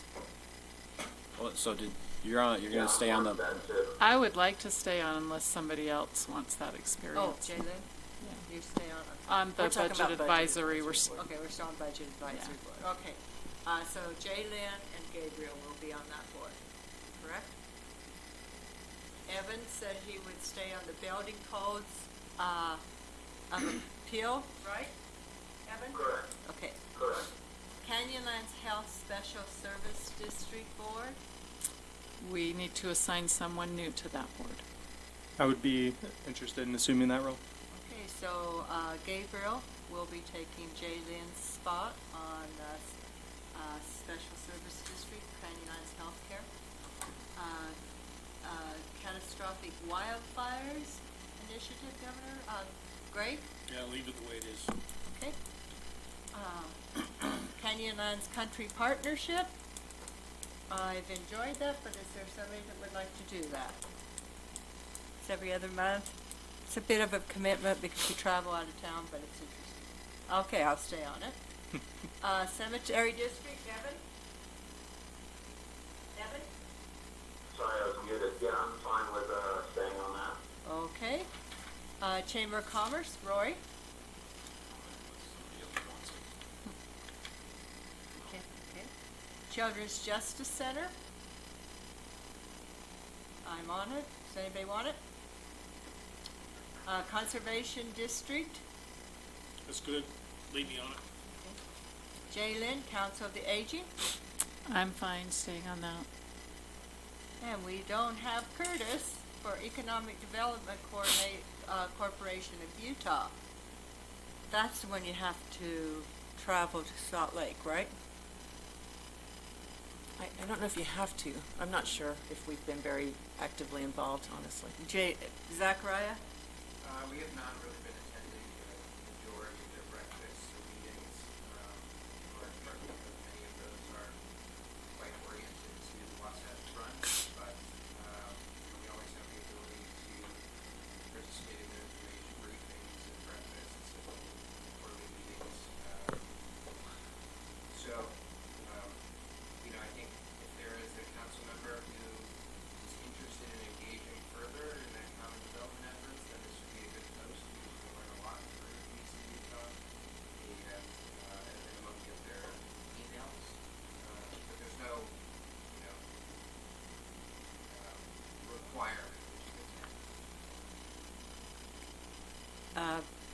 Does anybody have any ideas? Is something Curtis wants to keep?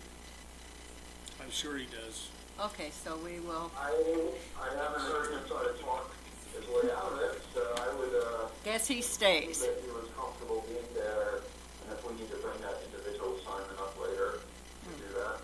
Okay. Evan, emergency medical service. How do you feel? Yeah. You want us to? do that. Okay. Federal agency liaison. Curtis has been on it, and Greg, you've been the alternate. I'm good. You want us to keep it Curtis and you alternate? Okay.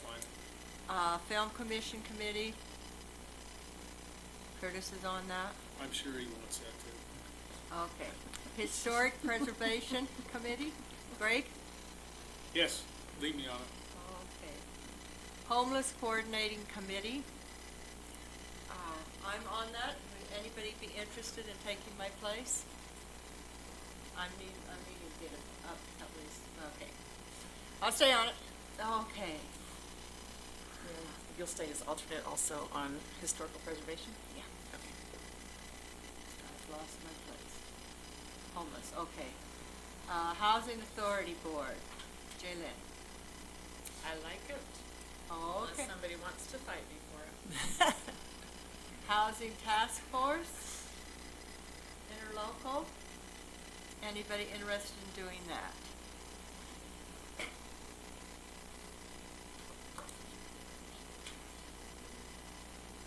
I'd Okay. be your alternate, Mary. Okay, you can be my alternate. I'd be an alternate for you since they're both housings too. We could do that. Okay, Library Board, Evan, you were mentioning you were kind of thinking that was what you wanted to get off.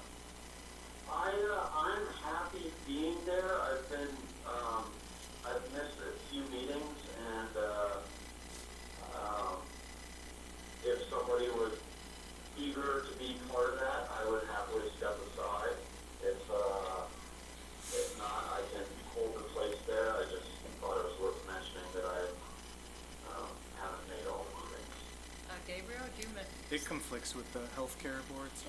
No, okay, so you're on it, Evan. Yeah, no problem. And I send it. I'm happy to keep it great board, high functioning, so it's easy. Okay. Local Emergency Planning Committee, I'm good. It's fine. Mental Health Board, Four Corners, Jaylyn. I'm good with that one. I mean, I will mention that I won't be serving on the Public Health Board, and they meet one right after the other. So that's going to now involve 2 council members traveling. And if the council member who takes the Public Health Board wants to serve on the Mental Health Board, I'm fine with that, or I'm fine continuing. So maybe we should discuss that when we get to the Public Health Board. Okay. Does that make sense? Yes. Moab Area Travel Council Advisory Board. I'm on it. Does anybody want to take my place? Okay. Moab Tailings Project Steering Committee. I want to keep that. Mosquito Abatement, Curtis, we'll keep him on it, I guess, since he's there, unless somebody wants mosquito. No, he really wants that. He told me. Water, Rory, does Rory still want alternate for Sure. tailings? Okay. Okay, here's a new committee. Motorized Trail Committee. I think Curtis would love that one. I'm sure he would too. Let's give it to Curtis. I would too. I think he would do good on it.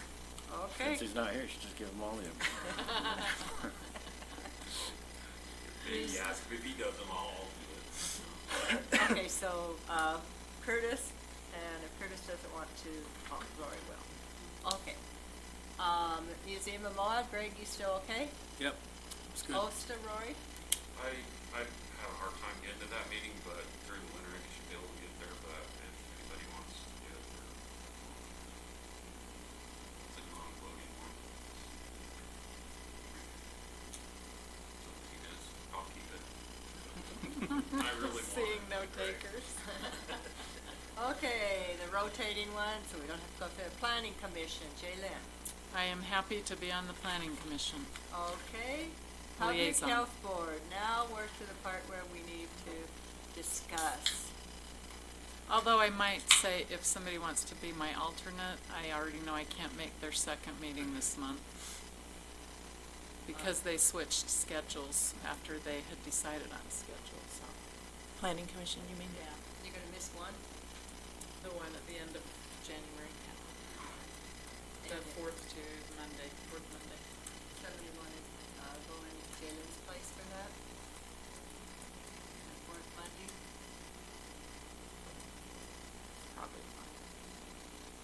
I'll read their packet and submit my comments, I just can't go. Well, and if, I'll see where I'm at. And, so if somebody wants to show up to that, it's always good to have somebody there. Public Health Board, Lynn cannot, okay, so we need to discuss this, don't you? You go in a carpool or you drive It used to be that the members of both boards were pretty much one and the same, so we would all drive in a carpool, go there, come back. But now they've changed enough that I've been driving with just one other member. We go to both boards, and then there are other people who go to just one or the other. And So they're in Green now River. And they're in Green River, correct? Right, yeah. Once every other month. So it's not that big of a deal. I'm happy to do it, but, You said you couldn't be on the Public Health Board? well, it seems kind of With tacky Steve, to be on the same board as your husband, don't you think? I mean, I don't want to do that. Since I'm on the Canyons Healthcare Board, I don't mind, now that, kind of as you suggested, just kind of diving in with that topic and taking mental health and public health, if that's okay. Okay, yes, absolutely, thank you. Thank you. Okay. Recreation, Special Service District, Rory? That was one I got from our past council. Recreation. So I haven't been to one of those meetings, so I didn't realize I sent it down. I didn't get a memo. So I haven't been to anything. So, what do you say? I'll try it, sure. I'll try to do it. Okay. Okay, Sand Flat Stewards Committee. Evan, you want to stay on that? Yeah, you bet. I love those guys. Oh, okay, good. Southeastern Utah Association of Local Governments, Jay Lynn. Stay on it? Any takers? I'll stay on it. Solid Waste Management Board, I'll stay on. Special Service Water District Board, that's one that I took on because of Terry. Gabriel, are you interested in that one? Or not? Oh, I thought you said you had that might not work because it's Thursday evenings at 7. Right?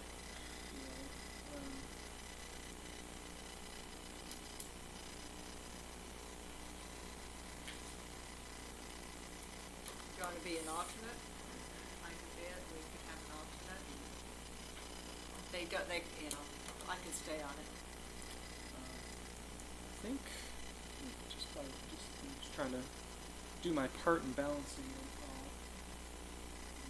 I was looking at the Water District and the Watershed Partnership to kind of.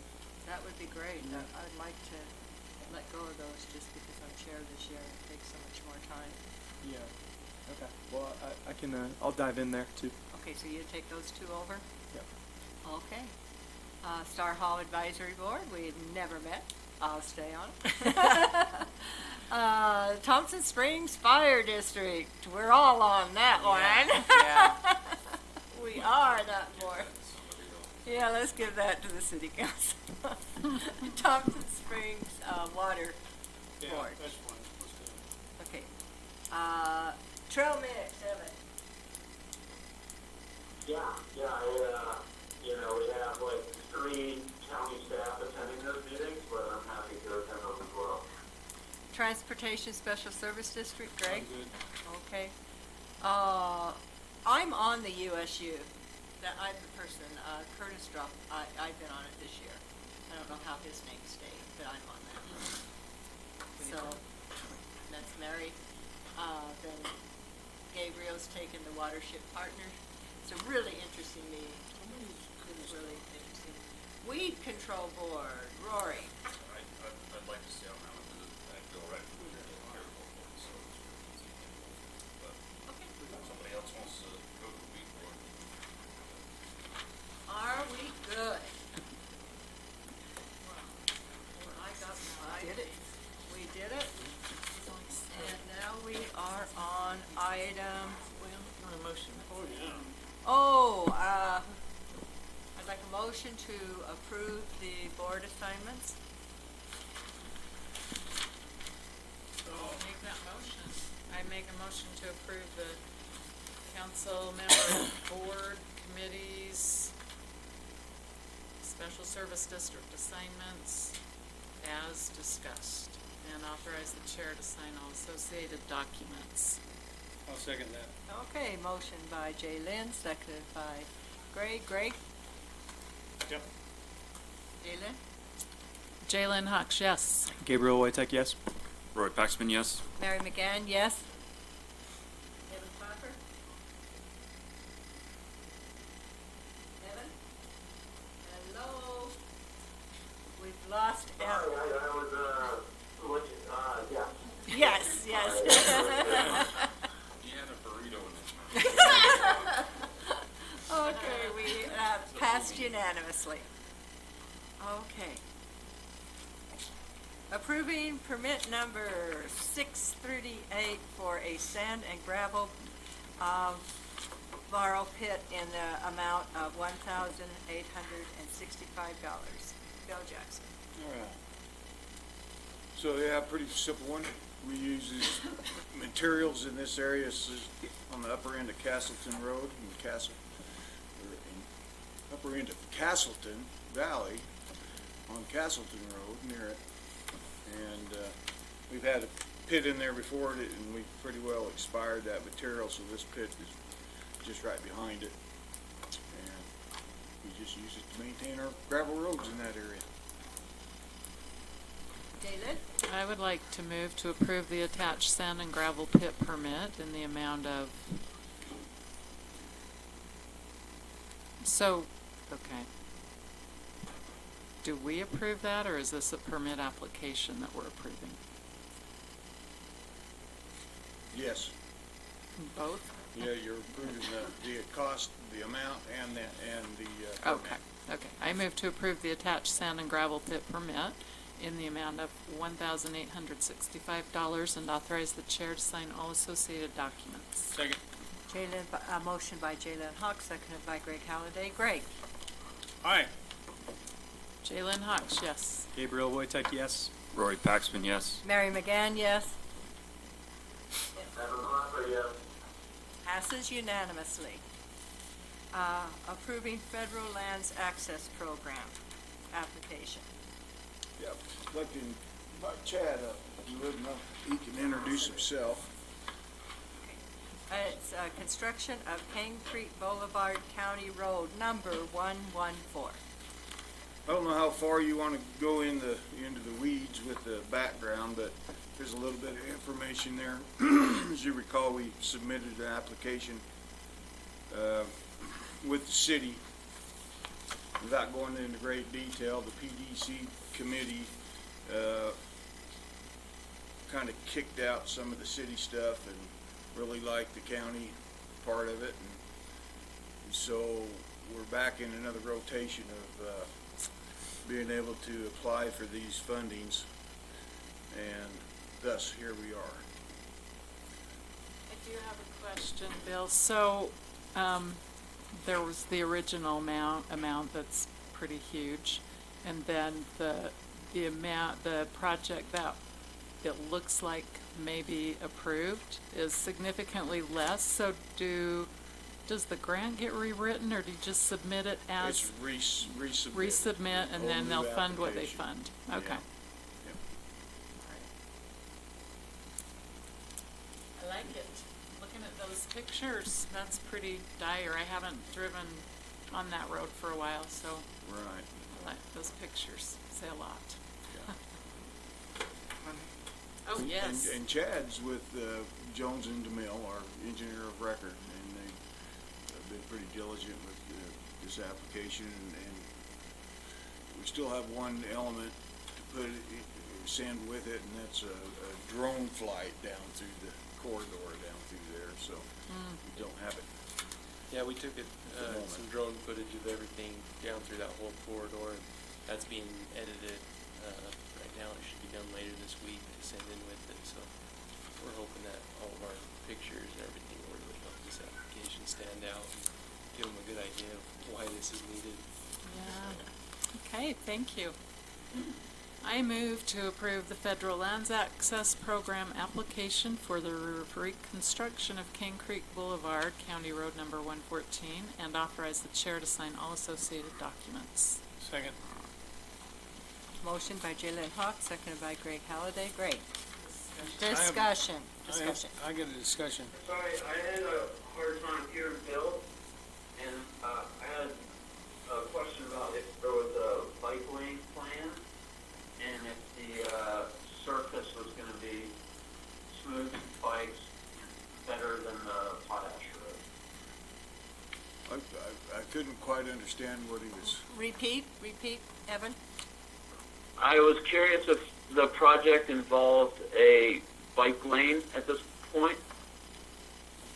I don't think we're gonna have at this point, what'll happen is that if they accept this application and we make the short list, then they'll do a reimbursable agreement, with us, which we've got to throw in $10,000, and then we'll do a scoping effort on it. And I think at that point we can push for that. I think we could get the room to do that, and with this amount of money, that's what I'm hoping. It is a little. I think there would be a lot of interest from off-road cyclists that are using it to access out there by the Cliffhanger Trail, and that would cut down on traffic on that road, vehicle traffic, and then I think a lot of the road bikers would appreciate it. And on a similar note, sounds like it's not down to the nitty-gritty of the planning, but there's been some of the road bikers don't like the surface on the Potash Road. That recent chip seal is a little rough for their skinny tires, and so when it comes to a planning phase, it's possible to plan for a smoother surface. I think that'd be appreciated. Right. With new construction, that will be the case. It will be a smooth paved surface. Can you talk into that mic I don't think he can hear you. All right, I'll just tell you right now, one of the issues we have with that road, if you read through the application, is we've got the river there, and we're really constrained to size. Right now, it's currently about 22 feet wide, typical section of the road, and we're submitting this application based off of a 24-foot wide section, so we're trying to widen that out a little bit.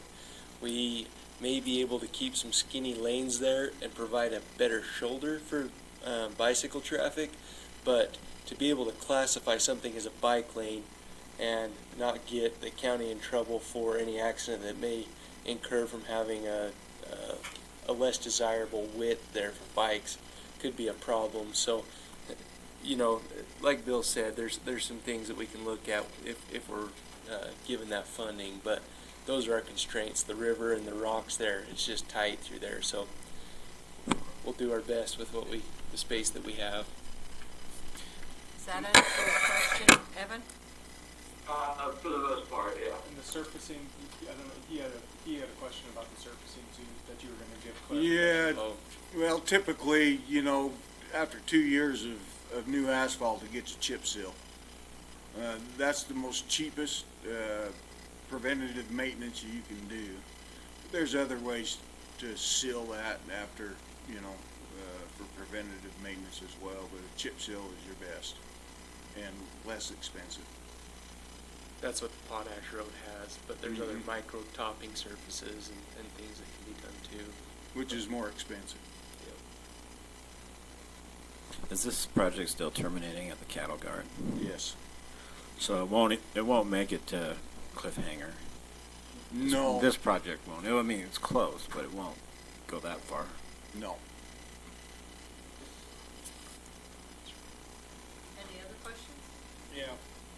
the county match, this $1,083,200, does that come from the county, or where's that coming from? What, I gotta know where that's coming from? before? Yeah. Right now, the B roads and the capital project B fund, road funds? but I am anticipating searching for other funding. This project probably won't go out for probably 2 to 4 years, 4 years, you know, okay, to be funded. all right, okay, thank you. That's all I got.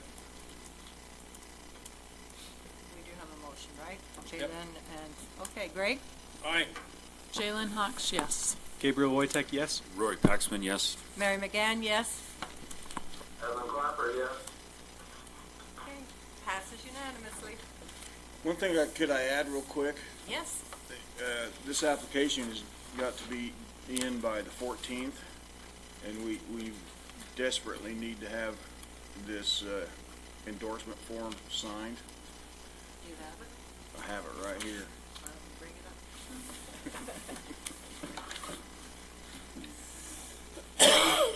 Probably run into the issue, though, we have Evan Clapper here. Just scratch it out. Scratch it out. Where is it?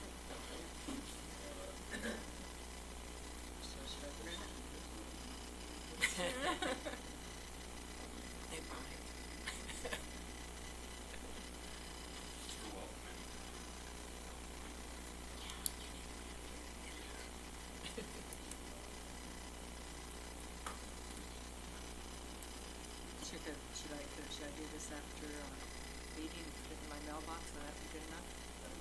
Okay, I'll put it in my mailbox, you can pick it up. Okay, thank you. Okay, thank you, folks. Thank you. Appreciate it. There are no consent agenda items. I think that is the first time I ever remember not having consent. Because we've been doing it. Okay, calendar items.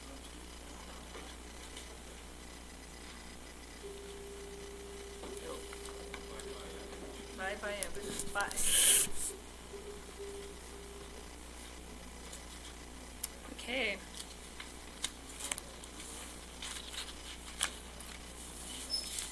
We have calendar items. On January, I just wanted to point out the new committee, Motorized Trails Committee, their first meeting is 12:30 on January 9th, Thursday. Who will let Curtis know? Oh. Got a note. Actually, where's that down?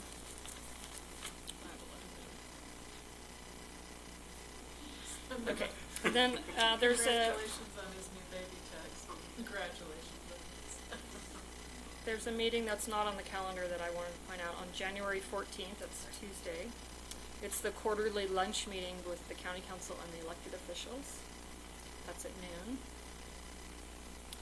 And then. Can I interrupt in there? Yeah. Mary, did you want to suggest your idea about the San Juan County I administrator? think we decided since it was, we'd wait until we did I was thinking about inviting the new manager of San Juan County.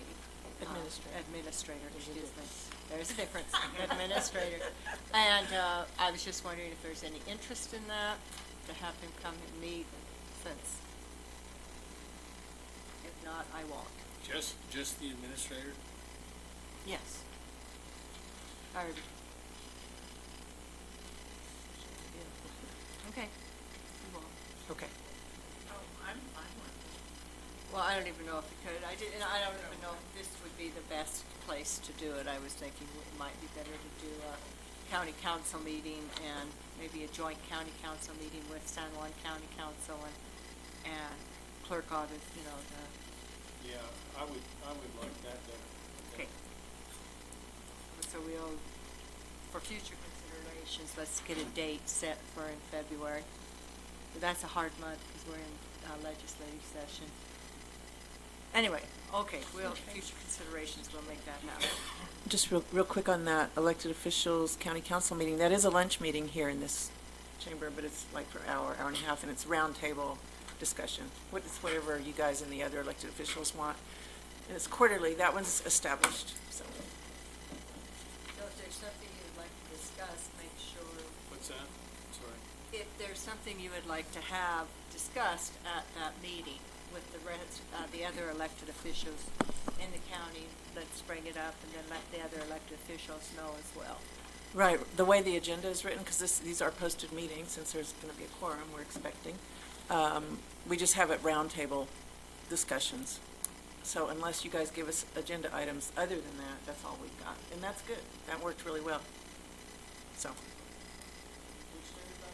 14th? January 14th. It's not on there, so that's at noon. Here. So come hungry.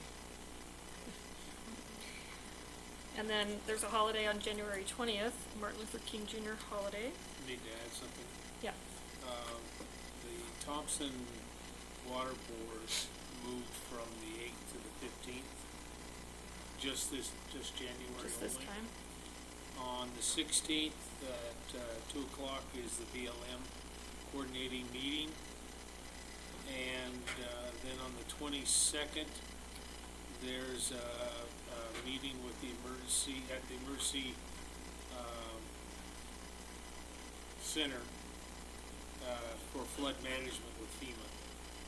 And that's an all-day 09 to 5 On the 22nd. on the 22nd, yes ma'am. Emergency. Emergency Operations Center. Okay. Okay, I'll get those on there. And then the Change in Form of Government Study Committee has a meeting on January 31st. It's a Friday at 12 noon. If I could just jump in again on that. They decided not to have any standing meetings, scheduled meetings for 2020. So that is a special meeting. That one is one that they anticipate will have heard back from our county attorney with regard to the optional plan. And their year is up first part of March 8th. So there may be some other meetings, but we're going to let you know each one. Okay. And then February. I forgot. There's in January 21st, it's a Tuesday, there's a Chamber of Commerce luncheon. It's at 12 noon at the Spring Hill Suites by Marriott. And the speaker is Deanne, who was here with the census.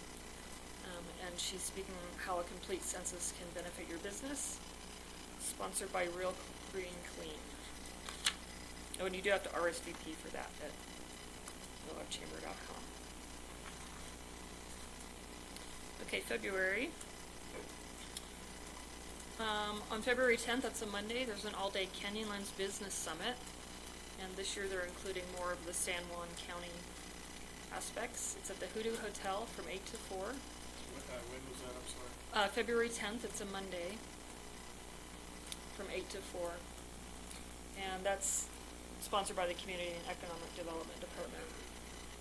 And pre-registration is now.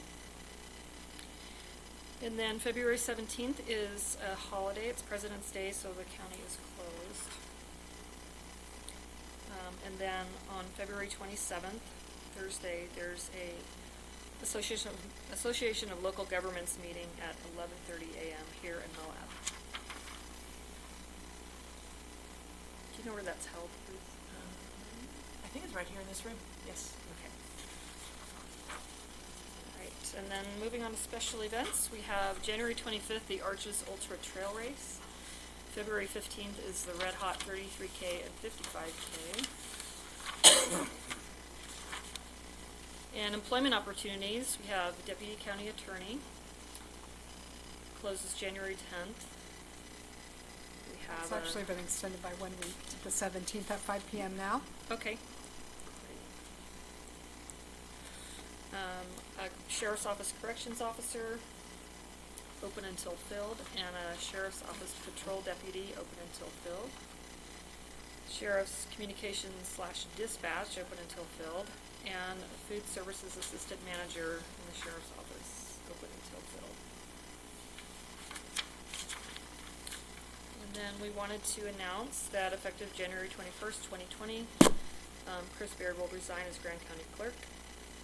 And so any persons interested in declaring their candidacy for the vacant office may file a declaration of candidacy beginning Friday, December 20th and ending Saturday, January 18th. And you can file the 17th. Okay. And the filing location is the clerk's office. Yeah, one so far. All right. That's it. Thank you. Madam Chair, may I just ask one thing? As you all learn about the new chairs and any officers, the boards that you're serving on, we need that information. Also, if the meeting dates change, we need that information, and we don't always get it. We do try to chase it, but sometimes it gets kind of laborious. So as you all know of changes like that, because we like to keep our website current, that would be helpful if you'll help us. So officer changes and meeting dates, times, locations, changes, any kinds of changes like that. I can do an update to the Thompson Water Board. The chair is now Tom Cox. Okay? I don't have a phone number for him though.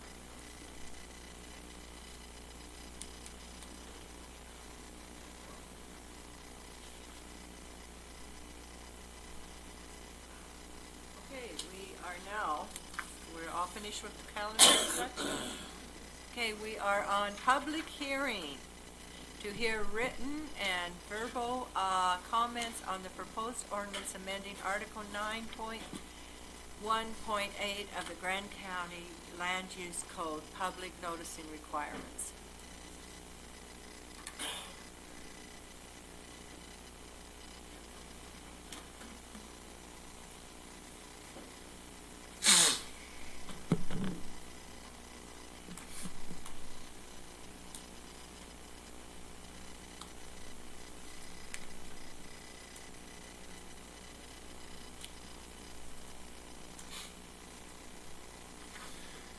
Okay, so up on the screen I've got the red line version of the proposed changes to our noticing requirements for land use and development applications, as well as potential changes to the zoning map. The proposed changes stem from discussions between the Planning Commission and staff in terms of trying to make sure that we are as transparent as possible with the public and provide as much notice as possible to the public when there are land development applications submitted to the county, as well as potential changes to the zoning map. So just walking through the changes, there's the addition of a notice when there is a potential change in an overlay, boundary, or parcel designation. So that is included in there.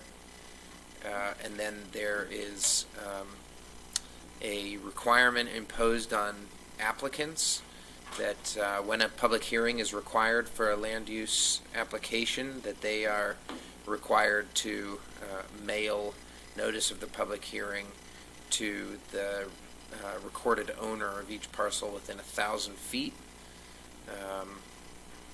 of the subject parcel, or 30 property owners, whichever is smaller, in all directions of the property that is the subject of a land use application. And that evidence of meeting that requirement is provided to the county in the form of an affidavit.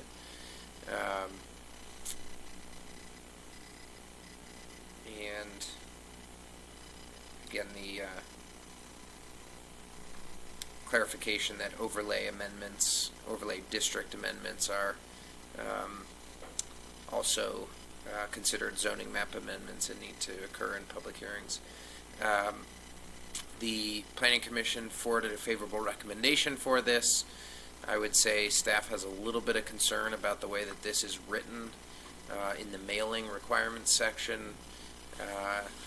the way it's written, it says applicants shall mail notice of the public hearing not less than 10 days prior to the hearing to the recorded owner of each parcel within 1,000 feet or 30 property owners, whichever is smaller. I mean, if there are more than 30 property owners within 1,000 feet, how does an applicant determine which of those property owners should receive the notice? Do you know what the intent of that? I mean, the intent is to provide adequate coverage. 1,000 feet is, I mean, that's a pretty big radius. You know, if you were to think about the, Sorry. I mean, my property is Well, 250. right, so in a rural area, it's definitely not that big, right? You're not going to capture that many parcels, but if you think about the Grandview subdivision, for instance, okay, so that is like Holyoke, Wasatch, Duchesne. I mean, 1,000 feet, you're going to capture, you know, almost all of the residents in that neighborhood. So, I mean, that's the intent, right? I personally think, you know, if you were to just pick 500 feet and eliminate this or 30 property owners, I don't know. I mean, I think your point is well taken.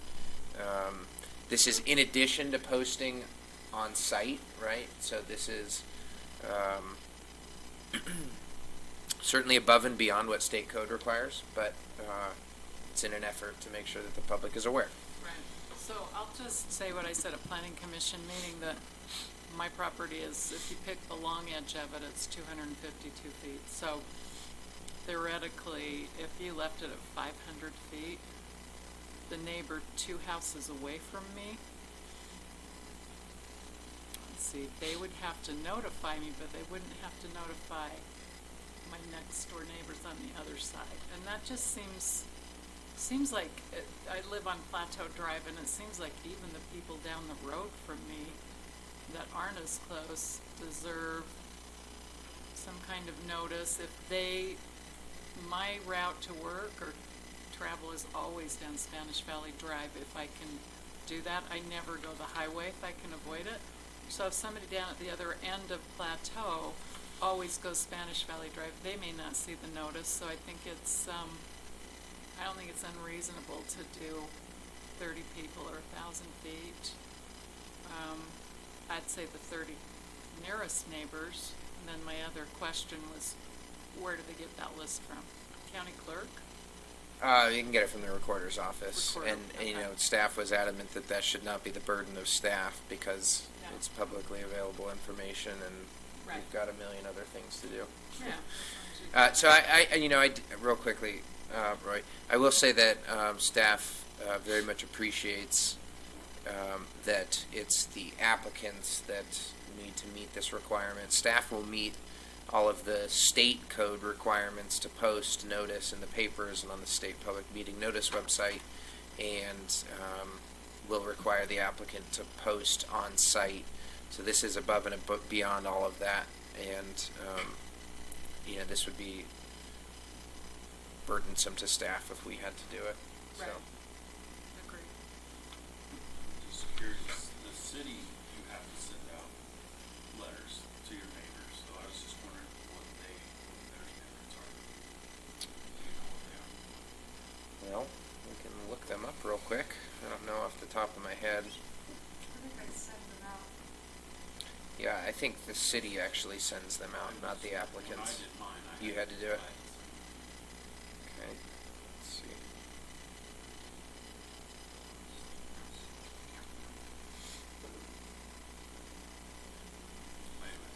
Yeah, I mean, we've got some time to look at that, but I'll see if I can locate it real quickly.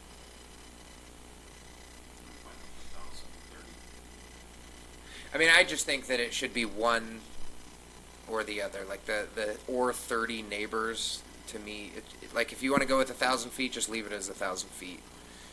You know, and if there's more than 30, well then, tough.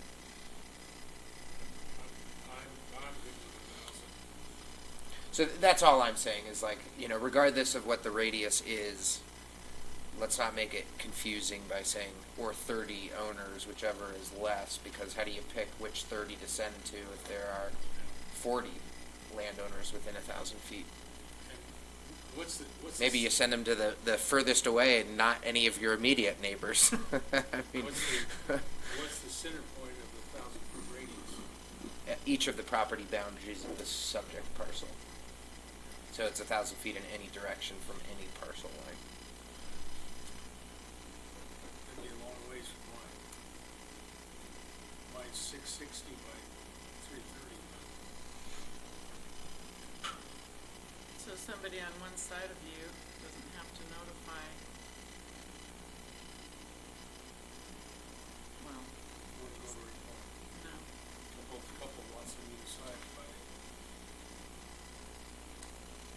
I like both standards myself because 930. if you say 1,000 feet and scratch the 30 homeowners, it's like you say in the Holyoke subdivision, you're gonna cover a lot more than 30 feet. Right. So. And, yeah.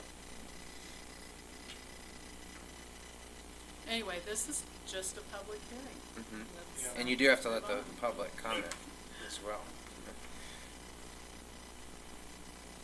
Do we have any public comment? I think if we were to keep the language, the 30 language of the nearest 30, that Yeah. wasn't in there. That's what I would do. So the city, it's 300 feet in all directions. And I can't see if they clarify who's responsible for sending.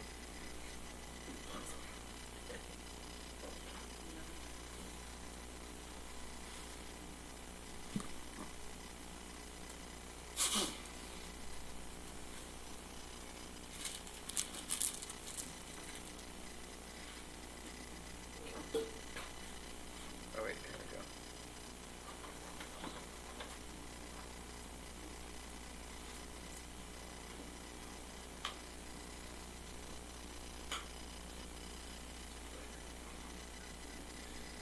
In the city's code, it says they are responsible. So the city is responsible for sending. That's what it says right here. The city shall provide notice with respect to the planning commission public hearing describing the real property subject to the application order under this chapter, the present and proposed zoning, and the time, date, and location of the hearing as follows: by publication in a newspaper, by mailing to the applicant, affected entities, and real property owners abutting or located within 300 feet of the subject property. Is that for a zone change? Yeah. And these are the requirement. I mean, this just follows straight from state code. Technically, you don't have to meet all of these. State code says that you can do the mailing or what we typically have done in the past, which is on-site and in the newspaper and public meeting notice. So, in any case, to shorten this conversation, I would say just pick a radius. And, I mean, to lengthen the conversation, it seems like there's concern about that, what that number is. Is there any way to have some sort of sliding scale that would be applicable to lot size? Because that... You could do it per zone district, because that's going to dictate what the minimum lot sizes could be. So you could say, 1,000 feet in the large lot residential and rural residential zone districts, and 500 feet in all of the others, or... That's unusual though, don't you think? It is. Yeah. Don't make it harder. I think it just pick 1,000 feet, and if somebody's in a dense neighborhood, well, there's probably going to be more outcry about what's being proposed anyways. So, just notice the folks ahead of time. Not something I'm willing to fall on a sword over. But let's move on with the public hearing. Okay, this public hearing to hear public input is open. Do we have any? It is, I have to say the time, right? January 15th, 5 p.m. It's January 15th. It's not 5 p.m. though. She's trying to open it up right now. No, I already did that. But then, you talked over it, so. Are there any other? Okay, so I thought Is there anyone in the public that would like to speak? Seeing none? Okay. This public hearing will remain open until, let me see, it's the 15th at 5 o'clock? Wednesday the 15th at 5 o'clock. Okay, now, And how they can submit. you can submit by sending to council@grandcountyutah.net or sending a letter to 125 East Center Street or dropping it off at the office. Now we will open the public hearing to provide citizens with permanent information about the Community Development Block Grant Program and to allow for the discussion of possible applications to the Department of Workforce Services, CDBG Small City Program, a federally funded program administered by the State of Utah's Housing and Community Development Division. It is January 7th. The time is 6:47. Okay, I will present this for the record. So mostly I'll read it, but a lot of this is quoted from different websites. So from jobs.utah.gov, that website, it quotes, "The State of Utah Community Development Block Grant Program provides grants to cities of fewer than 50,000 people and counties of fewer than 200,000. Obviously, we qualify. The purpose of the Small Cities Program is to assist in developing viable communities by providing decent housing and a suitable living environment and expanding economic opportunities, principally for persons of low and moderate income." And we have plenty of those in our community. From the SEUALG.utah.gov, the Southeastern Utah Association of Local Governments, CDBG program allocates housing and urban development sponsored federal funds to aid communities in Carbon, Emery, Grand, and San Juan counties with housing and community development projects. Grants may be used to purchase, construct, or rehabilitate affordable housing, construct public infrastructure such as culinary water systems, roads, waterway systems, or purchase property or replacements for nonprofit service organizations. Projects, again, must primarily benefit low to moderate income populations. Nonprofit organizations, housing authorities, and special service districts may apply through the county or city, but are not eligible independently. The purpose of this initial public hearing is to provide citizens with pertinent information about this program and to allow for discussion about possible applications.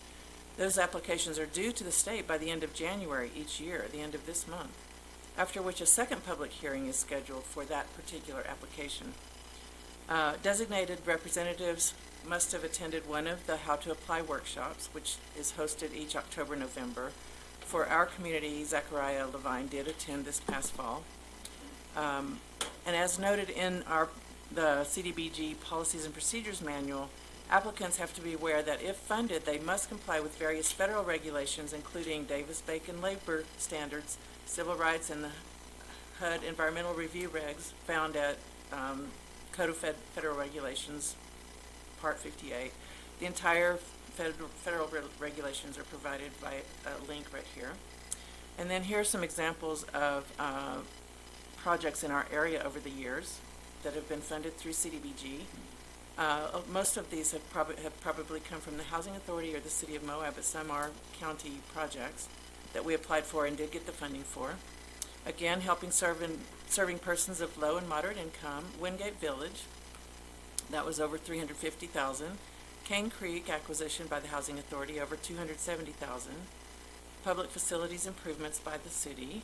ADA compliance to remove architectural barriers. That's some of this ADA infrastructure that you see right here at the courthouse. That was just a few years ago.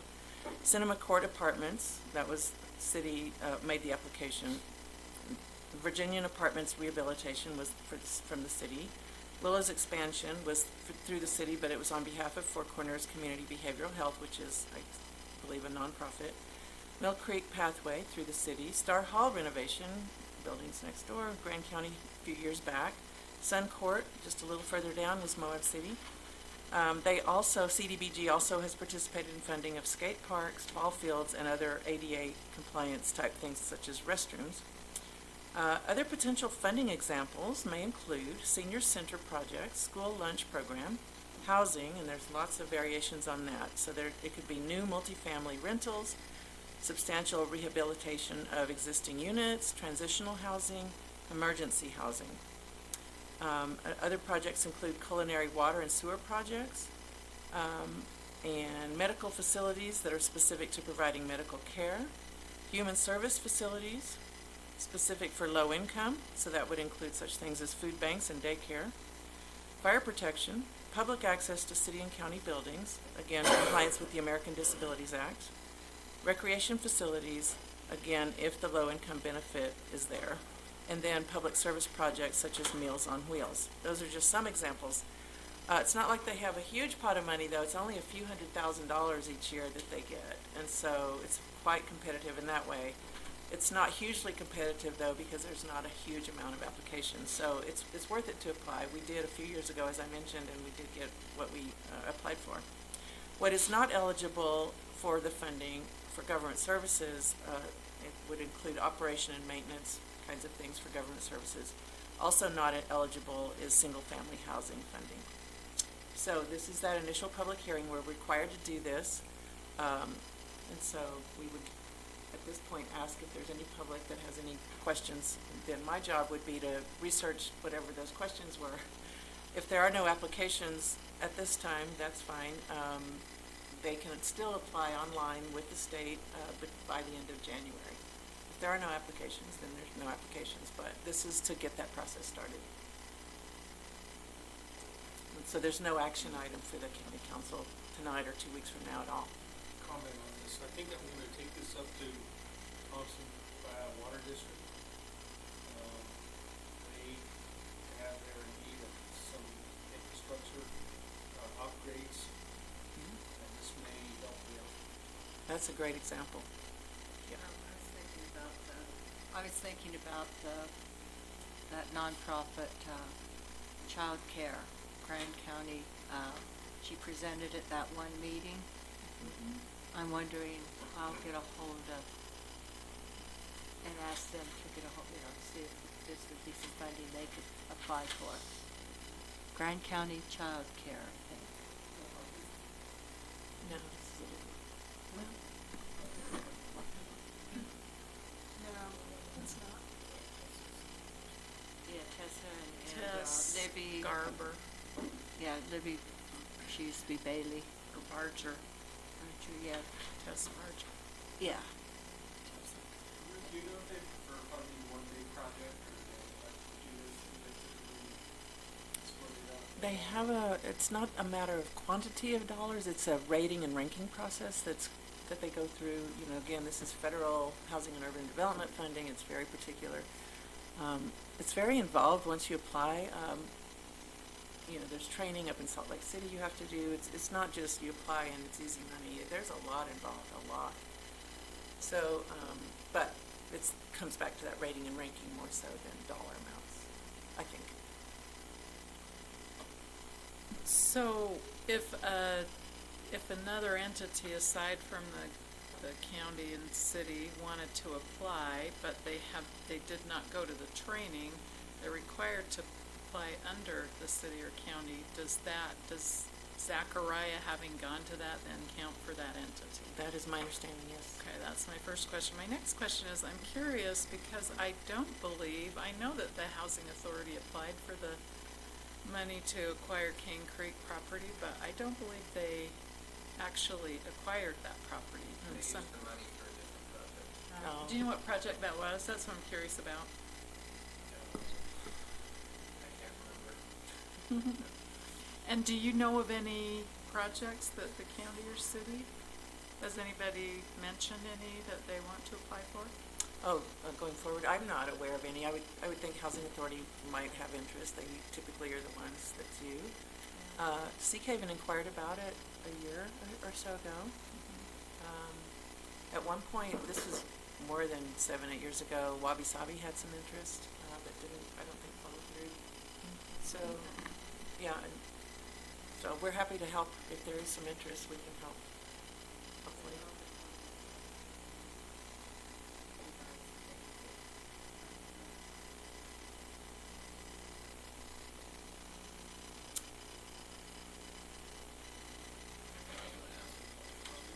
Other comment, questions? Okay, this meeting will remain open until 15th, Wednesday at 5 o'clock. And you may send your comments to council@grandcountyutah.net.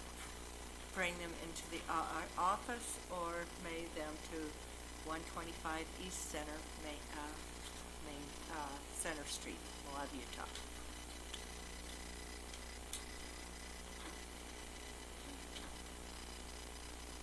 So we are at the end of our agenda. So we will adjourn this portion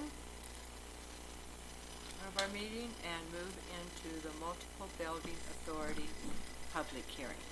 And it's 6:59. Huh? It's 6:59. It is 6:59, Tuesday, January 7th, 2020. Approval of minutes, December 3rd, 2019. Do you want to say what meeting we're in? Oh, I thought I did. Grand County Municipal Building Authority Special Meeting.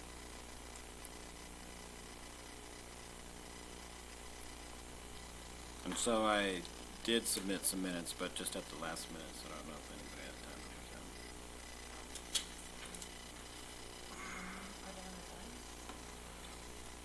I don't know, I sent them in on email. I don't think we have them in front of us. Okay. We can just postpone that. I'll make a motion Oh, to postpone the minutes of December 3rd, 2019. Motion by Roy Paxman. Okay, I need to say till when, Chris? Till the Next meeting. We have second by Greg Halliday. Any discussion? All in favor? Aye. Passes unanimously.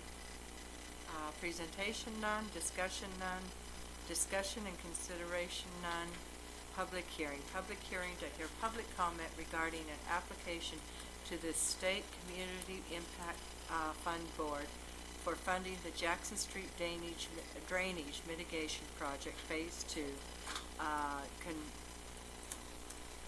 conveyance system in a matching grant and or loan amount for a total of $725,000. Matching funds provided by Grand County Transportation District, and Moab City totaling $725,000. Estimated total cost of the project is $1,450,000. Bill Jackson. Okay. Well, as most of you know, we got completed phase 1 of the storm drain mitigation project. That was completed in March of this year. And we were ready to move on to phase 2. And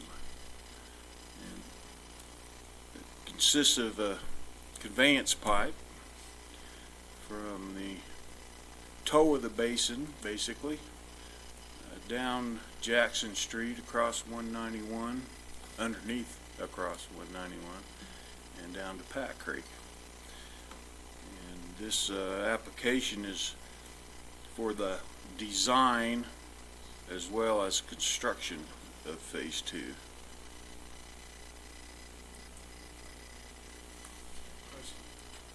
We have a right-of-way easement for the whole way. Yeah, it's county road. So we're not gonna have to cross any private property. You know, as far as UDOT, we'll just have to get an encroachment permit from them. And down 4th East, we will of course work with the city on that. But they've got some money in this project as well. And so I don't think that'll be an issue.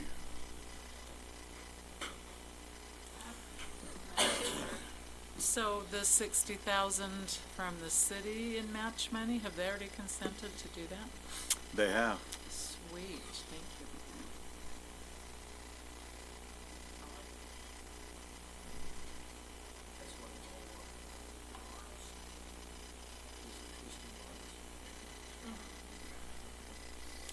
you. Yeah, I've met with the city engineer, Chuck Williams, on several occasions on this, and did put my eyes on their budget, and they're $60,000 budgeted. Is there any public comment for this public hearing? This public hearing will stay open until Wednesday, January 15th at 5 o'clock. Comments can be sent to council@grandcountyutah.net or to mail to Grand County at 125 East Center Street, Moab, Utah. Thank you. Future considerations? None. Closed session? None. We have reached the end of our agenda. We will adjourn this special meeting. Nancy Beth? What? Pretty good. We're out before 8. We're out before 9.